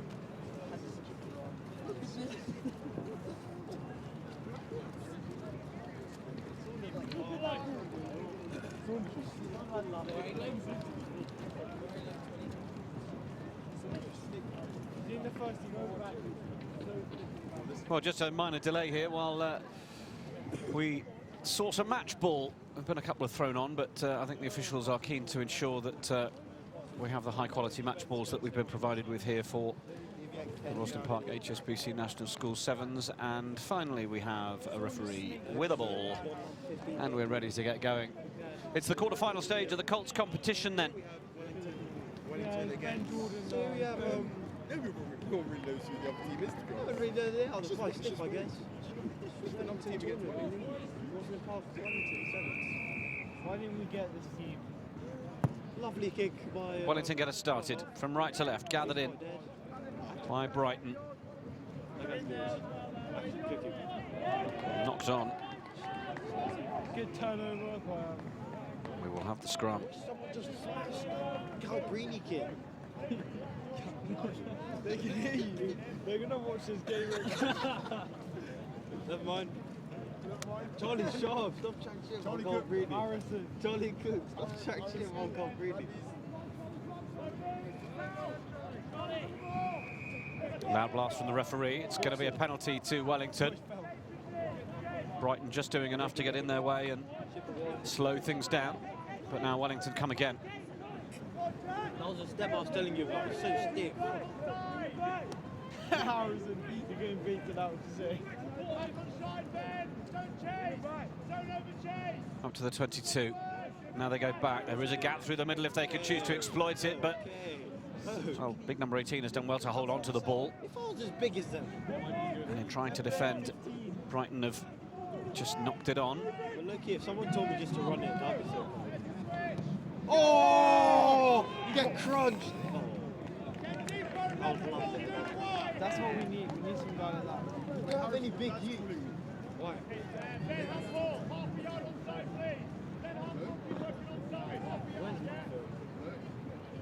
He has my phone.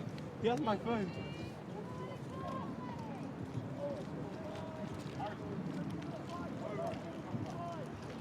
No scorers yet in this one as Wellington look to break to the right. Cutting back in field, defence was waiting for them. He's just slipped the tackle. And now they've got a 3-on-2 here if Wellington can use it. They've gone with a long looping deep pass, and has that given enough time for the Brighton defence to get back and set? Well, the run around the outside has proved fruitful enough, and Wellington get the first score on the board of this quarter-final. The other quarters, incidentally, that are going on currently: Sedbergh against Portsmouth Grammar School. That's going on over on the adjacent pitch, RE2. Then after this one, we've got another quarter-final, which will be Woodhouse Grove, who we saw a moment ago against Millfield. Conversion just goes across the uprights. And Blundell School against RGS High Wycombe. There a certain commentator, may have been an old boy, so Brighton College, Wellington College, Sedbergh, the Portsmouth Grammar, Blundell's, RGS High Wycombe, Woodhouse Grove and Millfield School are quarter-finals in the National Sevens Colts competition. And Wellington leading by 5 points to 0. Brighton haven't had any possession really much outside their 22 in this one so far, with Wellington making the initial kickoff. Now it's been nudged along the floor, but I think the referee says that came off a knee rather than a hand, so there's no knock-on advantage, and Wellington will try and create from here. They have a runner running a short line. He was the dummy run. Now they've got to let this man back to his feet, which they do. There's an advantage coming now from the knock-on. Defence closes in from Wellington. There is a little gap through the middle. You can see these players who would normally expect to have a lot of pace and just put their studs into the turf and take off, but because of the conditions, it's so slippery underfoot, they can't back themselves to just grab those yards. But where there is a little bit more green stuff than brown stuff, well, that's when you might see a bit more of the pace used. Penalty Brighton now. They are up to the 10-metre line, making steady yardage now, trailing by 5 points to 0. Ball is ripped by Wellington. Pressure comes straight back on from Brighton here. And it's away to the left. Missed pass from Wellington, trying to isolate the last defender. Now they get it to the winger. He has got pace. We've seen him score that first try already. Lays it back and it's hacked on. Is he going to get the chance to gather it? Oh, it sits up beautifully, but the tackle is excellent. He couldn't get the ball off the deck to the support runner. And now the defence has the work to do again. Wellington have sucked in plenty of the Brighton defence there. And then they pop up, and it will be try number 2 for Wellington. Could we be seeing the defending champions out of the competition as Wellington go 2 tries to 0 up, leading by 10 points to 0 with the conversion to come.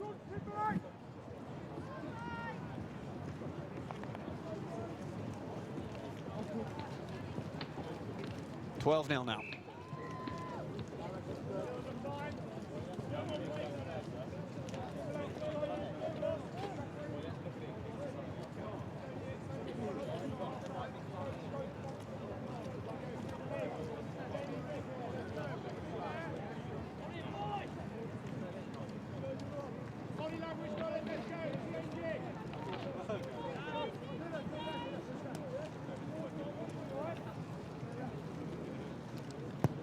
Wellington with the advantage. Restart just goes the requisite 10 metres, but then it's been knocked on by the boys in gold and black. Turned it into a maul. Well, the conditions almost suggest that it's time for a good old cuddle in the mud.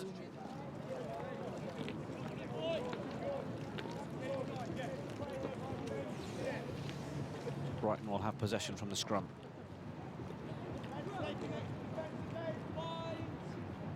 Certainly a busier day here than we saw yesterday, which was busier than the first. Interest increasing as the week goes on here.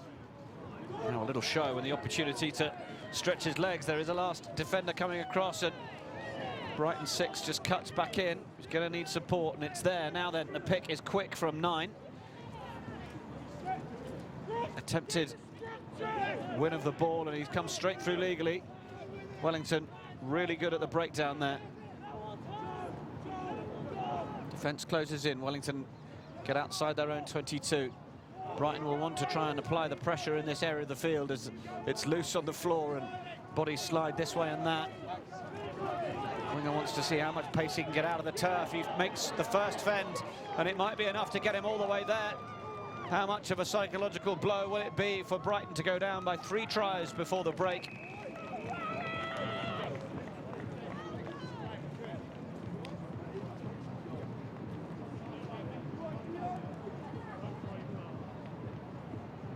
Conversion to come, but they lead by 17 points to 0. This to make it 19.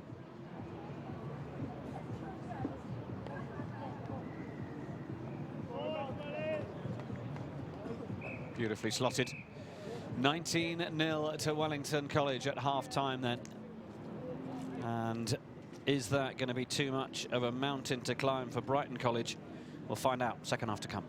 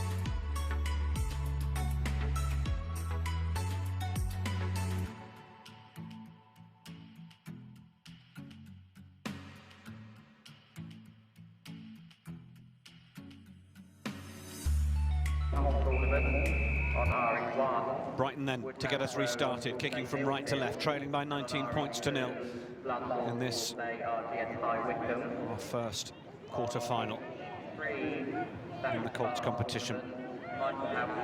Wellington have looked good for it. Come on, Welly!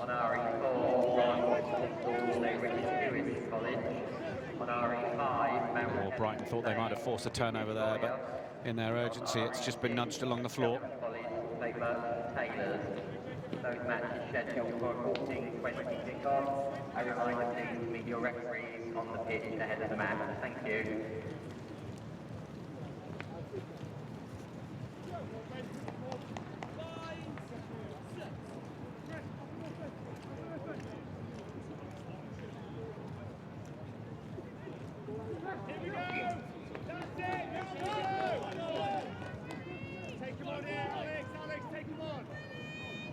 This could be the platform that Brighton need.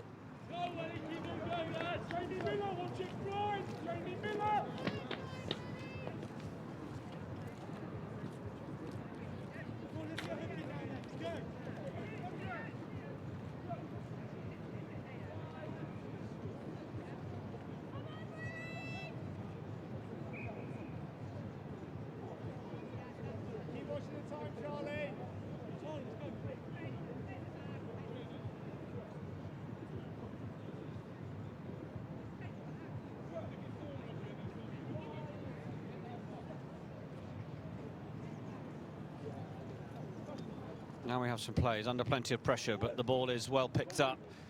Going to need support.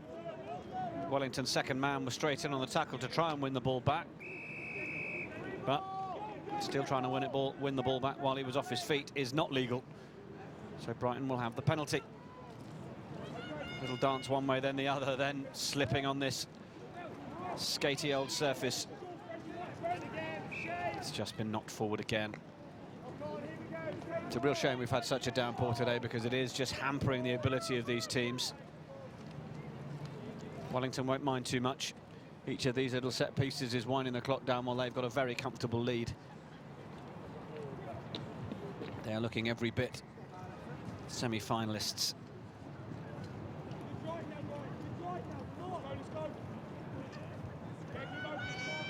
Little show for the cut inside, then the ball did come round the corner.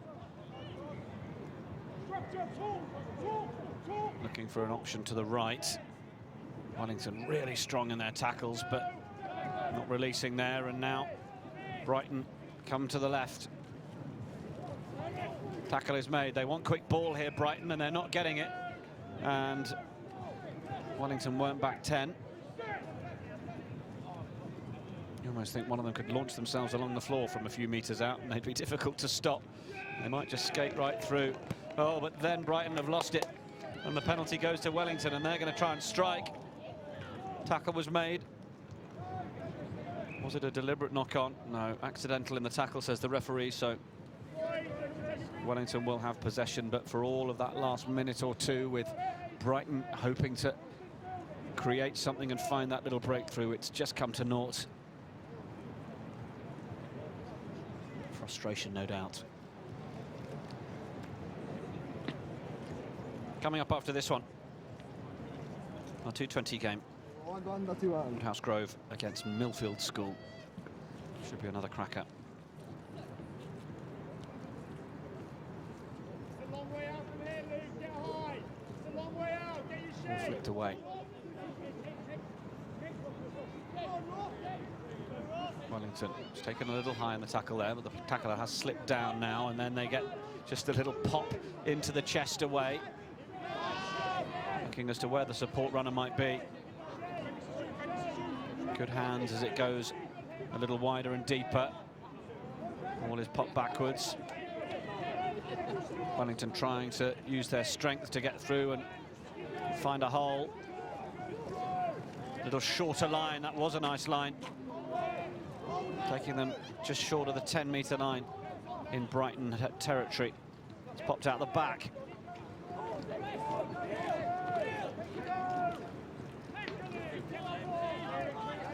Composure in the conditions, really, what is going to win out some of these games for some of these teams this afternoon.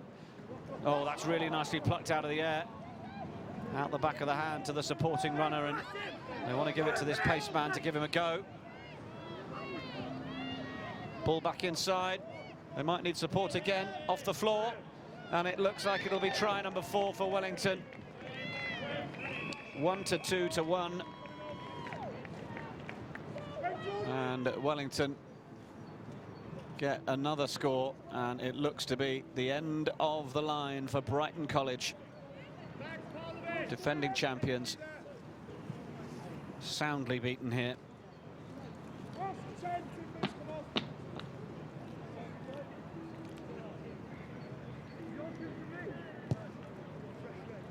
Conversion just drifted away. 24-0 then, Wellington. It's been more of an arm wrestle at times this game than perhaps that scoreline suggests, but when the brief little moments have popped up for Wellington, they've capitalised brilliantly. And I know it may sound like I'm going on about the conditions, but when you're having to deal with those, you have to take those opportunities when they come, and the Wellington coaching staff will be really pleased with how their boys have done that this afternoon. Brighton with the little nudge on from the restart, advantage being played to Wellington.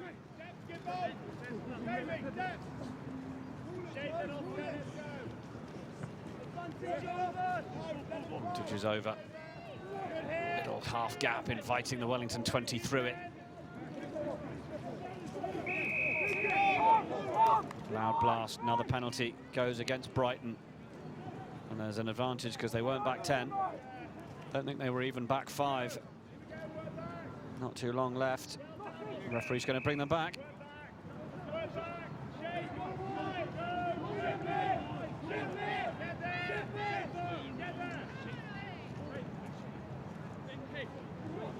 Our clock showing red then.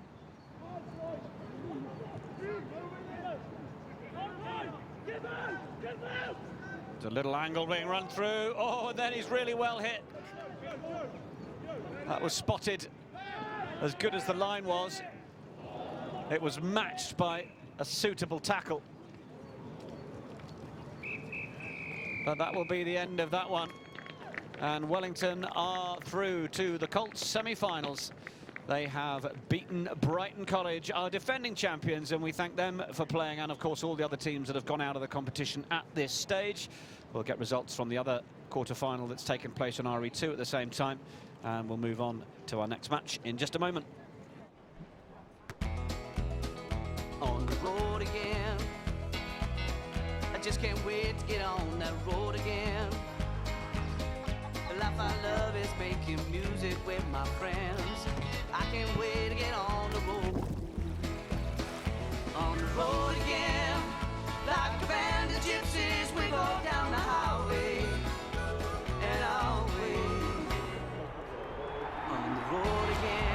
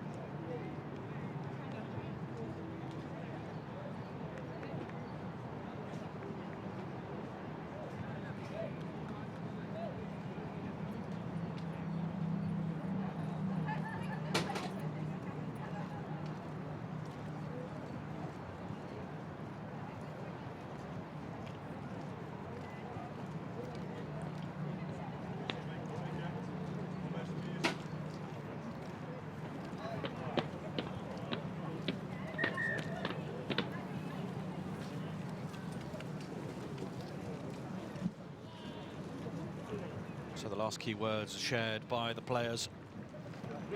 Hello.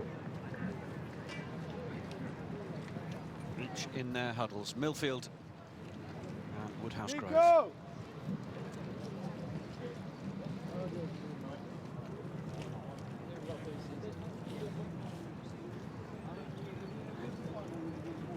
Some referees have to have a little bit of fun. When you do it with like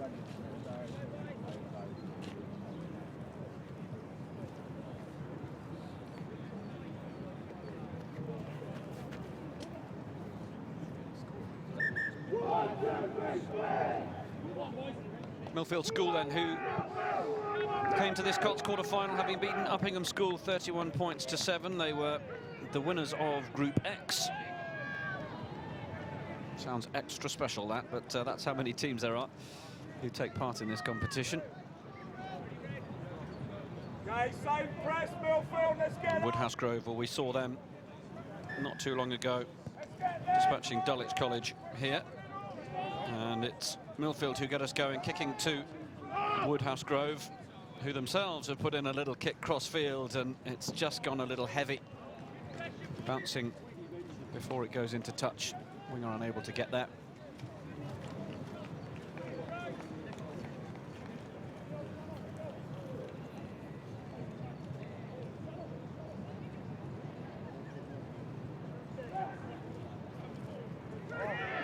Woodhouse Grove steal the ball from that line out. Putting some early width on it already. Oh, it's just lost over the shoulder, and the referee says that's enough forward for me.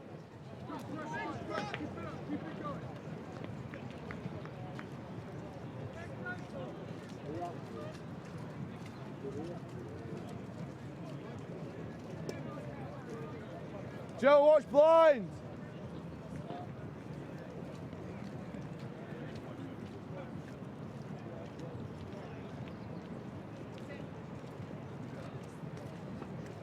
Millfield. A little bit of hesitance from the two running in on the ball there, and Woodhouse Grove winning the race.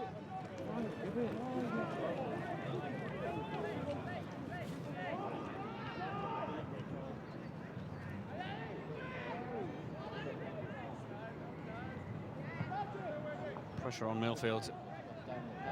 Woodhouse Grove with some defending to do.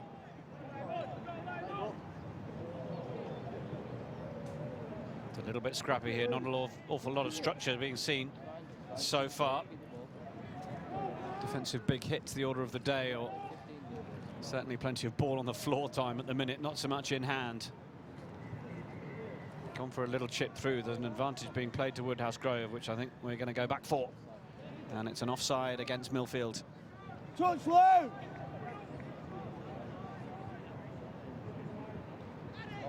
Millfield players there is limping away.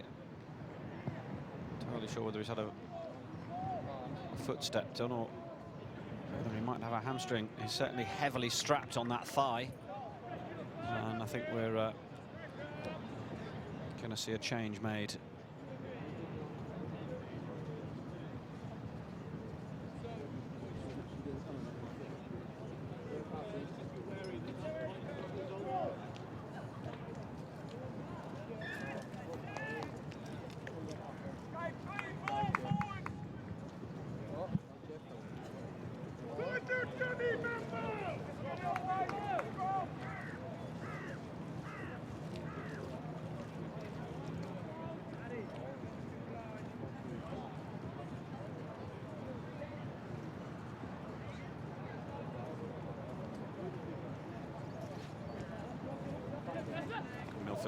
Oh dear, he was sliding down into that tackle. He kept it alive well here though, Millfield, and well, this fella a minute ago was limping along on one leg, but he's looking in fine fettle now. Mumbo! A few minutes ago, if he was a racehorse, he might have been putting up a big screen around him, but this big man's come through and fancies a little bit of football to send his winger over to that left side. He's done well to leave it in field, but all he might have done there is donate the ball to Millfield, and this game breaking up a little now. Certainly will be a greater chance of a score when it does break up, because we've seen just a lot of close quarters arm wrestling so far. Yes. It's a brilliant last-ditch tap tackle. And there's no release from Millfield. Or was there? I think maybe the referee's saying the man on the floor who was going for the ball has slowed it down, and indeed he's brandished the yellow card. So Woodhouse Grove down to 6 now for 2 minutes.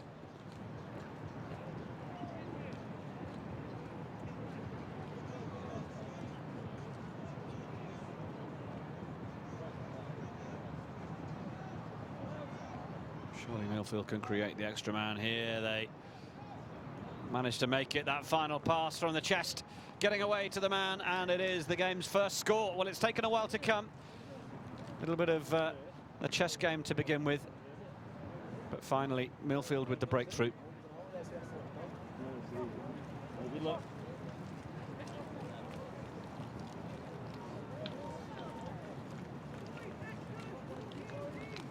Heads up.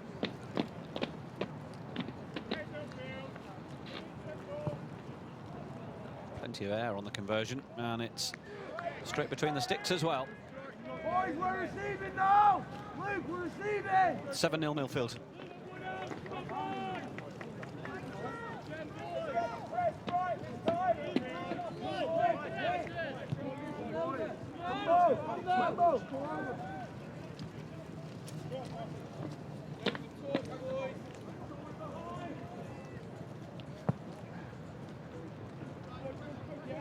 Ball straight down the middle. Is it going to go all the way? It's certainly gone over the try line, and it's gone over the dead ball line as well. So little error from Millfield will allow Woodhouse Grove the chance to free kick from the middle. take it as quick as they can get themselves there, and the support there, and good bit of acceleration onto the ball there. This big fella is keen to show off his skills, straight up there with the free kick, and then acknowledging when he's got the opportunity to pick and go and put the pressure on that way. Double threat. Brighton, Wellington 24, and Sedbergh 17, Portsmouth 7.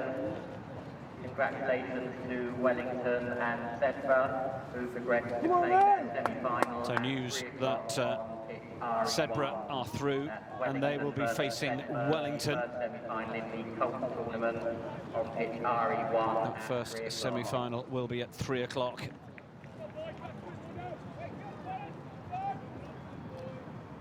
We'll be having a look at the under-18 Vars competition in the interim.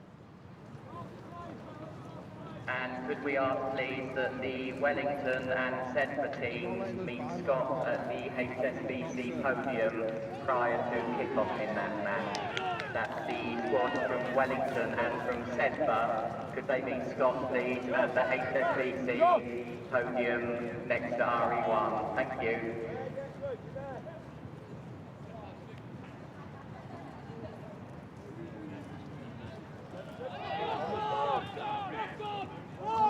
Millfield have tried to use that, then it's ricocheted around. Advantage being played to Millfield, who have the lead. Little offload. Plenty of defensive pressure here. Referee giving Millfield as much time as possible to try and create an opportunity, earn that advantage, but it didn't quite come. Mambo!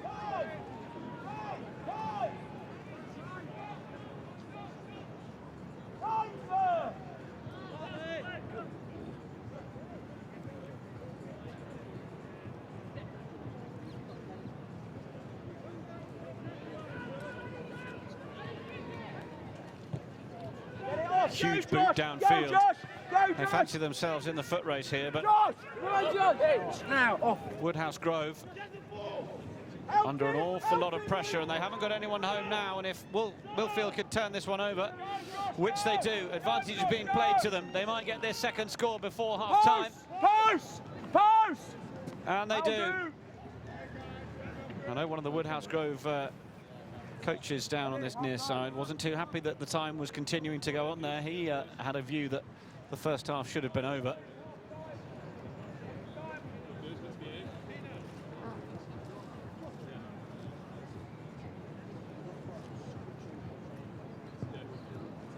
Conversion is good. Millfield doing what they could with the opportunities they had, leading by 14 points to 0 against Woodhouse Grove.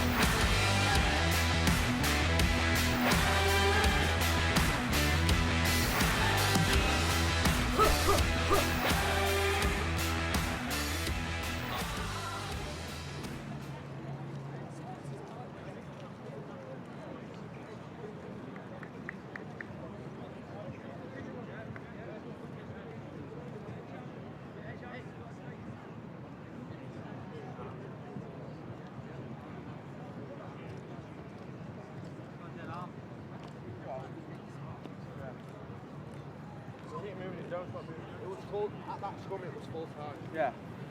It was left play. At the scrum. Speaking to some Imers lot over there.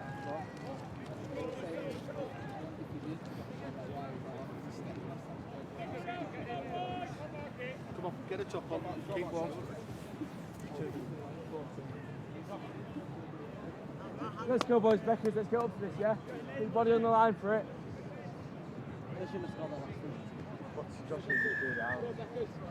Woodhouse Grove then trailing by 2 converted tries.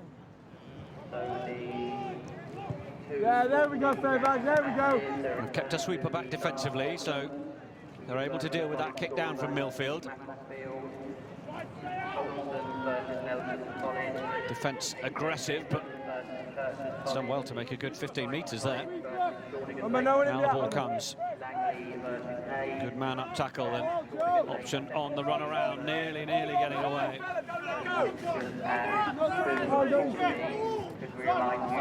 Hold on, Josh, hold on. And again, hold on.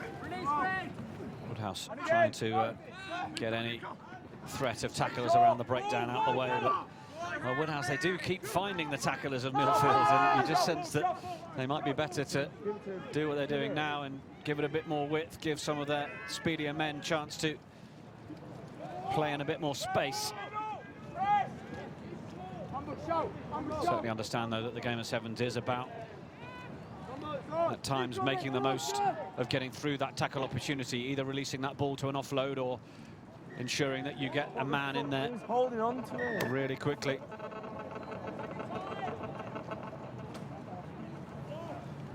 Well, our friend over there from Millfield has got his limp back on again.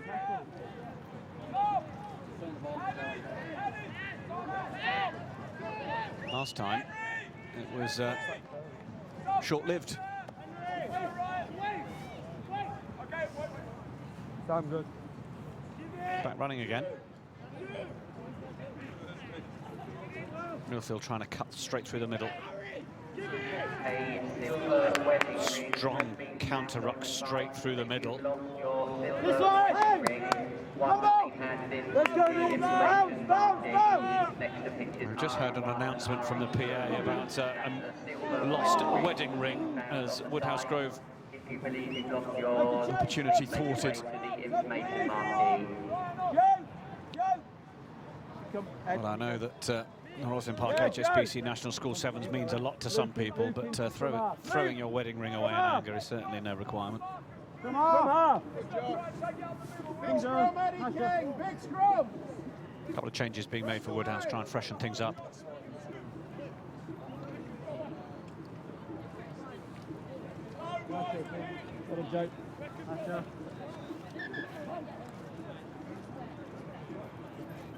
Come on, boys!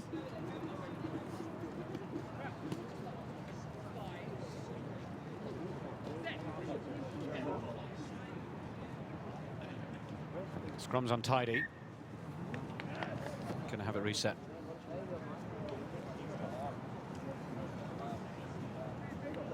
Let's go, boys! Come on! Up it! Heads up! Heads up! You've got to see some shots now. Ball pops out. Chases on to try and stop Millfield building towards a third try. They've been relatively low scoring, partly because the teams are more well matched, of course, when they get to this level of the tournament, but this stage of the competition as Millfield try and go. Oh, it's a good scrag tackle to begin with, but the Millfield 5 has gone into the corner. What's the decision? Referee's going to consult with his assistant here.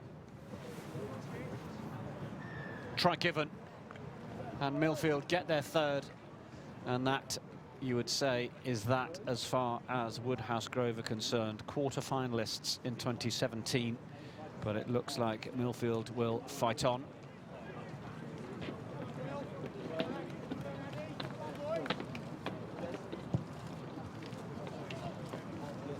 No conversion.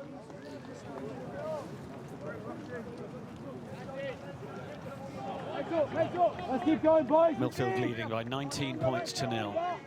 Let's get all that.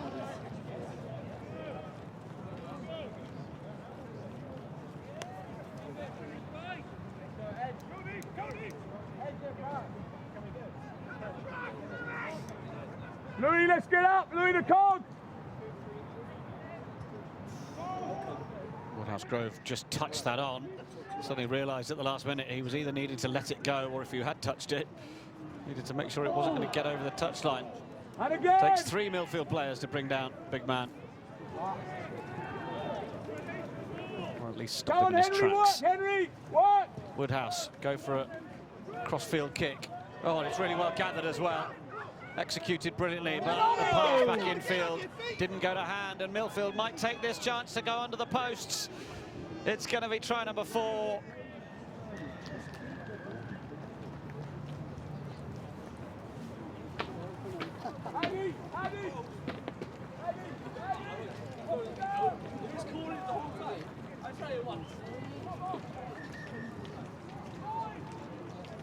Now, I'm just wondering whether there's a question over this one.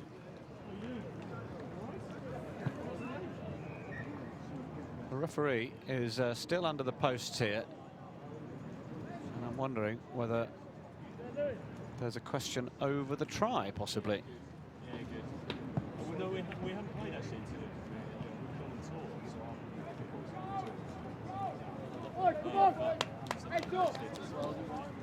Let's just have a look at this.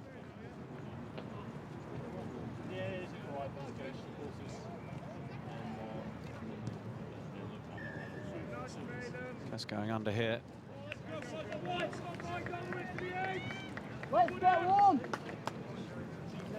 So absolutely fine there, and the referee has signalled that the conversion can now take place. So a little bit of confusion at the back there, but Millfield now then comfortably in charge, 26 points to 0.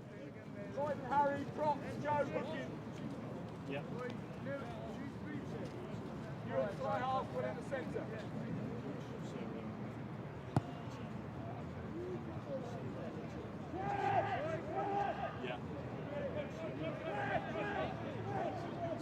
Full credit to Millfield's defence. It's shut down anything that Woodhouse have tried to do.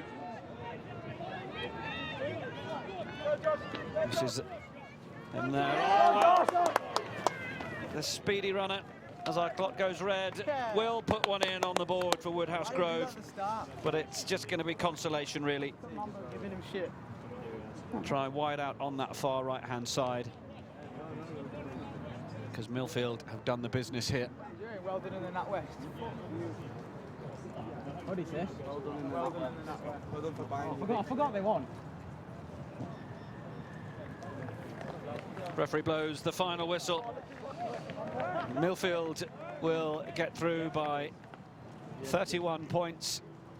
Sorry, by 26 points to 5. They've beaten Woodhouse Grove. And we move on. Of course, our first semi-final is confirmed at 3 o'clock, which is Wellington College against Sedbergh School. We'll have news of the other results as they come in as well. But congratulations to Millfield as we move on our coverage of day 3 of the Rosslyn Park HSBC National School Sevens. We're into the under-18 Vars next.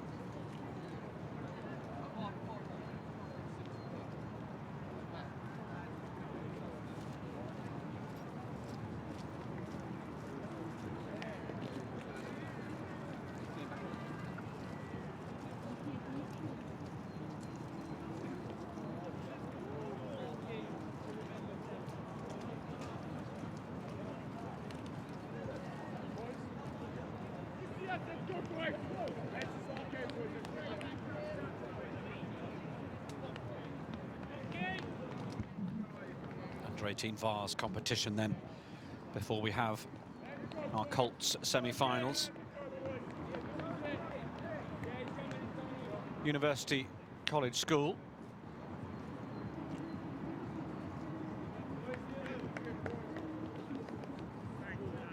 their results so far. 34 points to 5 winners over Colston's. 12 all against Berkhamsted. They lost out 5-22 to Nelson College. So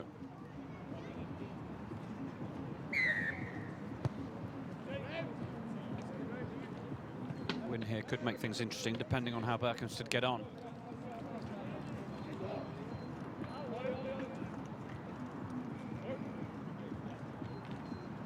Kingswood Macclesfield on the ball. Oh, sorry, that's UCS on the ball. My apologies. And they are going to go under the posts for the game's first score.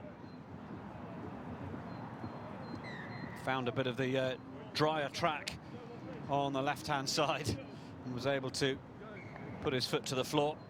And UCS, with that first try, lead by 7 points to 0.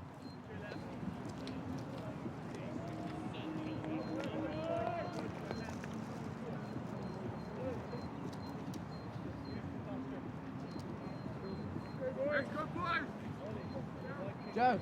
Boys, palms up, keep walking. Listen, don't push too hard. Up. Great.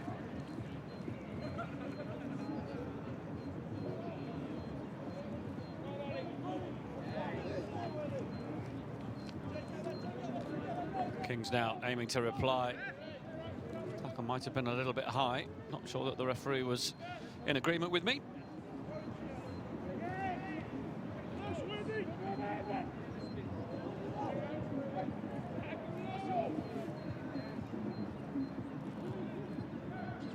Kings doing well to hold on possession here through phase after phase.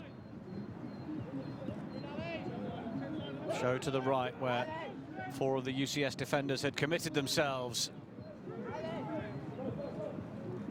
Nearly through the gap.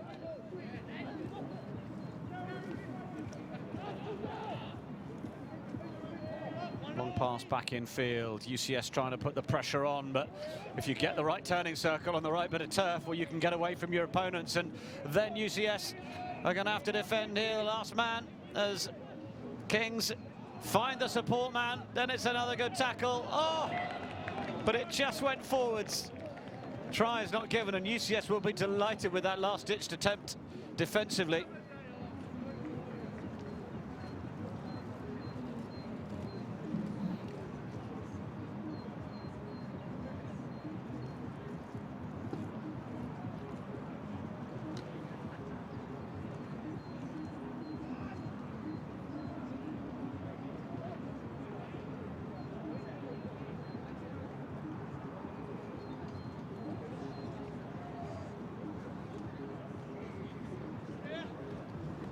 University College School just while they were knocking it on. The referee sees no advantage coming to Macclesfield. So although they didn't get over on their last score, they might get a chance now.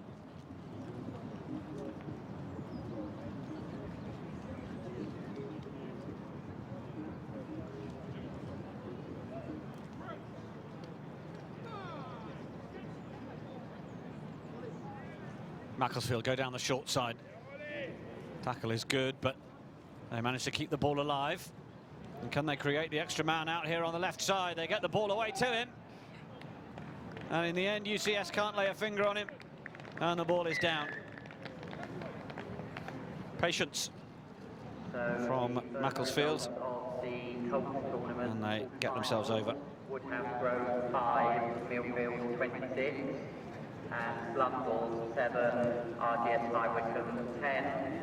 So congratulations to Millfield and RGS High. Conversion is short. Progress through to the semi-final. That game will be played on pitch RE1 at 3:20. So King's College Macclesfield 5, UCS 7 in the first half here in the under-18 Vars. The squad can meet at the HSBC podium. That's the squad, please, in the Colts semi-finals to meet at the HSBC podium on the corner of pitch RE1. Thank you.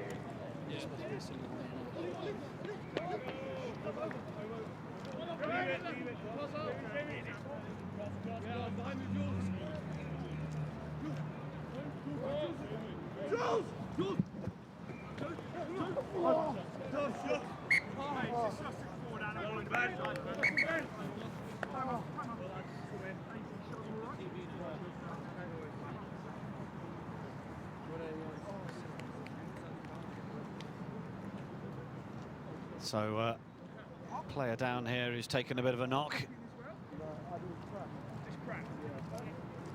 King's College 5, UCS 7 here on pitch RE1.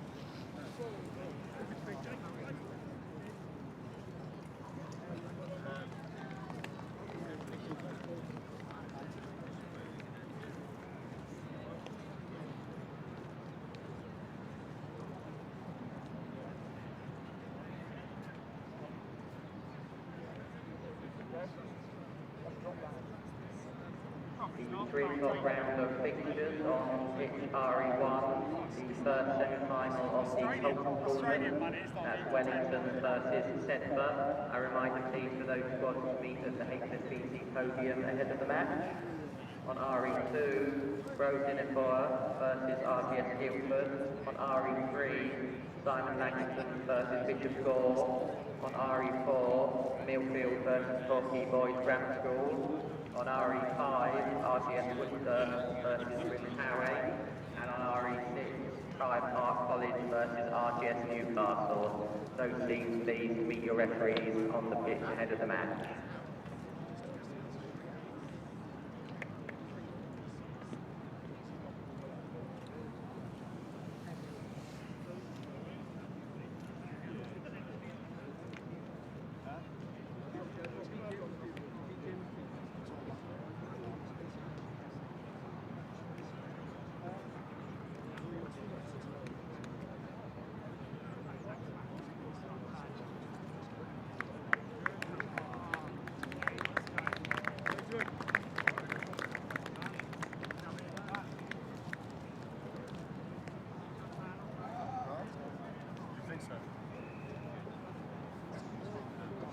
Well, no one likes to see any player down injured, but no, my mom's going to kill me.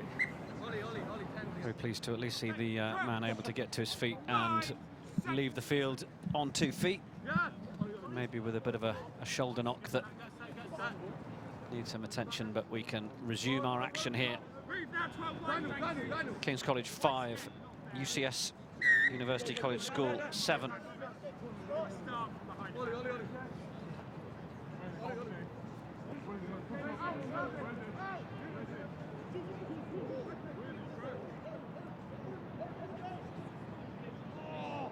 Oh, it's just gone forward.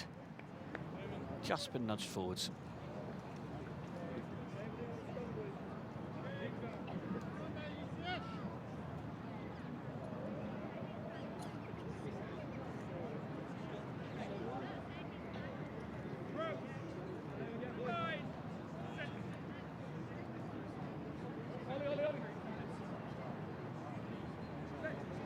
Oh, lovely little show and go through the middle. Nice bit of skill from Macclesfield, and oh, they've got men out to the left. If they could have got the ball out there, opted to take the contact, and the defence was strong enough not to cause too much of a problem.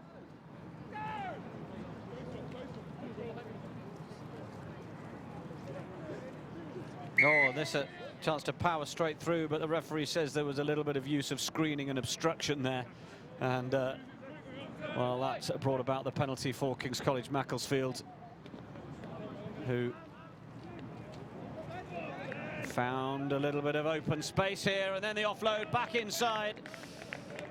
And that's a decisive score at half-time. It'll be an easier conversion effort as well.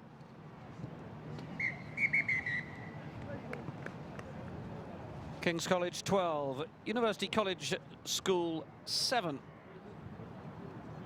at half-time.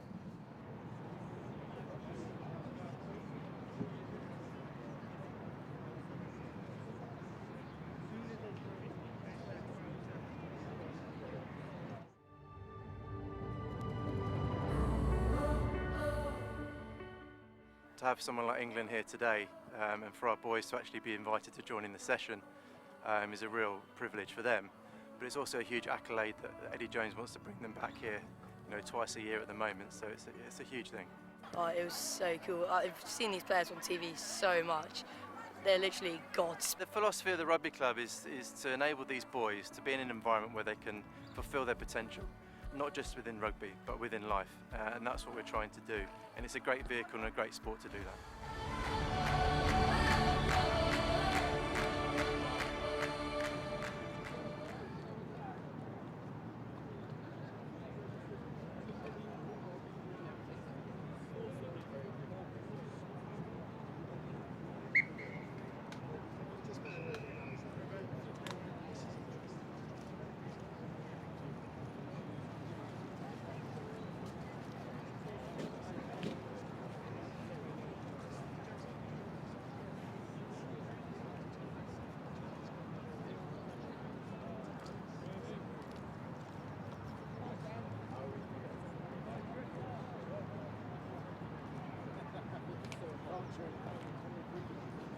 So UCS ready to get our second half underway, kicking from left to right. They got the opening score of the game, but King's College Macclesfield have bitten back with 2 tries.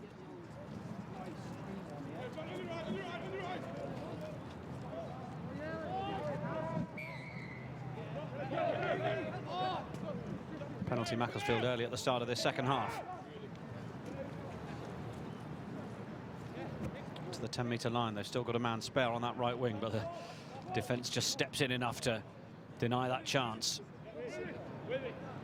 And almost a little bit of cat and mouse. Oh, this boy is strong though. Got an offload away, it's gone to ground. Now UCS invited to come forwards. It's a 3-on-2 potentially, but the ball's been picked out of the air. The referee just had trouble changing direction there, let alone the players. But Macclesfield invited to pick off another try, and they take it well.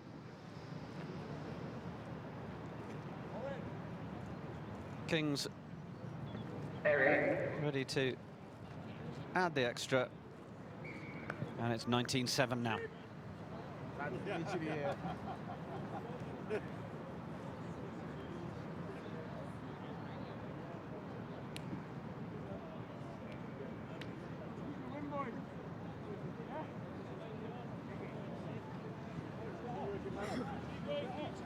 We had the juniors competition on Monday and the start of the Colts competition yesterday. We've not had any finals yet, but we are heading towards them today.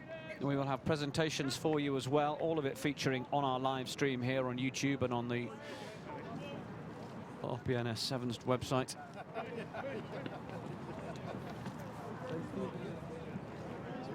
Of course, you can keep in touch with us on social media. Tweet us using the hashtag RPNS7s. Let us know who you're supporting, certainly when we get to those semi-finals. Now then, UCS might have had a chance to break through here. Couldn't get past the last tackler. And the defenders there. Advantage is being played from a knock-on from Macclesfield in there. So UCS will have another chance. Still enough time for them.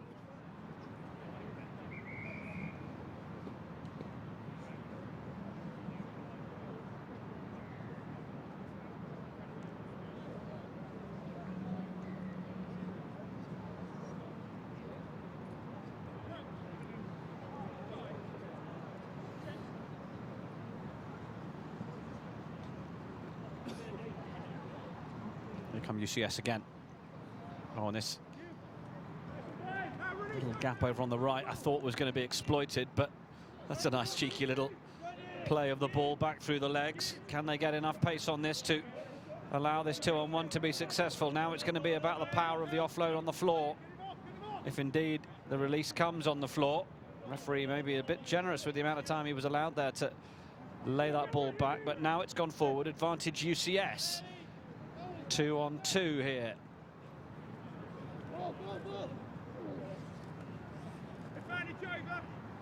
Advantage is over. UCS still going, leg driving through the tackle. The support pass wasn't the cleanest. It's a scrappy game here, but UCS then coming in from the side at that last ruck.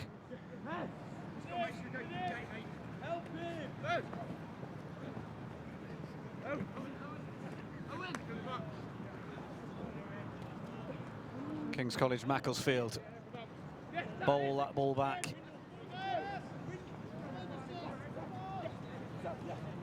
UCS trying to go through the tackle and find the support. Players just tiring at this stage of the competition. Been playing in these conditions all day. Held back in field. It's a scrappy old game, this one, it's fair to say.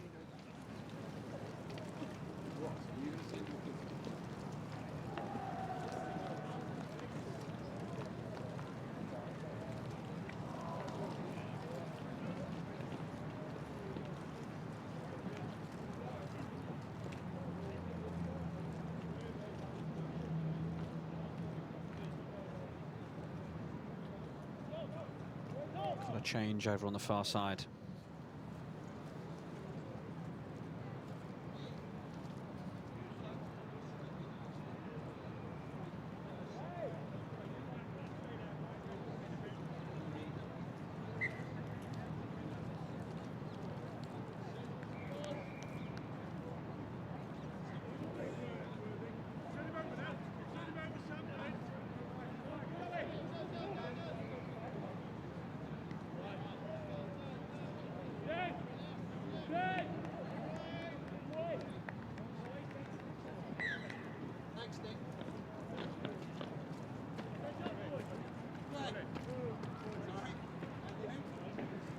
Just getting an update on information ahead of our semi-finals later, and in the meantime UCS get through for a score which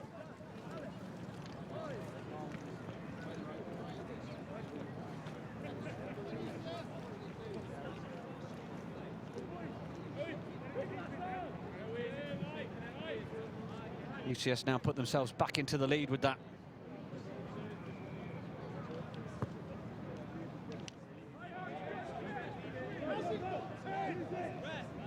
King's College Macclesfield and doing well to keep them out for most of this second half, but now UCS want to try and come again and add another one, and they get away from the last man. Now the chase is on as they race to the try line. Brought down 10 metres short.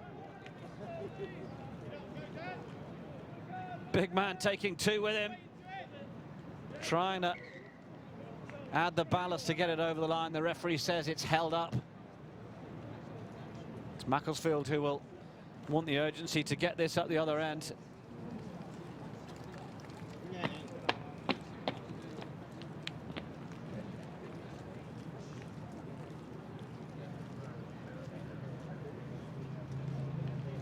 We're building up to our first semi-finals of the week then. The under-16s, the National Colts competition.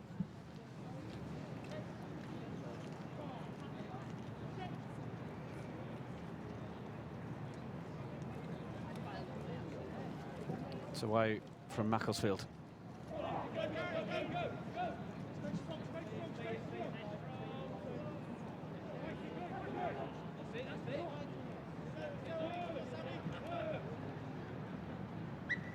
Ball's loose, referee checks the watch and blows the final whistle.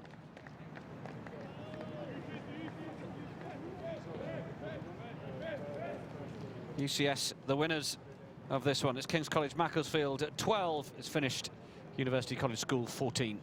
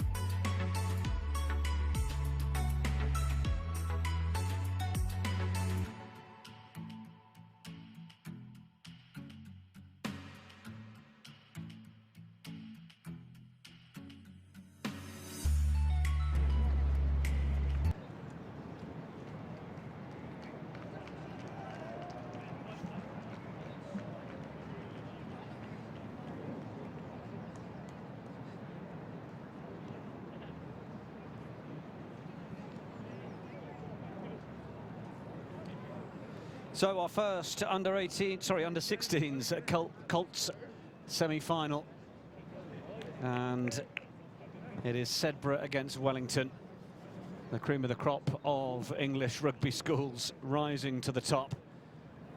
And we are joined once again on day 3 of the Rosslyn Park HSBC National School Sevens by former England Sevens captain and Fiji assistant coach Chris Cracknell. How are you, Chris? Very well, thanks, Nick. How's your afternoon been up in the tower? Good, good. Yeah, not too bad. I think Dave bore the brunt of it earlier. I think he got more of the rainstorm. Dodged the rain, have you? I've been lucky. A fair weather commentator today, certainly. As Sedbergh, yeah, well, yeah. As Sedbergh looked to get us going from left to right. Certainly saw a bit of the wet stuff on Monday afternoon, but yeah, nice to have the sun out as we hit the semi-final stage. Both teams with the run on to the pitch, and Wellington got the runners. Last line of defence from Sedbergh. Oh, it's not been strong enough. And Wellington will get through for the opening score. Yes. Well planted and firm fend there. Unfortunately, the Sedbergh defence all just congesting themselves around the one ball carrier and trying to swamp the themselves with defence. And Wellington getting the ball away well to offload, and the young man there finishing well down the left-hand touchline.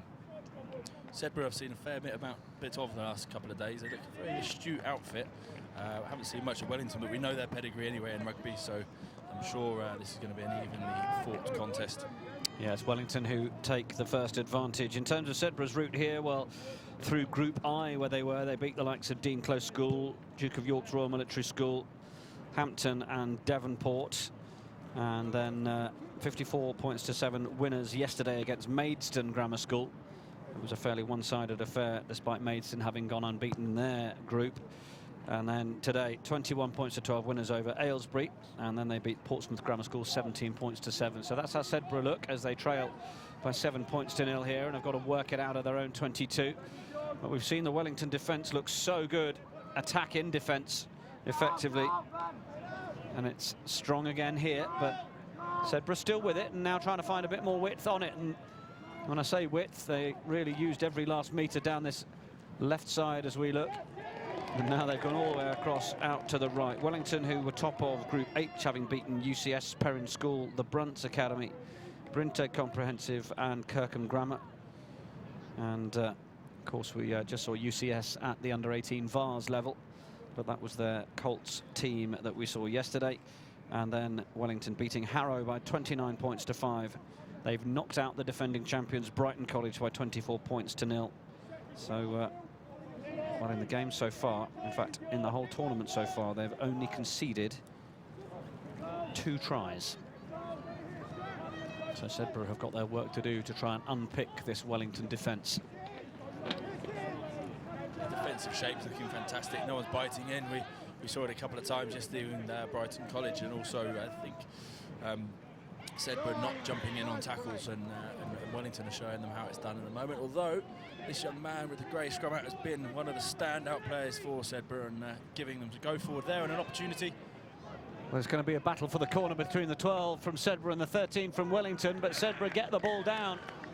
And although the early cheers were from the Wellington fans, Piers Morgan, one of them, who I understand is down here cheering on, but it's Sedbergh who get the next one down. And well, the conversion in these semi-finals is crucial. Sedbergh just realising there to take Wellington on in the middle, make their defence engaging the Wellington defence. Is a great conversion by the young man there. But Sedbergh just adapting really, really well. They've started with the wide tactic, and then they look to go forward and go through the middle, and that's shown a bit of a creak in the Wellington defence. I wonder if Sedbergh won't revert back to tight, whether they'll employ that tactic a bit more. Yeah, they've used the width really well, and now, having scored, they will get the restart, but the restart hasn't worked out for them, and it's free kick time for Wellington from the halfway. Sedbergh playing with the more six-up and sweeper defence, but, well, if it had been a drier track, that might have been an immediate break for Wellington, but number 13 just slipping on that turf in the middle, where it's particularly muddy, and it's just been nudged forward. So Sedbergh will be delighted with their defensive effort there.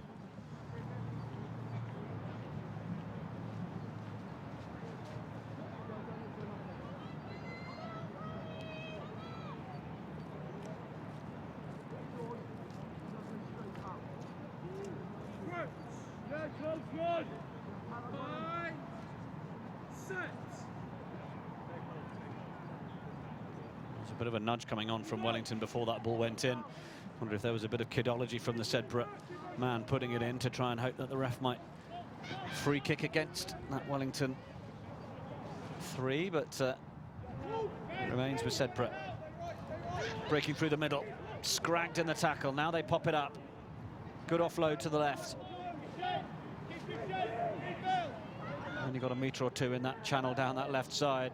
Wellington straight in with the tackles. It needs to be quick hands from Sedbergh. And then it's a good enough pass left to right. Got the last two here. They are trying to use this width, and now they find it. It's going to be the option. Two men on the tackle. One brings him down, the other trying to go back in for the ball, but the second man in for Sedbergh did well. Now they're going back through that central channel. Almost a carbon copy of how they set up that first try there, Chris. It is, and Sedbergh just realising that Wellington, they need to challenge Wellington's defence. Wellington are using what I'd call a New Zealand tactic of sitting off and looking to go side to side with their defence and hoping that teams get to a wide breakdown and chuck numbers in, look for turnovers. You know, Sedbergh very, very cleverly decided to take them on in the middle of the park, and Wellington don't really know I don't know if they've worked out quite how they're going to deal with it yet. Great opportunities, these tournaments, for all these boys to be tested in that area. Play what you see, deal with the problems that are created. Ball loose on the floor, but now chance to just pop it back inside instead of taking the contact on that occasion. Looking for support again here, but that's a little more loose, and Wellington will try and apply more pressure.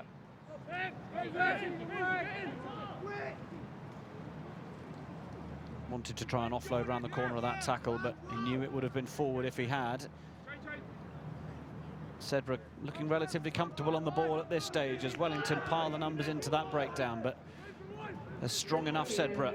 And now they try and find some room on the wider angle out to the left. He's come back in field beautifully. One last tackler to beat. There would have been an advantage for the high shot, but Sedbergh get the second score. And they are just unpicking this Wellington defence perfectly. They are, and there was a fantastic line over there to cut back against the grain. But Wellington's defence, you can almost see how they train in practice. They're looking to go wide with their attack and use the big power runners, and their defence is hoping that the opposition do that to them. And Sedbergh are proving a far more astute opponent than they may have come up against previously, and they've realised that going through the middle and Wellington not putting pressure on at the breakdown is going to pay dividends to them. And they've got two scores from it. So great play by Sedbergh, great adaptation to what's in front of them. Wellington need to counter that and pick and choose their battles at the breakdown slightly more wisely. Well, we'll see if they can do that in the second half. It's Sedbergh 14, Wellington 7 at the break in this, our first semi-final.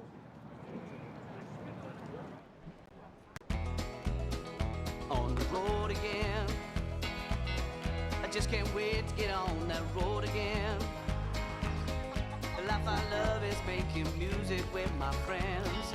I can't wait to get on the road. On the road again, like a band of gypsies, we go down the highway and away. On the road again.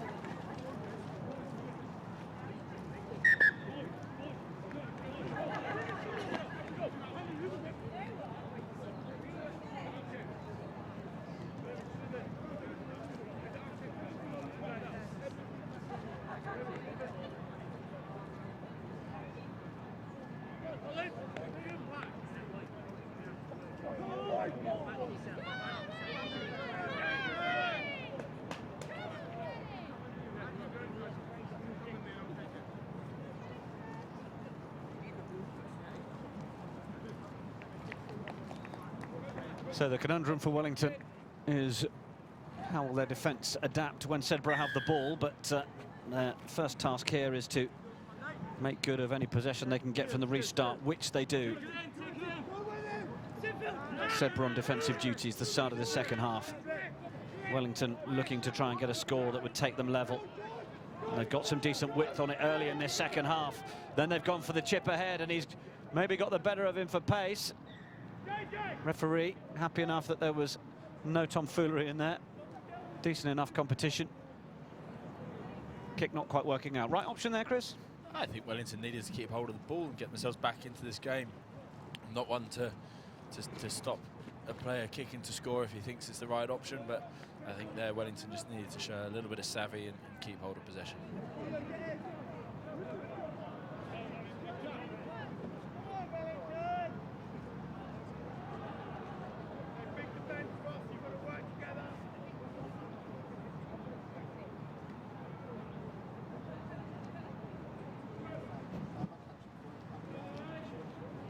Sedbergh defensive scrum.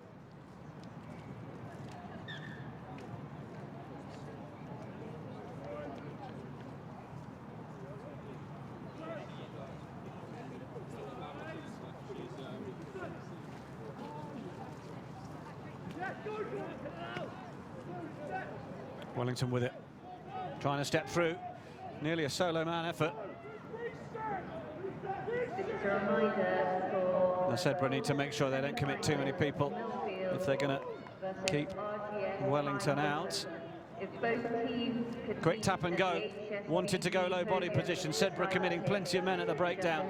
There's another penalty coming to Wellington if they don't score from this, but they will. Interestingly though, it's wide enough out to present a little challenge on the conversion attempt. Wellington just doing what they had to there to get the score and get themselves back into this game. They're going to make a fair fist of this, and I think this game is going to really grow and grow as the second half opens up.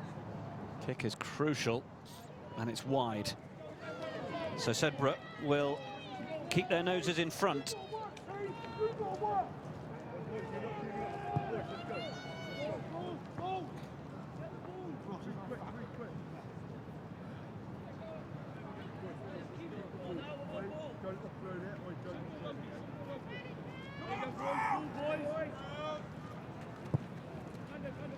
Restart from Wellington. Goes deep. It's been touched out by Sedbergh as well, so Wellington will have the line. Decent field position. Wellington will fancy their chances from here.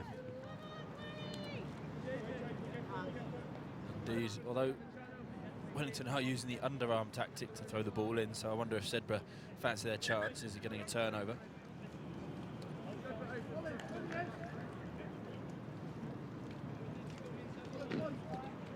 They've gone short at the front. Gone for safety. Yeah, absolutely. Long pass out to the middle, trying to get as much width on it themselves now, Wellington. Little step back in. Thwarted the first tackler, but it's been lost forward in contact. Great defence by Sedbergh there, realising they weren't going to win that breakdown, spreading their numbers and being able to put some real line speed on.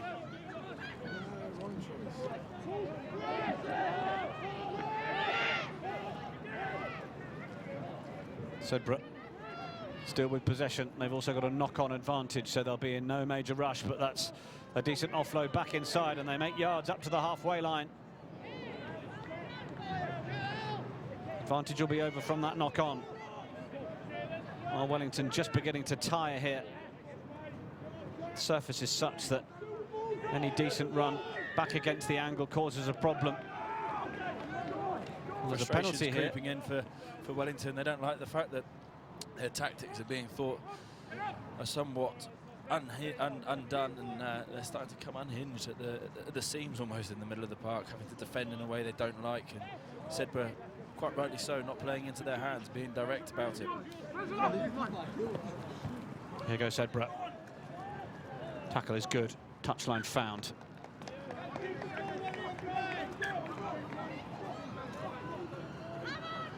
Wellington denied any chance to take it quickly. Temperature just rising on the pitch here. just 2 points between these two sides with great rugby pedigree. Again, Sedbergh putting great pressure on at the line out. Not getting the ball back this time, but enough to not make sure it wasn't clean ball. Sedbergh managed to make the tackle without committing too many people on that occasion. Then it's under pressure. Wellington nudging it forward. They certainly have crumbled under pressure, haven't they, Wellington? They haven't looked what we've perceived from the score sheet they would be, and Sedbergh have certainly thrown some challenges their way and put them under plenty of pressure to make mistakes, both the breakdown and defensively there as we see it, and also posed many questions in attack.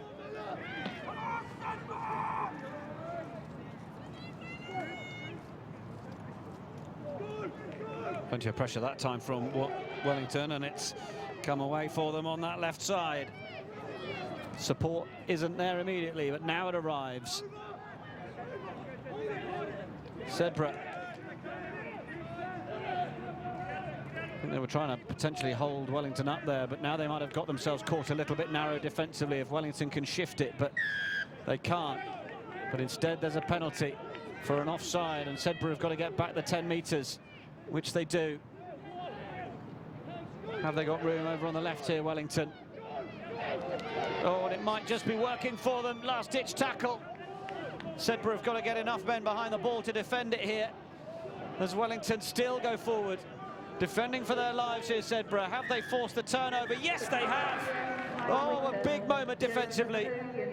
Fantastic scramble defence. They were missing their one-up tackles. And well, my apologies. The arm went up to Sedbergh, but in fact, it was a penalty against Sedbergh, and the try is in from Wellington. Goodness me, what drama. The referee certainly pointed the arm up towards Sedbergh on the line, but it ended up being a yellow card. And, well, what a turnaround. Indeed, and I think, you know, certainly wouldn't have thought that was going to happen then towards the end of that second half, and Wellington have clawed their way back into this. Definitely been challenged, definitely had a lot of questions posed their way, and if they are successful and go through this, they will have earned a hell of a lot from it. Well, it'll be interesting to see how much energy it takes the winners of the next semi-final to get through to that final, and what Wellington have got left. Conversion goes wide, but it will be the last act of the game, and Wellington have pulled the rabbit from the hat in this one. They won't mind how the win came about as long as it came about. They have run out of winners against Sedbergh in our first Colts semi-final by 17 points to 14. We've got Millfield against RGS High Wycombe coming up for you next.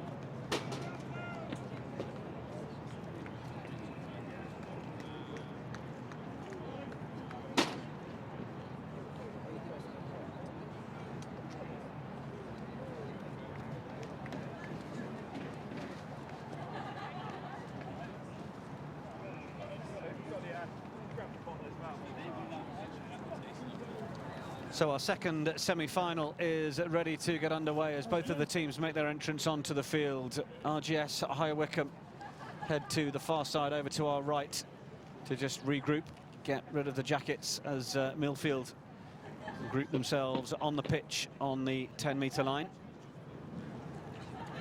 We know that they will be meeting Wellington in the final. Good to see the likes of England Sevens coach Simon Amor down here, who is watching on.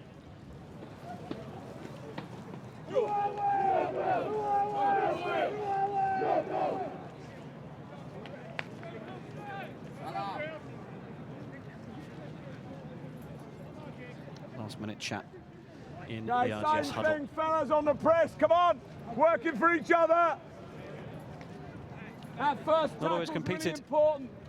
At the Sevens, RGS High Wycombe, they've acquitted themselves really well this year. Let's be there! Be there! On the press! We're underway. Millfield playing from left to right, and RGS playing out of their 22. Delighted to be joined in co-commentary by Dan Norton, who we will speak to in just a moment. England Sevens all-time top try scorer.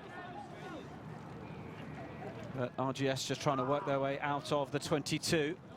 Hello.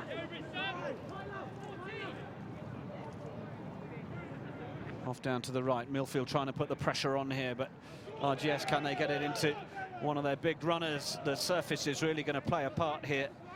And there's an advantage being played. In fact, it's a penalty to RGS High Wycombe. They will try and go quickly, but they've got possibly 3-on-2 over to the left here, but depends how well the Millfield defence drifts as they come right below our commentary position and into touch. It's a good opportunity to bring in Dan Norton. Dan, great to see you down here at the Rosslyn Park HSBC National School Sevens. I don't imagine that's a running track you'd fancy very much. No, not at all. Langton and I played here quite a few years ago now. It was a lot drier. How does it change the decision-making out there, given that you're not going to be able to change as much direction yourself, but crucially, if you can, I imagine, get the opposition's hips facing one way, then if you can be the one that changes direction, they might not be able to. Yeah, that's true. I think the main thing is obviously being able to move the ball as much as you can. So obviously it's dried up a bit more now. The aim is just to try and move the defence around, tire them out as much as you can. Yeah, like you said, it's not really made for sidestepping, but being able to play as a team, key be able to pass the ball wide and get onto it really well. As we can see here by the Millfield team, is what you need to do now. Yeah, one of the RGS players has taken a bit of a hit. He's down there, but and the referee has blown the whistle, in fact, just as Millfield were building towards a potential score. And give us an update on the England side of things. Of course, the win in Vancouver, an excellent result, and England the only team to beat South Africa twice on the HSBC World Series. So things not looking too bad, sitting second in the standings. Yeah, no, that's right. Yeah, it's a nice position to be in. 4 tournaments left to go. Yeah, it was an amazing win out in Vancouver, an amazing crowd, 30,000 people. The night was a pitch, quite new to the Sevens world, indoor as well. But yeah, we played really well over 2 days, got better as the tournament went on. We enjoy playing in the big games, and we passed off in good position on day one. Like I said, got better as the tournament went on, and scraped a good win in the final against a strong South Africa. Yeah, it's brilliant stuff, and certainly all behind you for the rest of the series. The 4 rounds to come, of course. Hong Kong next, is it? I understand. Next, yeah, so we leave next Thursday, so it's quite a quick turnaround. We got back last Tuesday, body kind of fighting the jet lag and trying to get over. Yeah, I had the opportunity. I had the opportunity to speak to Phil Burgess. We had a Facebook Live with him and some work I did with Pundit Arena, and yeah, he was there in body, but as for mind and spirit. That's generally how it is for the first week when you get back. But then again, we're kind of used to it now. You just got on with it. Yeah. It's not ideal, but no sympathy. Well, that's a decent run around, relatively untouched as he goes in under the posts, and Millfield open the scoring. First try goes down.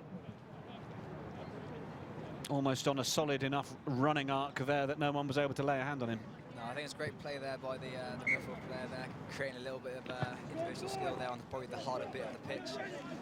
A nice kick underneath the poles for the we scored! Let's get the press going again! 7-0 Millfield open the scoring.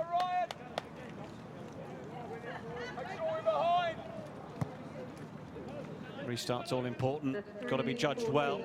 Millfield arrived just as the ball did as well, but RGS have done well to hold on to it. RGS, of course, school of former Northampton Nick Beale and England's Matt Dawson. And maybe a commentator or two. 1997, what a great year to leave RGS that was. Trying to get their men over the ball here, RGS, but Millfield have done well to get that from the ground. They had the penalty advantage coming from the offside, but the referee decides that they will need to blow the whistle and get RGS back those 10 metres. It's a good cut in field. Excellent tackle. RGS trying to get that second man in, and the referee giving the benefit there as Millfield hold on in the tackle.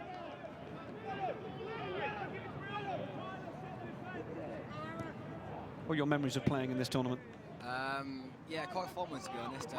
We didn't do as well, but it was an amazing opportunity to come out of gritty Gloucester, coming down to London and playing a massive tournament back in the day when he was 18 or something. One of the biggest things you can play in the Central. Unfortunately, lost in the quarterfinals to Millfield. John Brake was playing in a strong Millfield team. There you go. But yeah, it was good. It was the first time we went out and stayed in a hotel overnight, which is quite a big thing at 17, 18. Well, it's another similar run from Millfield, and they're managing to get in for try number 2 here. They're fancying their chances of getting both feet into that final against Wellington. As we hear the thoughts of England 7-star Dan Norton, who has kindly joined us for a few moments up in commentary. And with the conversion to come, a chance for Millfield to take a 14-0 lead. Let's not count our chickens.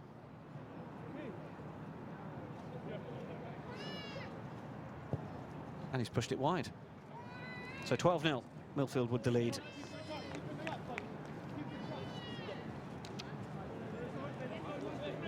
Were you getting a flavour at that stage when you played in the Rosslyn Park Sevens that this was more likely to be the game for you at that stage? I enjoyed playing sevens from a young age. Again, obviously the space and opportunities to run and score tries was obviously pretty welcome in my career, but at the same time I was enjoying playing rugby. I was just enjoying playing rugby at the time. Any rugby? Yeah, exactly. And I never thought I'd be in this position. Ball defence, Will! Defence! Make it, Tyler! Will, keep coming, yeah. Something these guys can be. Any stars can be yeah. Your love of tries, scoring tries never waned either, did it? Such as the amount that you've managed to put down over the World Series. As RGS get one back on the scoreboard, which will certainly keep things interesting as we edge ever closer to the break.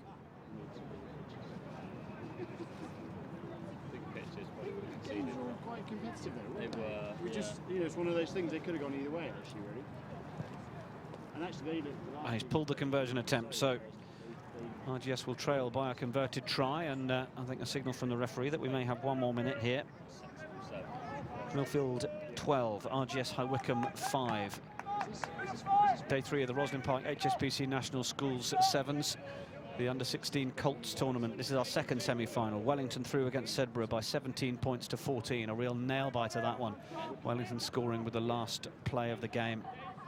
In typical Wellington fashion, you might say. Millfield having to create from just outside their 22. That was a strong fend, and the last man for RGS is not one of the biggest, and Millfield now will put the pedal to the metal to try and get away, and it looks like it will be. Try number 3. Sometimes just a simple use of the gas will work. Sometimes it helps, yeah. A knowing smile across the face of Dan Norton there. So this may well be the last act of the first half.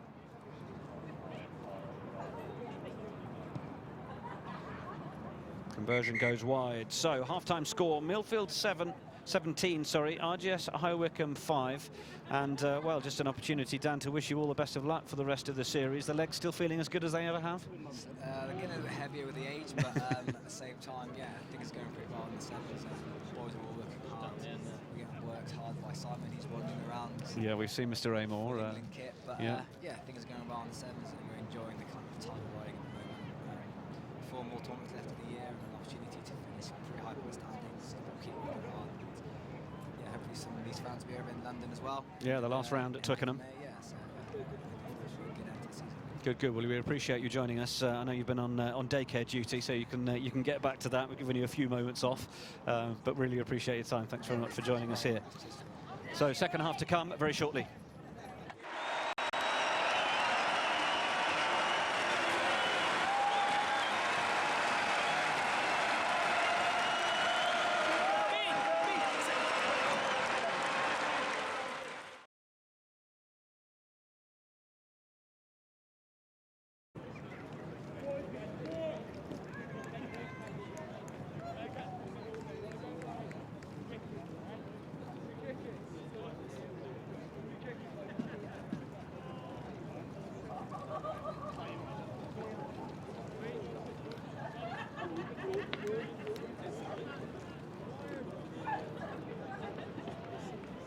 RGS High Wycombe ready to get us restarted. 12 points the gap between the two sides.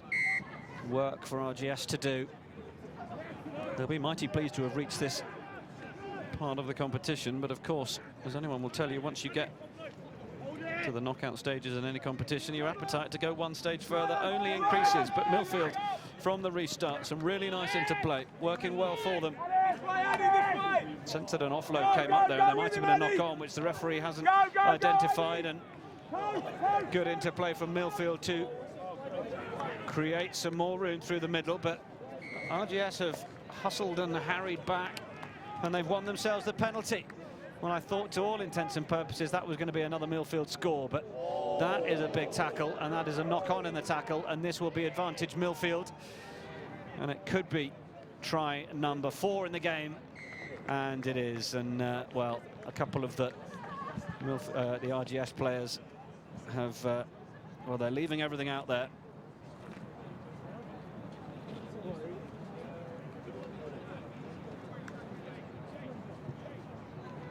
Conversion is sound, so Millfield looking more and more in control of this now.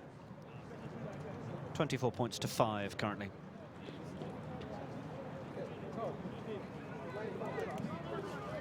Okay, guys, 1 minute up press. All it takes, 1 minute up press.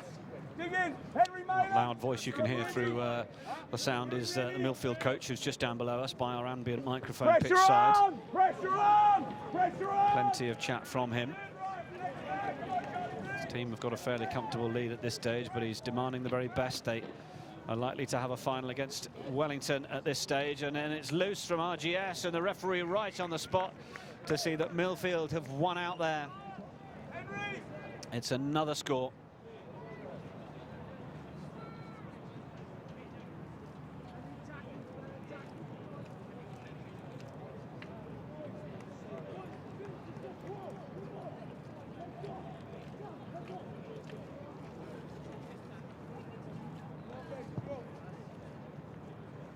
Great kick, Charlie. And it's converted as well. Millfield 31, RGS High Wycombe 5 now, and well, the boys from Buckinghamshire are just falling away now.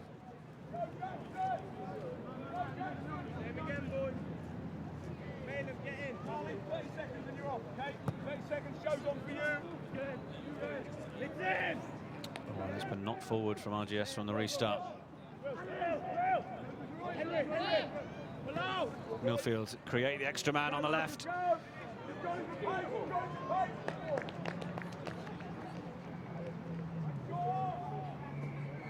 They're raining in from everywhere now from Millfield.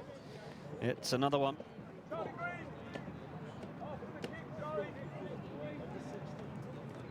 Edging slowly but surely towards 40 points. Lloyd! Oh, outside of the upright. 36-5 at Millfield now.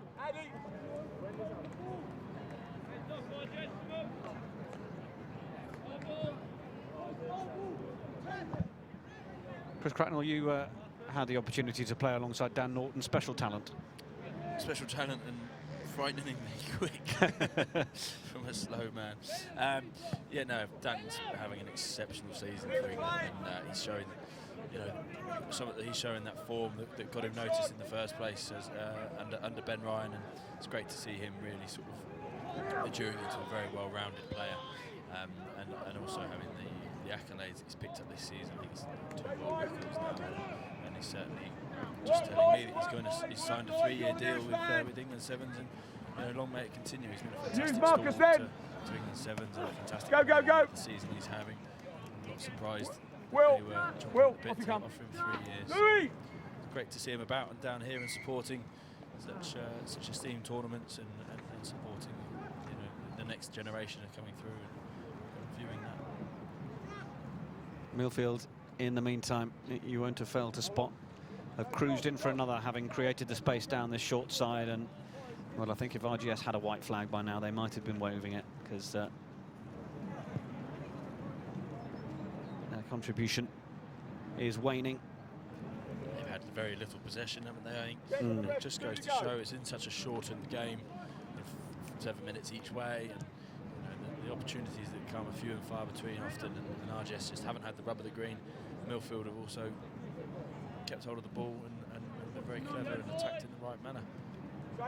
Certainly had a very thorough run around the outing, despite that slight error that's crept in there, and maybe an opportunity for RGS to just get there. Marcus, just take it steady. Don't take tails up and not necessarily back into this competition, but to finish with a flourish and finish on a high. Yeah, certainly. Millfield defence has been excellent. They're putting pressure on at everything. And RGS create another score to go with their one from the first half. It's a good surging line on the inside. Then they pop it up again, but then it's a really loose ball, and now it's going to be a foot race. But RGS have done brilliantly to pick that up off the floor. First man in. Now they recycle. Trying to create, trying to isolate this last defender on the right as the defence comes across, but RGS will get in for that score, and good to see they had the appetite to do so. They did, and much deserved to them as well. They kept going, and the offloads just sticking, and that's sometimes what you need in sevens, is that little offload to stick and go to hand, and defensive error to open up an opportunity for you. And it was a good, well constructed try by RGS. Who's the blessed beat? Like Millfield win.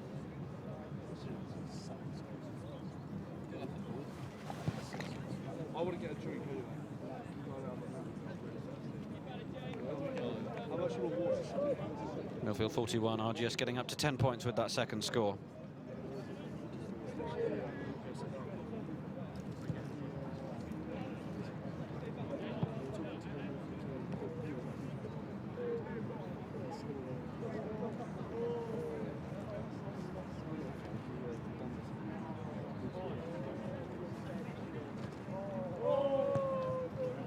Restart from Millfield, from RGS. Not good enough. Guys, keep going. Free kick Millfield. Can't imagine it's too easy kicking the ball out of the mire. The mire in the middle, no. Keep the ball. Right back. And the other way, Louis. RGS still up, putting the pressure on. Nothing's going to be a given here for Millfield. They're going to be made to work for it, but they've done very well so far to work for the tries that they've got. Interesting to find out then what sort of intelligence Millfield will have when they face that Wellington side, as Millfield decide the best thing in that scenario was to just take the touchline into play and end the game, which has finished Millfield 41, RGS High Wycombe 10. And well, the Buckinghamshire boys have acquitted themselves well to get this far in the tournament. Millfield will go on to the final to take on Wellington. And we look forward to bringing you that game very soon. Thanks to Matt Rodden, who is one of the World Rugby Sevens referees who was in control of our game here. But our next game up here will be a Vars competition between Cheltenham College and Giffen Gur. And if that's not incorrect Welsh pronunciation, I don't know what is, but we'll be back shortly.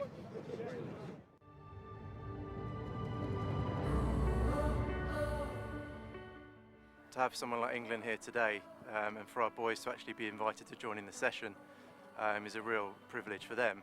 But it's also a huge accolade that Eddie Jones wants to bring them back here, you know, twice a year at the moment. So it's a huge thing. Oh, it was so cool. I've seen these players on TV so much.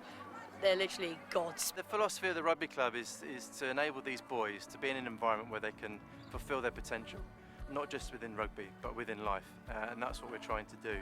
And it's a great vehicle and a great sport to do that.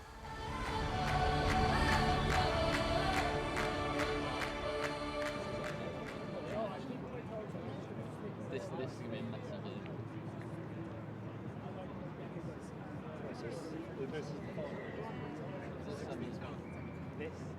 No, that was the semi-final. Just finished in Millfield, Compton, and this is a we've got another couple of rooms in. These are rooms in. Yeah. Cheltenham against.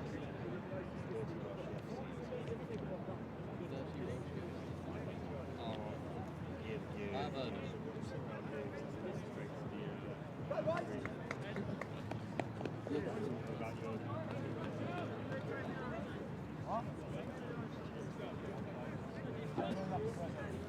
Got it, boys, land the one! So we move on with coverage of the National Sevens Vars. It's the Group I match between Cheltenham College and Giffen-Gear, and Cheltenham receiving the ball, just knocking it forwards. Now, Josh! Referee for this one is Robbie Bourke.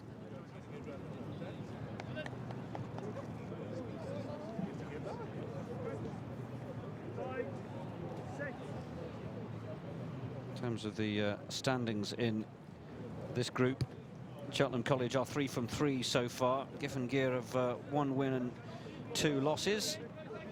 Cheltenham beating King's School Bruton and Mount Kelly, and Merchant Taylor School Northwood. So they're certainly looking the stronger in this group. Now they come forward up to the 10-metre line. Couldn't gather the ball though. Giffen-Gear losing out 17-24 against Merchant Taylors, then 14-24 against King's School Bruton. They beat Mount Kelly.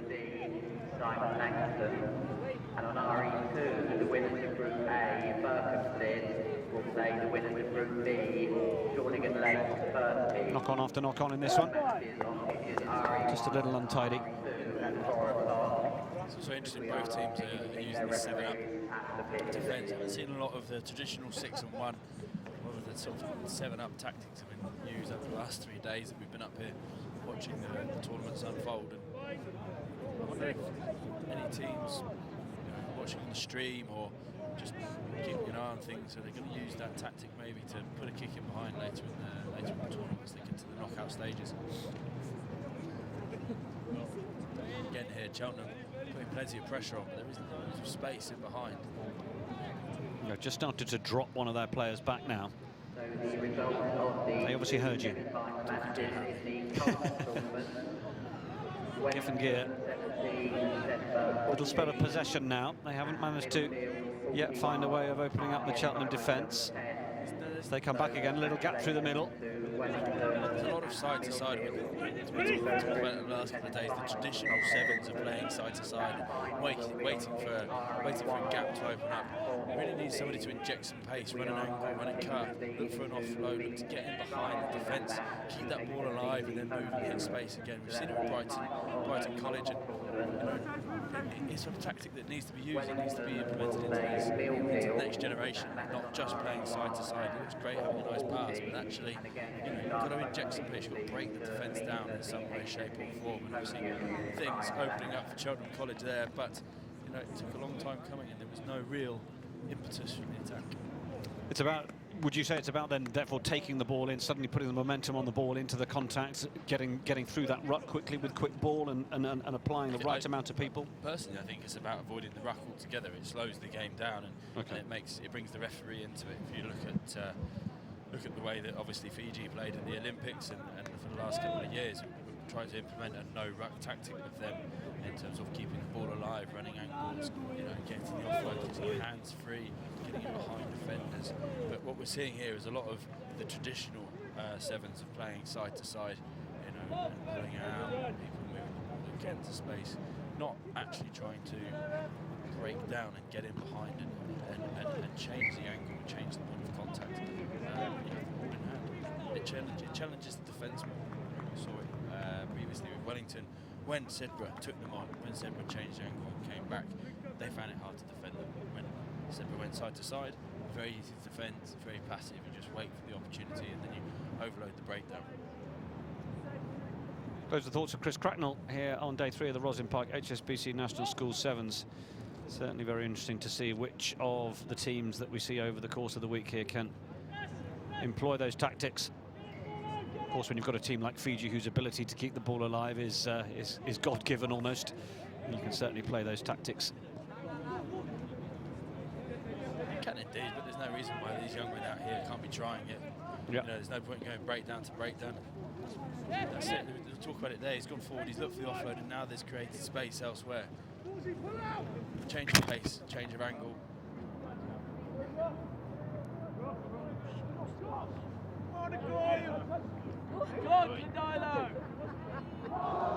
Cheltenham using just raw strength really through the middle on that occasion, and they get a second try to go with their converted effort. And more strength and purposefulness. There was something about that carry. He knew he wanted to go forward. He knew that going side to side wasn't going to get them anywhere. And, it's about backing yourself, especially at this young age. Kids going out, believing in themselves, doing what they can do, and showing what they've got. And the young lad going over there to score. It's this brute strength. Still going to the try line. Why not go out and do that if it works?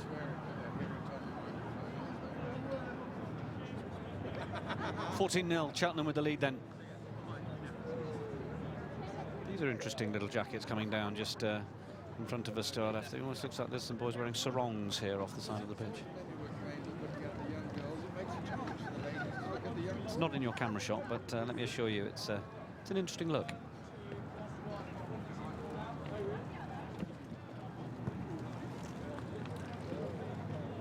Ball high into the sunshine, taken down by Clifford Gear, just outside their 22, and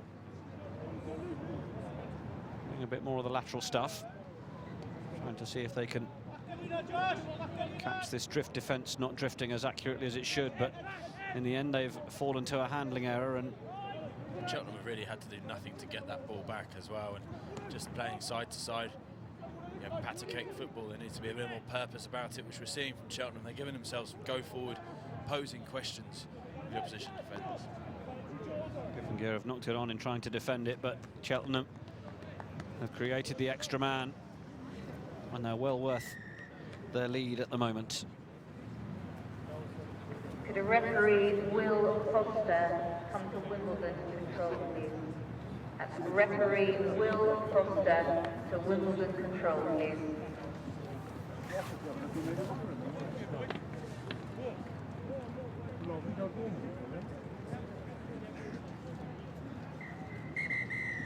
Well, not putting a foot wrong really, Cheltenham, and as Chris Cracknell says, at times being gifted possession by Clifford Gear. It's 21-0 to Cheltenham at half-time in this under-18 Vars match.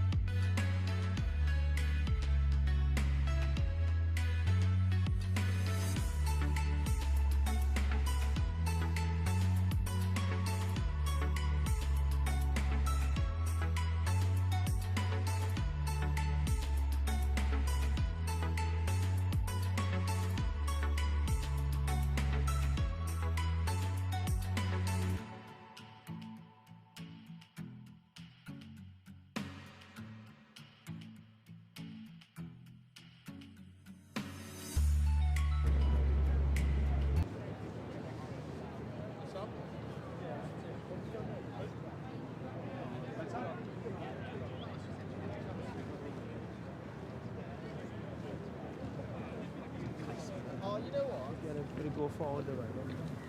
Oh yeah.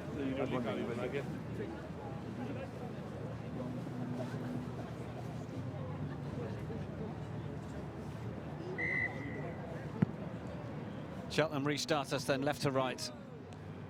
No one from Giffen-Gear is there able to get a hold of it, so it does find touch. So Giffen-Gear will have the line-out throw.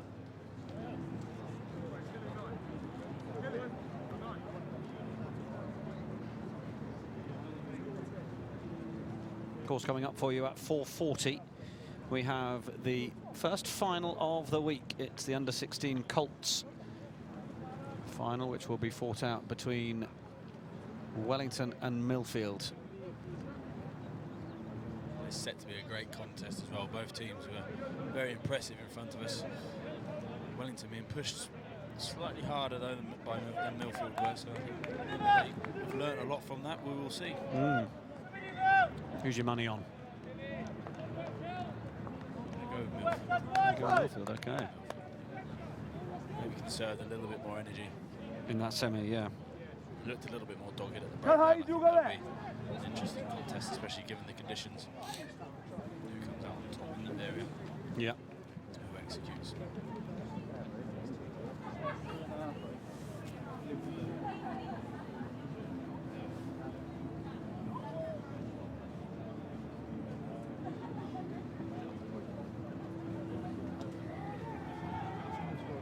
Cheltenham. Little dummy wrap around.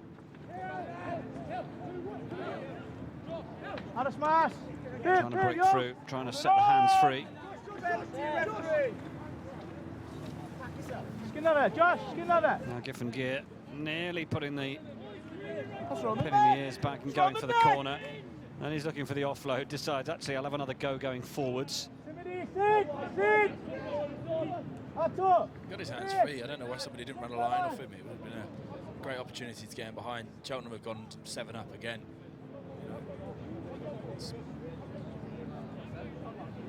Well, now they might be through, and they are.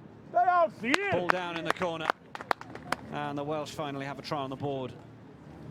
Great to see them have a big go forward and back themselves. Maybe the coach at half time obviously told them to back themselves, go forward, create opportunities. Good pace, good step for the man to go over the corner, good finish. Yeah, it certainly is. So to confirm the round of fixtures at 4:20, the first elimination round for the group winners in the... Where's your struggler? 2 minutes, 2 minutes, come on, yo! And on RE2, Kingswood will play Stow. Those matches at 4:20 on RE1 and RE2. Could we ask Kings to meet their referees at the pitch for those kickoffs? 21-5 in this now.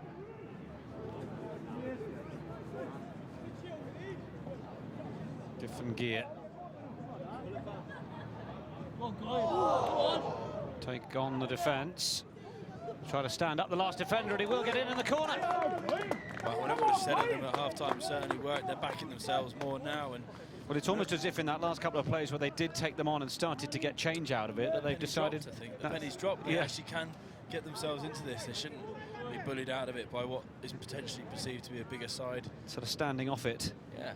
But actually, they need to have a go. You need to take things on your terms in sevens. You can't wait for something to happen. It's not going to just materialise out of nothing. It's got to be created and carved out at times.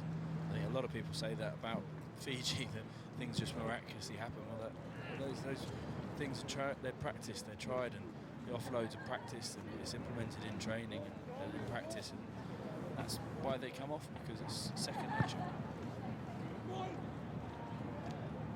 Restart from the Welsh after their second score. Great pressure by the Welsh team here in their defence. They're not biting in, they're pushing pressure up, they're working hard. Good fend from Cheltenham as they came through there, but Giffen-Gear have just managed to get themselves reorganised, but then he's straight through the gap here. Support is only on his right shoulder at the minute, but then it's bowled away and it's well gathered and then out of the back door on the right side, and it will be cantered in from here. And that was a well-worked score by Cheltenham. Well, the door was opened by Gear by not defending where the ball was and drifting for no real reason. They were in control defensively, and they just started to drift and worry about the men on the outside. The ball hadn't got there yet, and Cheltenham's offload game was absolutely subliminal there to get the score. I didn't mind very well. Down low. Not on it, boys. Go by the way. Conversion attempt is wide, but it's Cheltenham 26, Gear 10, and much as Gear have looked brighter and offered a bit more at the start of the second half. Cheltenham are more in control. The sun's just dipped behind a cloud, and the temperature's dropped about 15 degrees. Deceptively chilly out here on day 3. Gear from their own 22.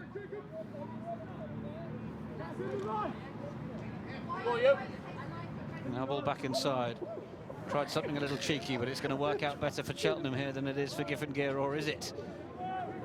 Come forward off a yellow hand. Advantage is over from Robbie Bourke, our referee.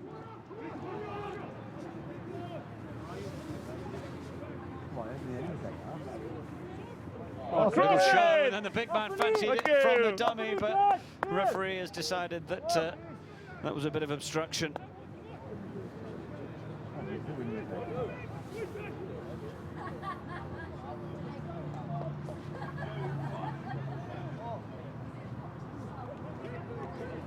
Up to the halfway line, Gear now. They need to get the support in, but the turnover is great, and the Cheltenham number 3, who's a little bit of fresh legs, has been doing an awful lot of good things for his team. That's the same, then, ref. They're going to need him to get in there and deliver some service. Down the right. Trying to get the Welsh side to bite in again. Good offload back in field, and that was just well timed enough through the tackles of Gear, who are tiring now, it's fair to say. It is, and it's just showing in their defence. You watch there, the defence was coming across nicely and supporting the tackler. Unfortunately, everyone's watching the guy carrying the ball, and they're not picking up the trail runners. And that's all that labelled that offload to go to hand, and for the guy to run clear under the post. Was everybody's ball watching, scanning, and looking at what's going on. Well, that's the full-time whistle. Cheltenham, the victors in this under-18 Vase competition, they will move through to the knockout stages.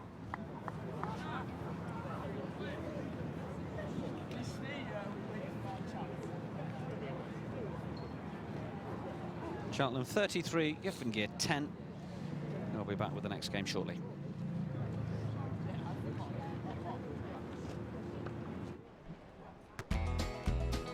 On the road again, I just can't wait to get on that road again. The life I love is making music with my friends. I can't wait to get on the road. On the road again, like a band of gypsies, we go down the highway and away. On the road again.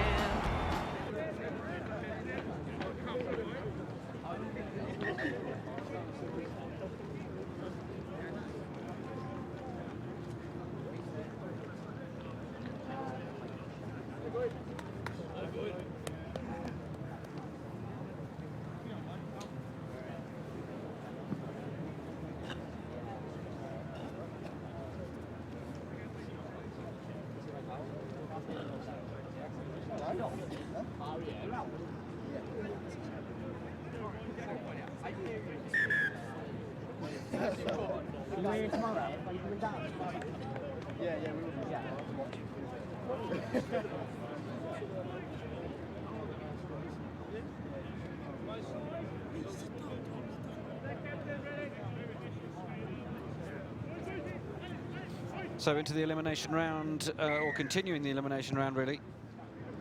In fact, no, we are into. That last game was a group game, and this is the start of the elimination round. So this 4 o'clock game between Simon Langton Grammar School for boys and St Peter's School York. It's Simon Langton on the ball currently, and they have had well, a run of wins in Group D. They finished top of the group with 4 wins out of 4.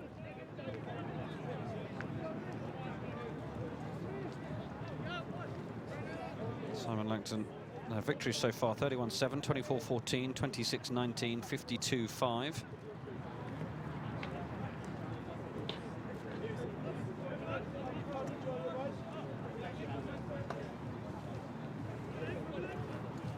Tried to get the offload away, but it was just knocked forward on the floor. Now St Peter's going to be able to make best use of the advantage. Referee, and I think he'd blown the whistle before it came. St Peter's, well, they finished top of their pool, as those teams in the elimination round tend to. Strong teams will just get to the top with 4 solid wins, and they dispatched Hayes School, Langley School 31-24, a tighter game that one. Hymers College 43-0, Shawnigan Lake School 43 points to 7.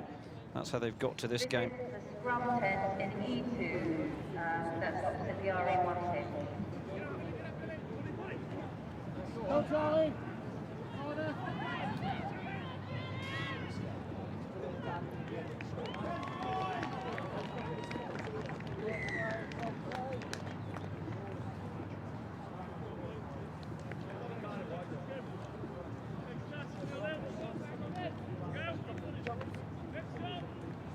Well, a try down for St Peter's York.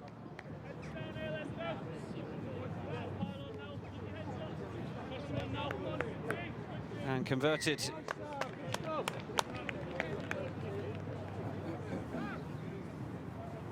$7-0 then. Games at first try. Goes down.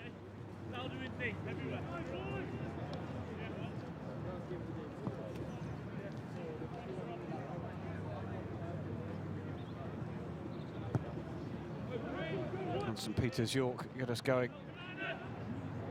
Once again, St Peter's left to right in the white and maroon, and Simon Langton, oh, that turned into more of a dummy pass than I think he initially had intended for it to be. Simon Langton just trying to work their way out of the 22.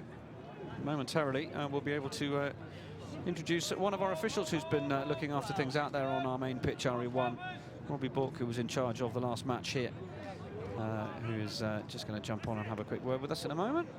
But in the meantime, Simon Langton just trying to keep the ball alive, and then they go into contact. He certainly likes steamrolling people, the Simon Langton 23. Ball is available. And now they play it wide. Looking to cut back infield, but now making the break. He's not got any support currently, but he's stepping around the last defenders. And now extra man pops up on that right wing. They come back into the middle. They slow it down once more, trying to find the opportunity to increase the pace and momentum. We heard Chris Cracknell talking about it just a few minutes ago as St Peter's try and force the turnover, but it doesn't come as the man goes off his feet. And it'll show back inside, and it might be an opportunity for Simon Langton College, Grammar School for boys to get in under the posts, which they do. Conversion to level it.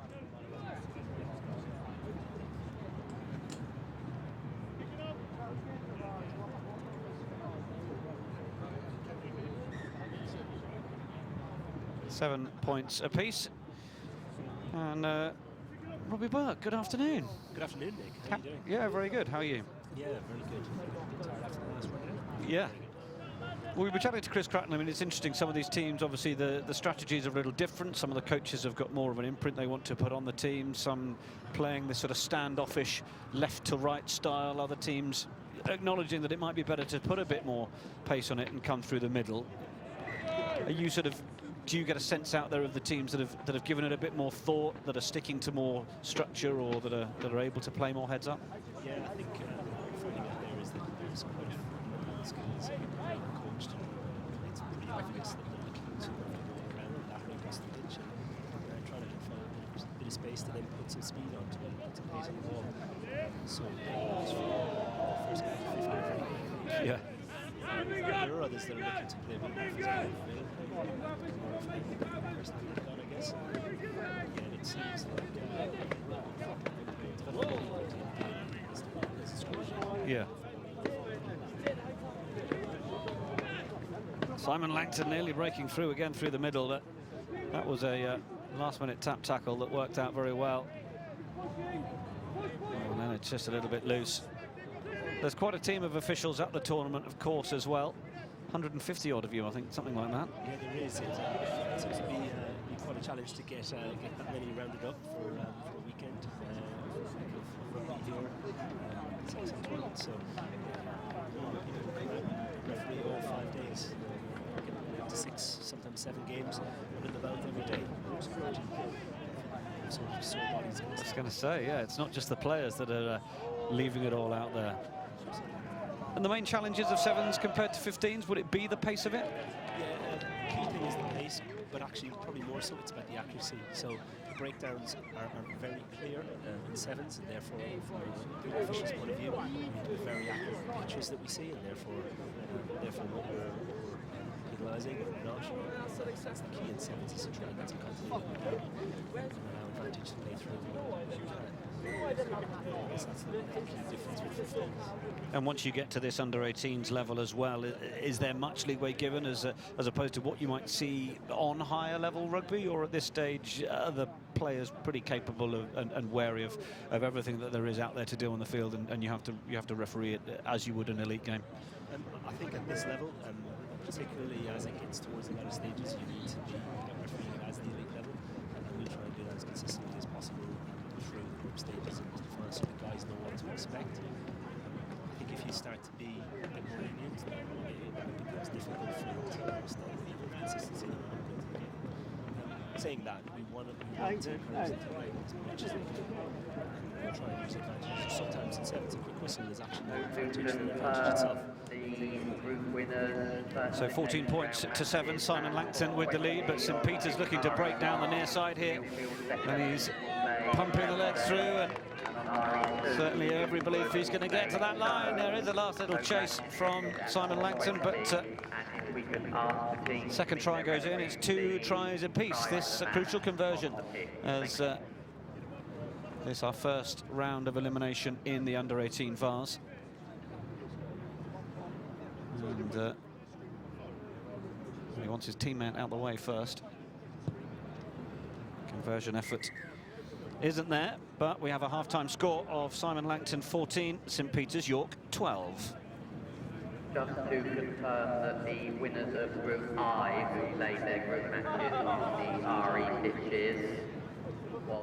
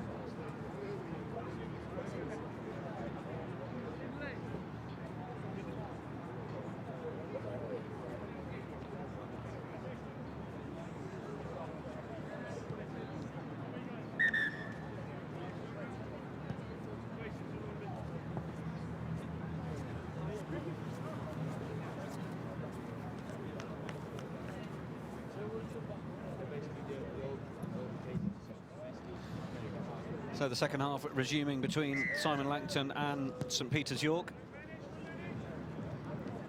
Simon Langton kicking us off from left to right. We've still got the company of Robbie Bork, one of the referees who's been taking part on the official side of things over the course of the week here at the Rosslyn Park HSBC National School Sevens. As the best nature of things on the far side is going to be a line out for Simon Langton, who have that lead just by the 2 points. 2 tries apiece, but that crucial conversion for St Peter's York just not going over right on the stroke of half-time. So that has left them still trailing. We can see, certainly on our coverage, we can see that there are brownier patches in the centre of that field and greener areas elsewhere where perhaps some of the quick boys can enjoy the running track a little bit more. How tricky has it been as the elements have arrived today, Robbie, to try and get a decent game out there? Yeah, it's very sticky out there, Nick. It's very heavy underfoot, particularly in the middle of the pitch. And I think the skill sets that we're seeing out there today are actually really, really good, given the conditions. As you get into the wider tracks, it's much firmer underfoot. It seems like some of the teams are trying to get out there nice and quickly to be able to use them. We were chatting to England 7-star Dan Norton just a little while ago, and yeah, he was saying he might not fancy it too much out there today. Wouldn't be made for him. Quite an interesting tactic we're seeing here this week, which is we've just seen there the player who's getting tackled taking a knee, so therefore the tackle is completed. Players need to release him, whereas the opposition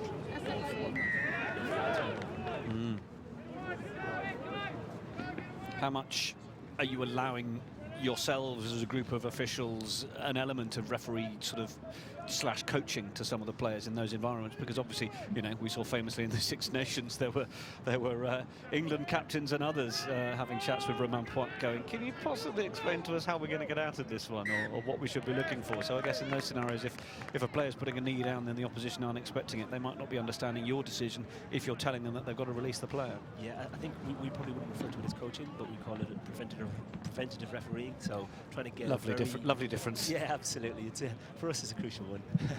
And I think it's key that we try and get a very clear message to the players, and we need to get quickly to them so they can react.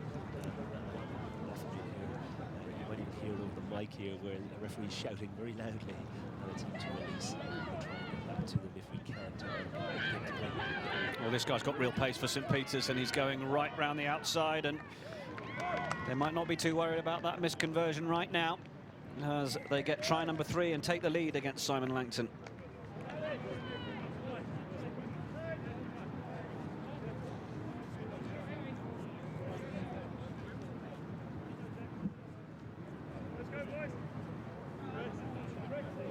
We'll wait the conversion. 14-17 with the extras to come. There we go. Simon Langton 14, St Peter's York 19 now. As St Peter's start to bring further changes. The referee pathway then, there's obviously experience out there in the Sevens game. Is there a preferred route in terms of matches or hours taken on one form of the game than another? So I think that we're starting to see a significant change now, led by where we'll be around the pathway for Sevens. In the past, there hasn't really been a clear pathway for Sevens. Local societies through regions. Big defence, boys, here. Next try, boys. To essentially the World Series circuit referees getting picked from their RFUs, from the and so on. Now we're seeing it quite different. This is the first year in the World Series that the officials have been selected, a larger group of officials are selected, as much really as a training base to try and get the development of referees from different places. And World Series referees here this week. Yes, he was on the game prior to you in that second semi-final. Just as we see St Peter's go in for another score, and where Simon Langton were looking largely in control in that first half. Well, in fact, I think the referee's called time off. He's just checking with his assistant, and I think the assistant might be signalling there was a bit of a knock-on. So there is no score. Knock-on indeed the call. You're getting an insight now, Robbie, as to how important those signals are for a commentator in the stand. Absolutely. Very much aware. Yeah. Very much aware for the spectators watching. Well, equally, yeah, quite right. Yeah, so I think the development pathway for the Sevens now is becoming much more specific at the world level, and we know that will drop down into the individual football unions and regional ones, as we see. Simon Langton just breaking from their own half or from under their own posts at the minute. One of the St Peter's players is down. St Peter's decide to bundle the last man into touch. Bit of a shoulder knock for the man who is now back to his feet. Sorry, Robbie, yeah, continue. I mean, your pathway yourself, how long have you been refereeing now? So I've been refereeing nearly 7 years now. Okay. And I started at my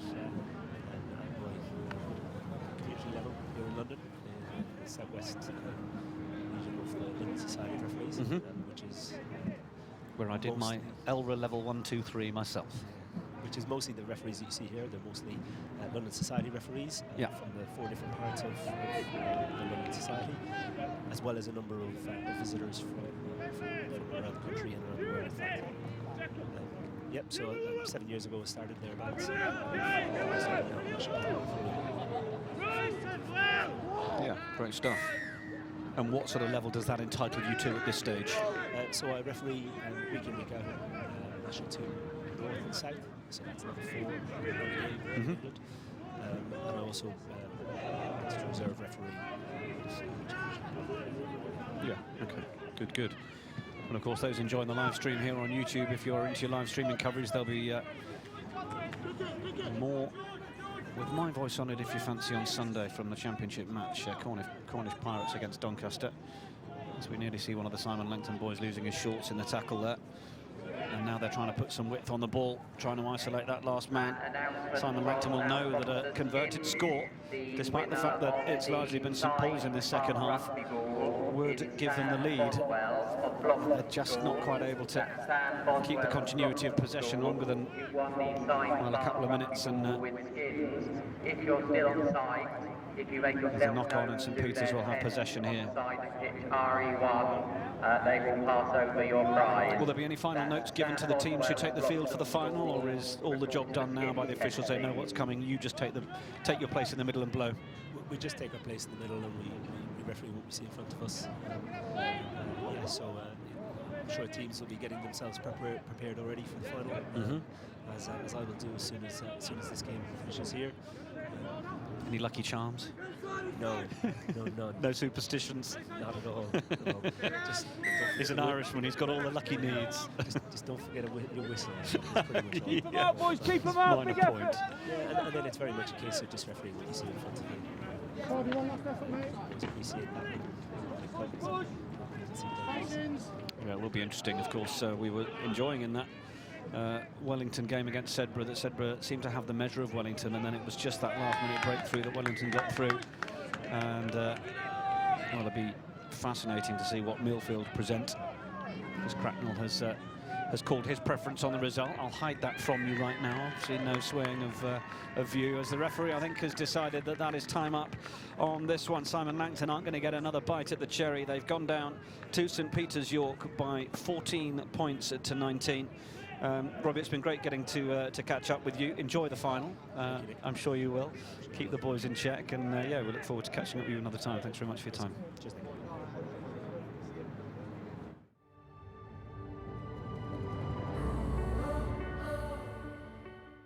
To have someone like England here today, and for our boys to actually be invited to join in the session, is a real privilege for them.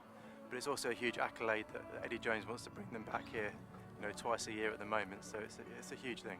Oh, it was so cool. I've seen these players on TV so much. They're literally gods. The philosophy of the rugby club is to enable these boys to be in an environment where they can fulfil their potential, not just within rugby, but within life. And that's what we're trying to do. And it's a great vehicle and a great sport to do that.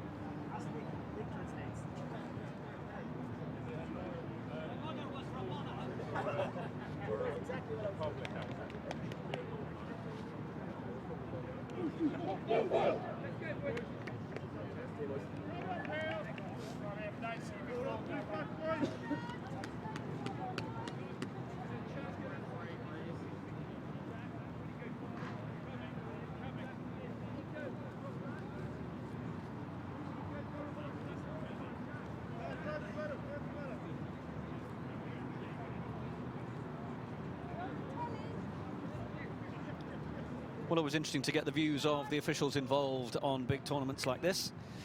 And our thanks to Robbie Bourke, who will be refereeing the final. We will hear from him, or see him rather, in well, just over 15, 17 minutes or so, as we build up to that Colts final. Millfield against Wellington.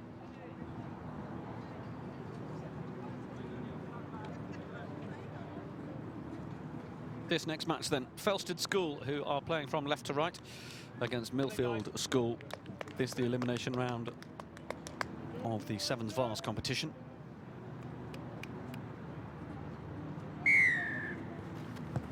Felsted, who were the winners of Group F, they had a very narrow win against Worksop, 22 points to 21 this afternoon.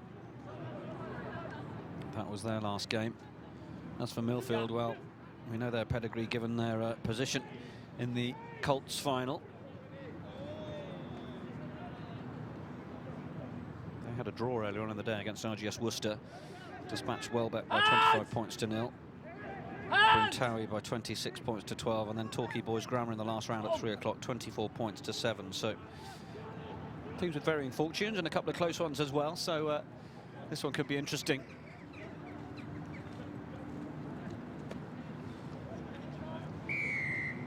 Guys, just keep spinning the ball there. Penalty to Felsted.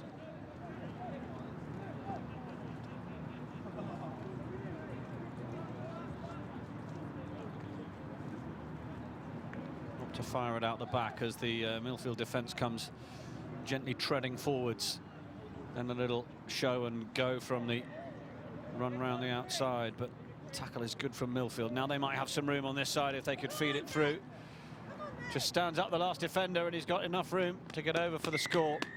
Last Millfield defender seemed pretty wary that he might not stop him from that range, but the one thing he could stop him doing was getting closer to the sticks for the ensuing conversion. You may hear a voice pitch side of the Felsted coach. This conversion attempt looks pretty good. And it is. Excellent effort from wide out on the right here. And Felsted take a 7-point lead.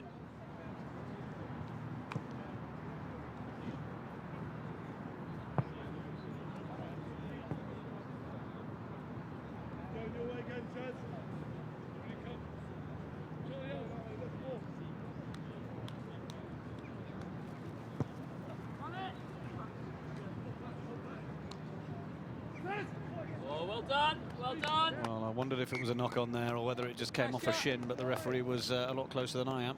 He has seen a nudge forward off the hands.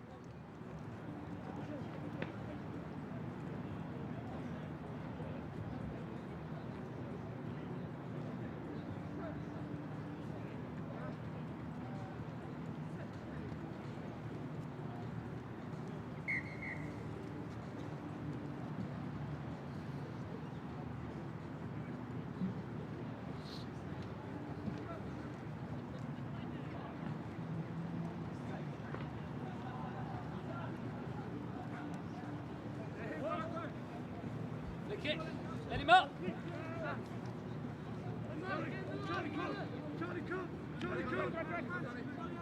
Good Luke.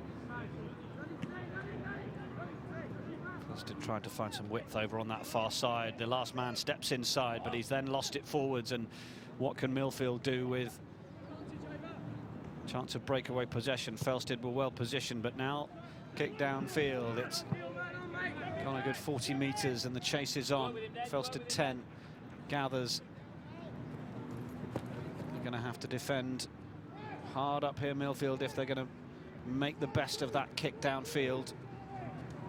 But Felsted might just be breaking through. It does really well to duck that tackle. And they pop it out to the left. Go with him, Nick. Go with him, Greg. Tackle was good. There's no support arriving from Felsted. Hands It low. does eventually arrive. Millfield had the men there to have potentially run through that breakdown if they wanted to, but they didn't. And well, I thought the ball might have been popped up there for Felsted for his teammate to run in and score under the post, but instead they've not quite made it happen, and then a little slip on the surface.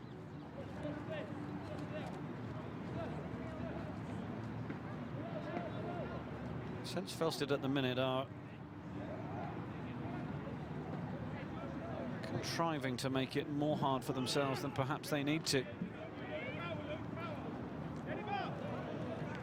Gets up off the floor, shrugs off the Millfield opponent, and now gets going down the touchline. He's got an option on his left shoulder, and that was really well played by the Felsted number 2. The try even gets down underneath the posts. Eliminating round for the group winners. Felsted finally finding the opportunity to break through and taking it. 19, Simon Langton 14, and Berkhamsted 29.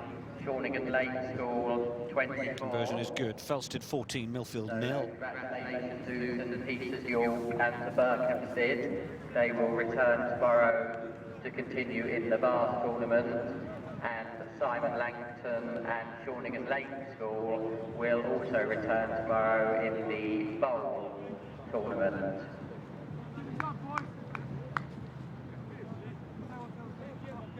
And the final game of the day on pitch RE1 at 4:40. Felsted's restart will be putting the pressure on.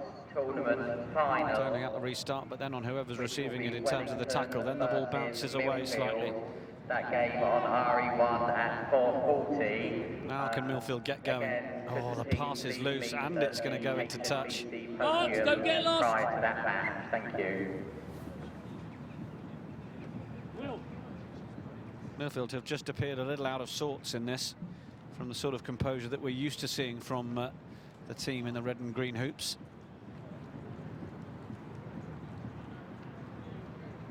Felsted will be very happy with where they are so far.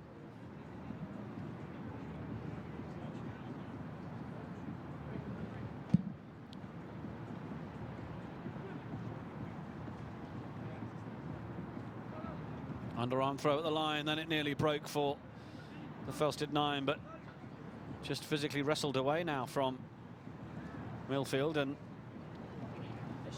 Felsted defence closes in, but now they get it to man on the outside, who's kept it in field to begin with. Felsted trying to shepherd him into touch, but now they come back this way and they put the little chip forward, and how quickly will that run towards this near touch line? It's just going to sit up, will it? Yes. And Millfield will get the chance to run in a score. The chase is good from Felsted to deny them the chance to get it closer for the conversion. But well, it might frustrate Felsted slightly to have conceded, but Millfield will be pleased to get on the scoreboard and keep in touch, as our clock shows that we've had all we will have of the first half as this conversion awaits.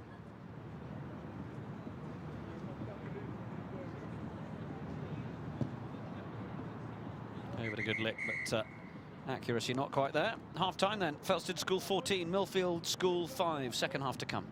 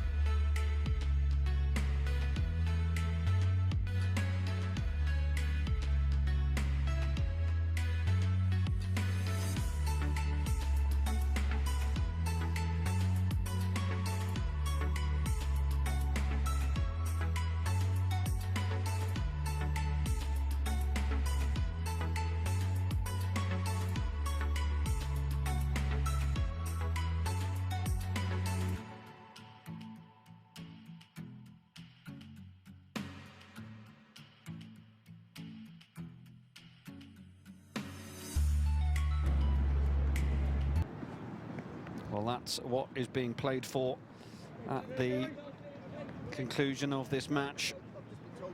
The Under-16 Colts Cup here at the Rosslyn Park HSBC National Schools Sevens. It'll be fought out between Wellington and Millfield at the Under-16 level. At Under-18 Vars level, well, Millfield are trailing. 9 points between the sides.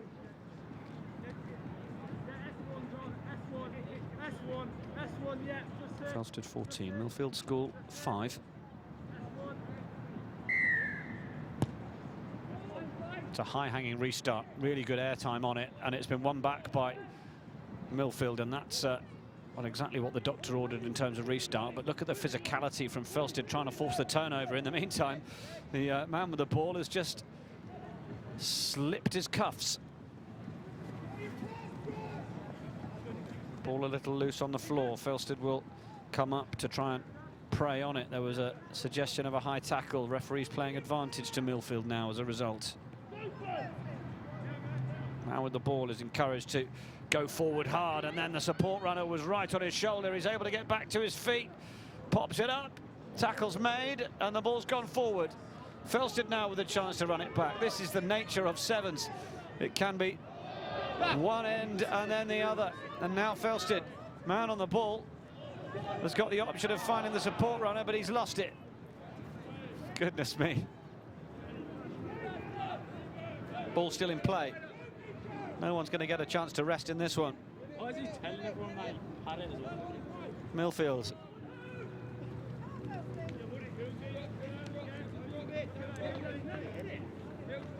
Tackler eventually brings the man to ground. Ball knocked forward.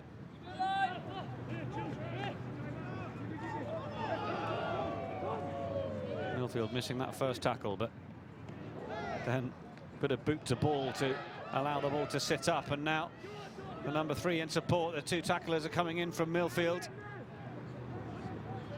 They've got a support runner on the left here if they can find him and he can get into the corner. Tackle is going in, but in fact he will have the chance to run it in closer, and Felsted get try number 3 to reassert that 14-point lead.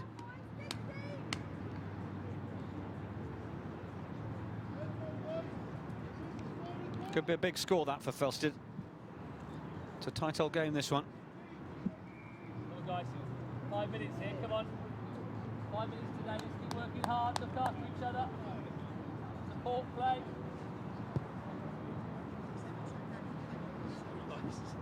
Conversion close, but no cigar.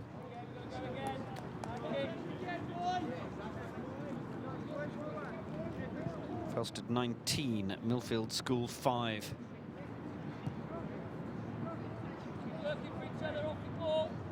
Still plenty of time for Millfield. If they're going to get a score back, it needs to be fairly soon after this restart. Plenty of faces down here on day 3. We've seen the likes of Lewis Moody, Charlie Hodgson, Will Greenwood, and Danny Grucock down here yesterday. Nick Easter also here earlier today. We spoke to Dan Norton here in co-commentary. England 7-star. Plenty of the big names we've always seen down here at Rosslyn Park.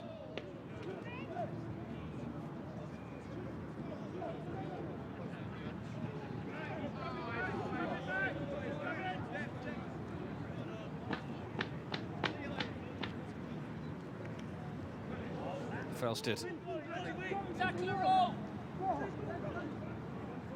That's the ball on the floor. Millfield in a perfect position to take advantage, and where will this ball bounce? Oh, it's gone back behind them. Felsted gathered it well. Now it's a little loose. Can Millfield use it as a chance to apply the pressure? Felsted just look a little more organised there.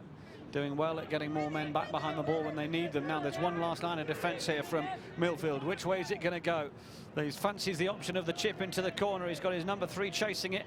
Millfield getting back as well. Millfield will gather it first. Oh, lovely bit of footwork to get rid of the last man. That was stunning. Can Millfield turn this into something? From the very start point, it would be sumptuous if they could, but It's a little loose now. And we'll sort of return to that state of stalemate, will we?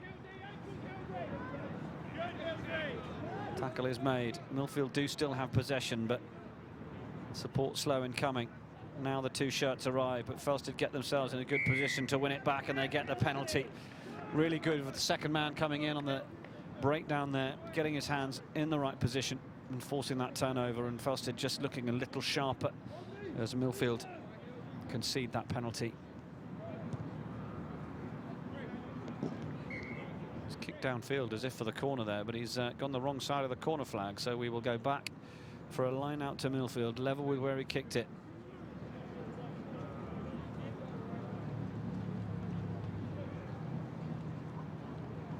Coach has decided that that'll be the last we see of the Felsted number 7 there.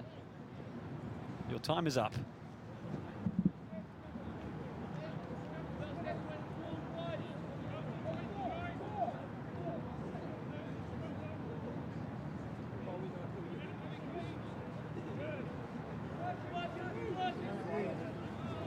Ball dropped by Millfield, and well, the shoulders dropped as well. Felsted use this point of the pitch to launch another attack.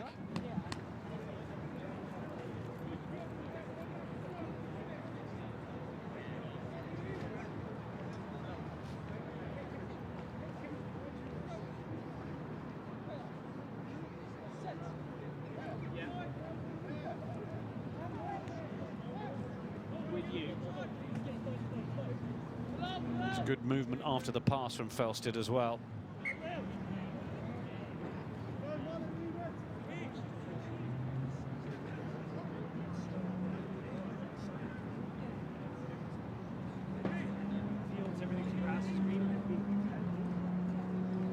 That's when Millfield thought they had an opportunity to break. It had come off possibly one of the Millfield boys' faces.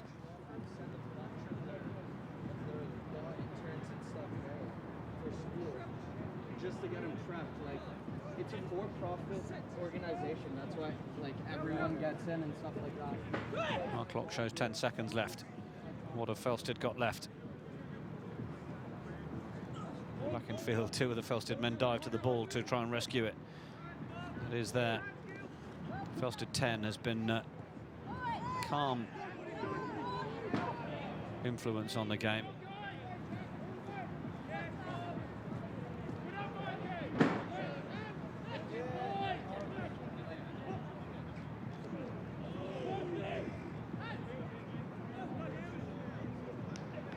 Just not quite getting going.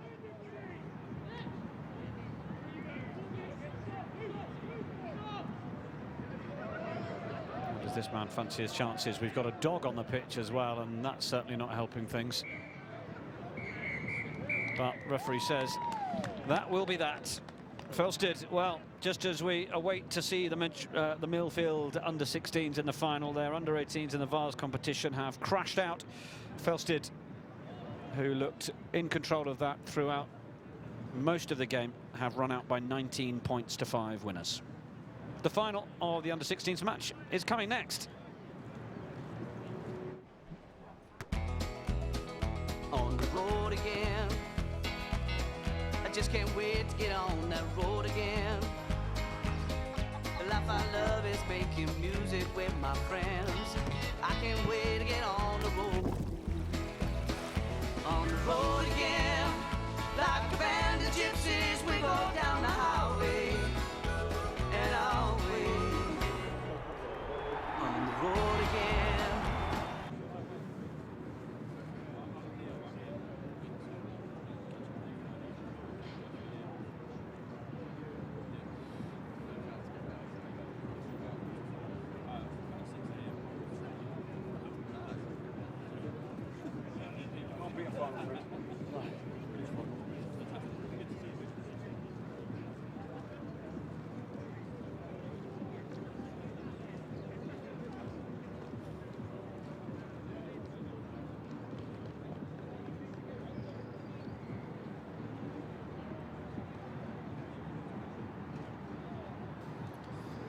So our teams are ready to make their entrance here for the Colts final. It's Millfield against Wellington. Wellington entering the picture on your left in their gold and black strip, and Millfield in the green and red hoops. Chris Cracknell joins us in commentary. Chris, you've already called Millfield for this one. Confident in your prediction? Relatively so. I think you know, Wellington just showed a few signs of weakness. But I think Millfield, although they're looking the smaller of the two teams, just were a little bit more clever in their display getting through to the final, and I think Wellington, hopefully if they've learnt their lesson, they will kick on, but if Millfield have done their homework, they should be able to. Yeah, the defence is going to be... Famous last words. Well, indeed, yeah. I mean, the defence is such a key part, but perhaps some of what we saw in that game between Millfield and Sedbergh was... between Wellington and Sedbergh was Wellington's contentment to go from side to side, and perhaps, you know, it's what they might offer or not offer in attack that could be the difference between these two sides. It is, and I think if Millfield get that go forward and attack the middle of the Wellington defence, they'll get some return. And we were talking about earlier about change of angle, not just playing side to side rugby. And as we see here, you know, they're putting plenty of pace on it, and they found that space early doors. Go on, Charlie Green! Having a go, and then the offload off the floor. Got a big shout in field, but it went to a Wellington hand. Well, I think it came, must have been tapped off a Wellington hand on its way back. So referee Robbie Bork, who we heard from a short while ago in commentary, he's in charge of this one, and it is a scrum to Millfield. And well, they've lived up to our match introduction in terms of having a go, and it's rewarded them with this field position. Decent idea there, as he was under tremendous pressure at the back of that scrum, just to chip it along the floor. You can definitely see that Millfield know what they've got to do. They've got to take Wellington on. Great work at the breakdown there, getting his hands off the ball and then back on. Wellington turnover. And Wellington, you know, on the opposite side of that, have managed to maybe work out where they went wrong in their semi-final match and improve. It's a great offload, keeping the ball alive. We want to see rugby sevens. Just found the touchline on that far side, but yes, it's interesting as to, of course, Wellington with that physicality and that defensive prowess, they are strong, and as you mentioned, they're a slightly bigger side, so in those areas where Millfield might get caught in the breakdown, Wellington will fancy their chances of those sort of turnover positions. We were chatting earlier, Chris Cracknell and I, about, well, telling us about the exploits, of course, while Chris was coaching with Fiji, and to try and avoid those breakdown situations where possible, and perhaps, given the relative merits of either side here, that would be a more sensible strategy for Millfield. Wellington, you see, they're not just realising there's no option, they may as well leave it. Having a dabble at that second breakdown, getting a bit of return off it, picking their battles wisely, and that's what I think they've learned from their semi-final. They weren't doing that in the semi-final, they were just allowing Sedbergh to keep the ball and attack them in the middle of the pitch, waiting for the opportunity to come, and now realising when the opportunity there and it needs to be worked. Well, it's every man for himself out there, because the ball presents itself at the bottom of the breakdown, and it's simply whoever can get their mitts on it first, almost.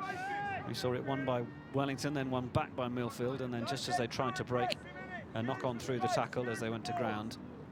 The tactics are interesting as well. You look at it and you watch the tackle being made, and then somebody goes straight on the ball rather than actually trying to make that into an attacking situation and attacking the breakdown. Players, it's such a thing as you see it on TV, just going straight onto the ball.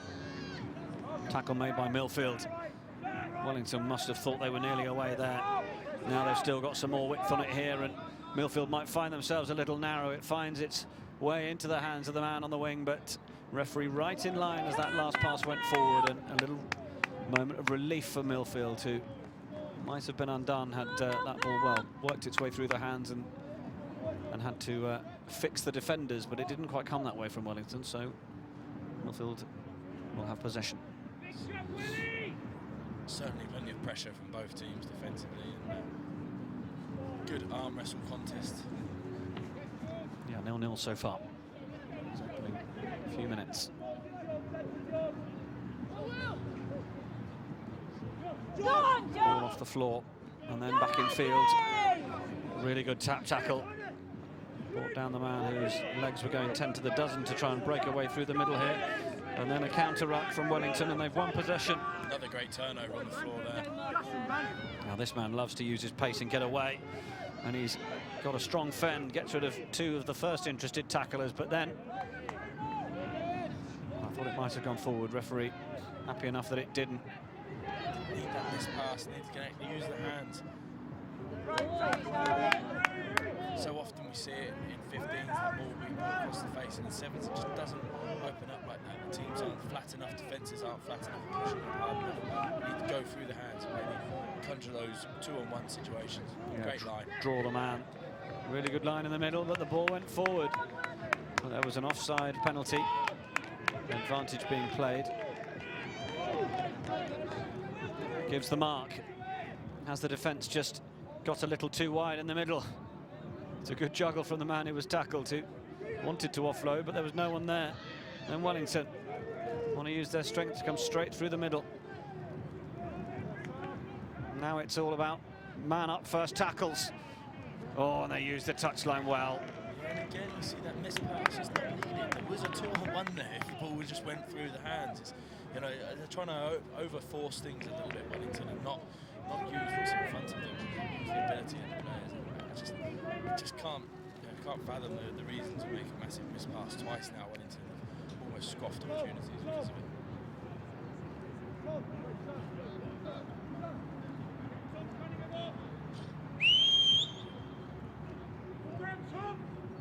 Wellington make the change. Plenty of pressure at the line out. It's been lost forwards, and well, it's actually going to be a free kick to Wellington. Didn't go 5. Stepping inside, just when you think Wellington are through, there's another Millfield arm that comes in and stops them. Now, surely it's going to be try time. They isolated the last defender, and we have the game's opening score. Well worked trying. There's a bit of a training ground move, some might say. Just punch it up the middle, draw in the defenders, and then play the ball back to the space. It's well worked, well executed move by Wellington. Been very impressed by their defence adaptation in this game. We saw in the semi-final, I know we've mentioned it before, but they're actually trying to fight for the ball at the breakdown and going. They're not waiting for teams to go wide, and they're adapting really, really well to the questions that the Millfield attack is posing them. I'd still like to see them attack more at the breakdown. You see them a lot, as I was saying earlier. Teams just going straight onto the ball. No counter-rack. Why not pose the question to a counter-rack, and then someone else can scoop the ball up, put more pressure on the breakdown, and get a different type of turnover. Yeah, well, we will see if we see a bit more of that from them as Wellington take 7-0 lead. They did that in their semi-final, and Sedbergh came back at them to lead 14-12 before the final score came in.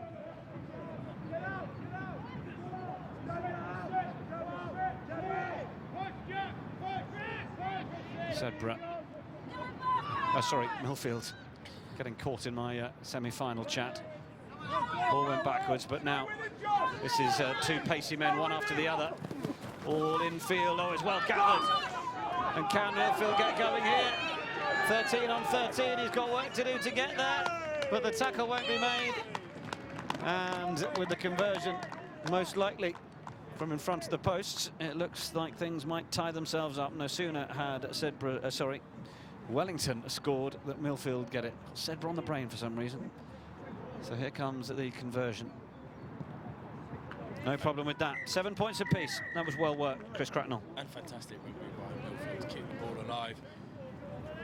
Looking for the offloads and getting them away, and you know, the support being there to get it is so crucial. Like that, working harder off the ball than on in 7s. So sometimes we often applaud the people who go under the sticks for the try, but it's the work that's done around that to develop the score.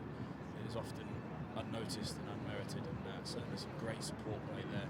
Some great work off the ball to create that score for Millfield and to bring them right back into this encounter. Yes, absolutely. 7 points apiece then at half-time. Second half to come in this under-16 Colts final at the Rosslyn Park HSBC National Schools Sevens.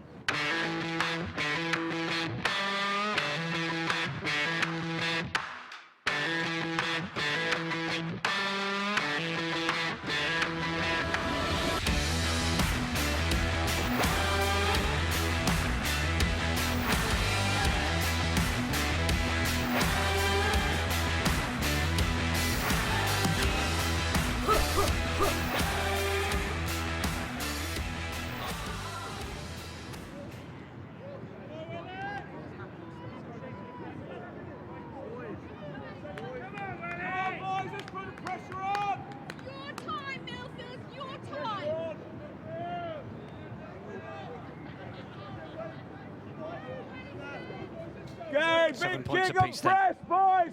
Big kick and press. 7 minutes to win the title. The first title that is up for grabs at the 2017 Rosslyn Park HSBC National School Sevens. Millfield get us restarted from right to left. Wellington working really hard.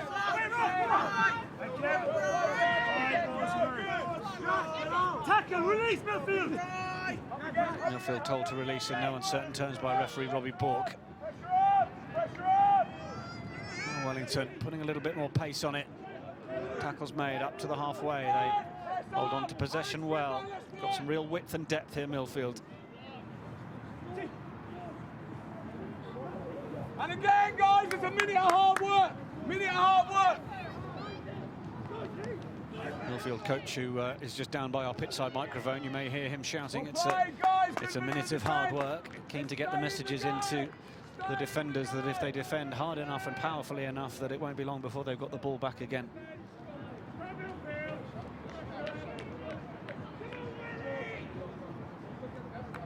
See what we can do. Pace on the outside, fellas. Pace on the outside.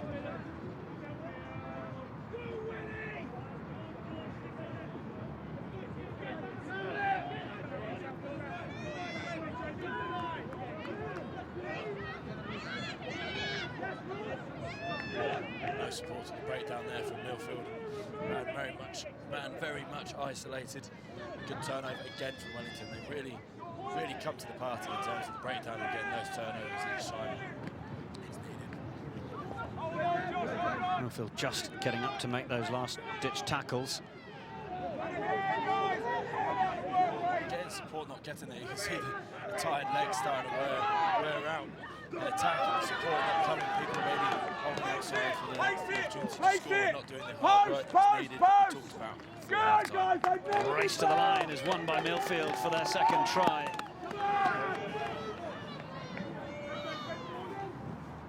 He had the power as he ran onto the ball, and then it was head down and driving all the way to the line. Now's the time! That's such a story of Sevens, a quick turnover opportunity, and then all of a sudden you find yourself underneath your posts. Great work by Millfield, and we're seeing that patience that got them to the final. In terms of not panicking, going to score a couple of scores down or a score down. Back into this counter. Great work at the breakdown. Great execution. Plenty of famous faces watching on around the ground here, enjoying the afternoon. Cheering on Suns left, right and centre. Well, now that was a big challenge. There's a penalty advantage. I think that was very There we go, Ryan! It was. Ryan 10! Great refereeing decision. Referee was right on the spot to say it. I think it was accidental, you slipped into it, but we have to give the penalty. And now Wellington are looking to try and break. Last man's got to try and bring him down, which he does. Crucial job. Millfield have they've got a couple of gaps here if Wellington could exploit them. Oh, he should have passed that. Ball had to go, surely. Now he picks and goes. The more direct approach. Thinks he's got it down. Referee right there. Bit of white line fever here from Wellington. Got to have the composure to finish. Millfield have not got enough defenders out here on the right. If Wellington could find it out here, they've put so many men into that breakdown. And the referee has just requested a pause on play here to consult his assistant. Wonder whether that is related to whether a ball went down. No, he's just checking whether he saw something that he didn't. And it's a penalty to Millfield. Well, great scramble defence by Millfield there. Coming in at the side, the call. Interesting there. That really was panic button time for Millfield, and they'll chuck numbers into that breakdown to create the turnover and cause the penalties. Brilliant defence by them. They were certainly stretched, and they all harried well together to get back. Enough pressure on to make a turnover.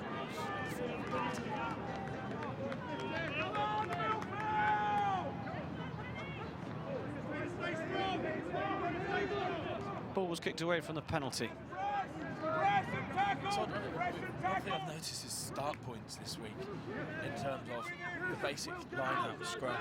a lot of pressure in those areas. I wonder what certain teams have spent a lot of time in rugby, what they've been doing in that area, because start points are so key in sevens. It's such a finite amount of time, 14 minutes. To get it right every time, and even when it's been a competition, yeah. not a lot of excellent execution, as you'd expect.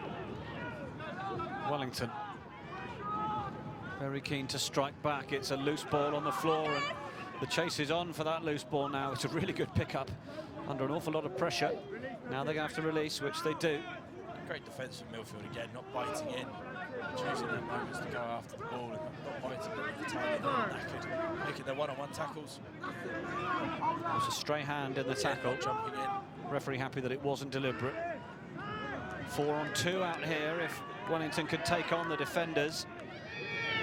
Offload is made nicely over the back. And Wellington going again. Now they feed the ball back inside, and they will get over for the score. And he'll get to the posts as well. And that is crucial, because they need it to be a 7-pointer. Fantastic offload there. Man on the far side carrying the ball extremely well, manhandling the other opposition player with his other hand and getting his arms free, and the great support line, which we lost for a couple of minutes in the middle of the encounter. Showing that work rate, working harder off the ball than on the ball, which proves why you should do it. Well, our clock inside the last minute. 14 points apiece. We could be going to a golden score. This is the final that the competition promised us. Brighton College knocked out by Wellington earlier this afternoon. Millfield dispatched RGS High Wycombe in the semi-finals. We're all square. Restart important. Well taken by Millfield. Little juggle.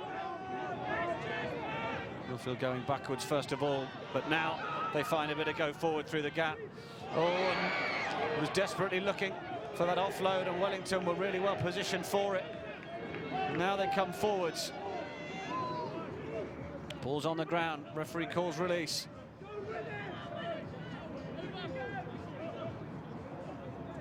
Wellington one-on-one down this right corner. Oh, Wellington to score! And they've got it. It could be the decisive score. Well, turnovers paying the price for Millfield not keeping hold of the ball, and Wellington have been excellent at the breakdown in this encounter, as we talked about before. And I think they learned from their semi-final, and they played right, and it certainly has proved that lesson learned for Wellington in this final. Yes, it certainly has, and I think, sorry to interrupt you there, Chris, but I think the referee has already signalled to the Millfield coach that that will be that. And indeed it is, as Wellington celebrate on the field. Well, goodness me, they had a couple of very close encounters. It required the last score of the game in both the semi-final and the final for them to get to the title. But many, many congratulations to Wellington College, who are the winners of the Colts competition here at the 2017 Rosslyn Park HSBC National School 7. Stay with us, because in a few minutes' time we will have the presentation to the runners-up Millfield, who put in a tremendous shift and, well, we thought had what it might take to get all the way, but Wellington showed just what competitors they are. Final thoughts, Chris? I think that it goes to show the lessons learned sometimes often are the hard ones, and you have to do it the hard way in sevens, and Wellington certainly have done that today, and it's proved excellent learnings for them to get through to the final, and the celebrations there at the end, it just goes to show just how much it means to these young men to win this competition. And it has been such a fantastic competition for these 3 days, and that tip goes to Dom Shebbear and his men, and building this tournament to what it is, and giving these young men great opportunities to play in such a fantastic tournament. Well, we hope you've enjoyed our coverage of day 3. As I said, the rugby has finished. If you are watching and you are keenly awaiting the presentations, we will bring them to you very shortly before we round off our coverage of day 3. We will, of course, be back tomorrow from 10 o'clock with even more as Dave Rogers picks up the morning shift. We will catch up with you again very soon. Wellington County Grammar School, that's Wellington County Grammar School. If you're still on the RE side, you're expected for a match on the Wimbledon pitches. That's Wellington County Grammar School, one of the best.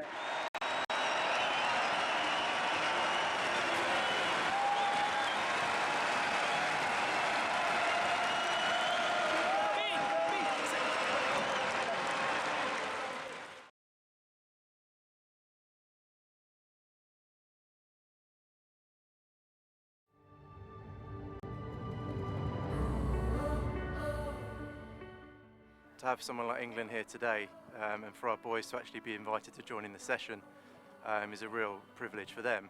But it's also a huge accolade that Eddie Jones wants to bring them back here, you know, twice a year at the moment. So it's a huge thing. Oh, it was so cool. I've seen these players on TV so much. They're literally gods. The philosophy of the rugby club is to enable these boys to be in an environment where they can fulfil their potential, not just within rugby, but within life. And that's what we're trying to do. And it's a great vehicle and a great sport to do that.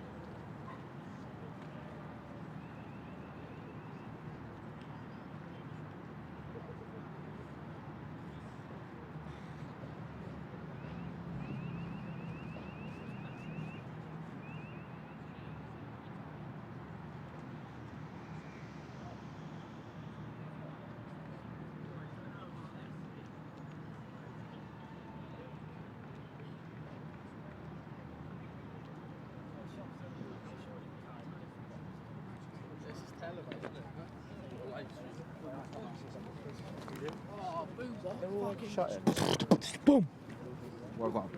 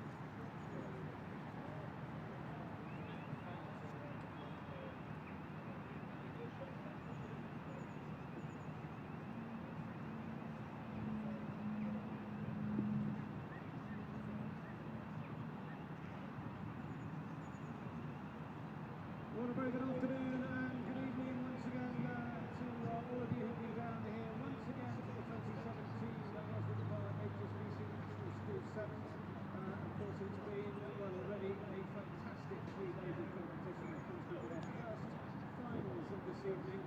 First of all, allow me to just thank our sponsors, Puma, Open Door, and Woodhouse, and of course HSBC. Also, if I could ask you to show your appreciation for all of our officials and our volunteers for yet another year. And of course, at the end of the first final, we have winners from first, we have runners-up. I'll forgive them for beating my old school like yes, I read them since it was quite a performance they've been against them. I know they'll be frustrated with what was a very close final, but they were worthy finals. So please show your appreciation for the Colts runners-up Millfield. And also to join them up on stage will be the formerly with 720 Chris Cracknell. Spoke to Fiji as well, of course.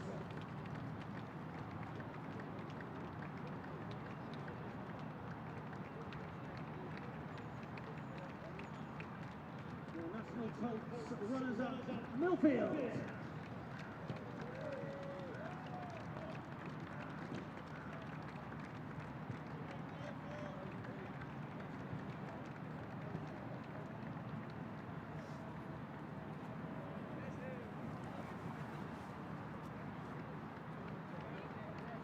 Now just bear with us for a moment while we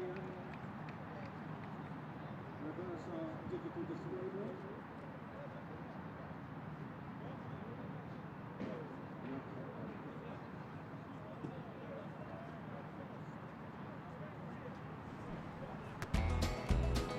If anybody lost a camcorder, I just can't wait to get on. we have one in RE Control. The life I love is making music with my friends. I can't wait to get on the road.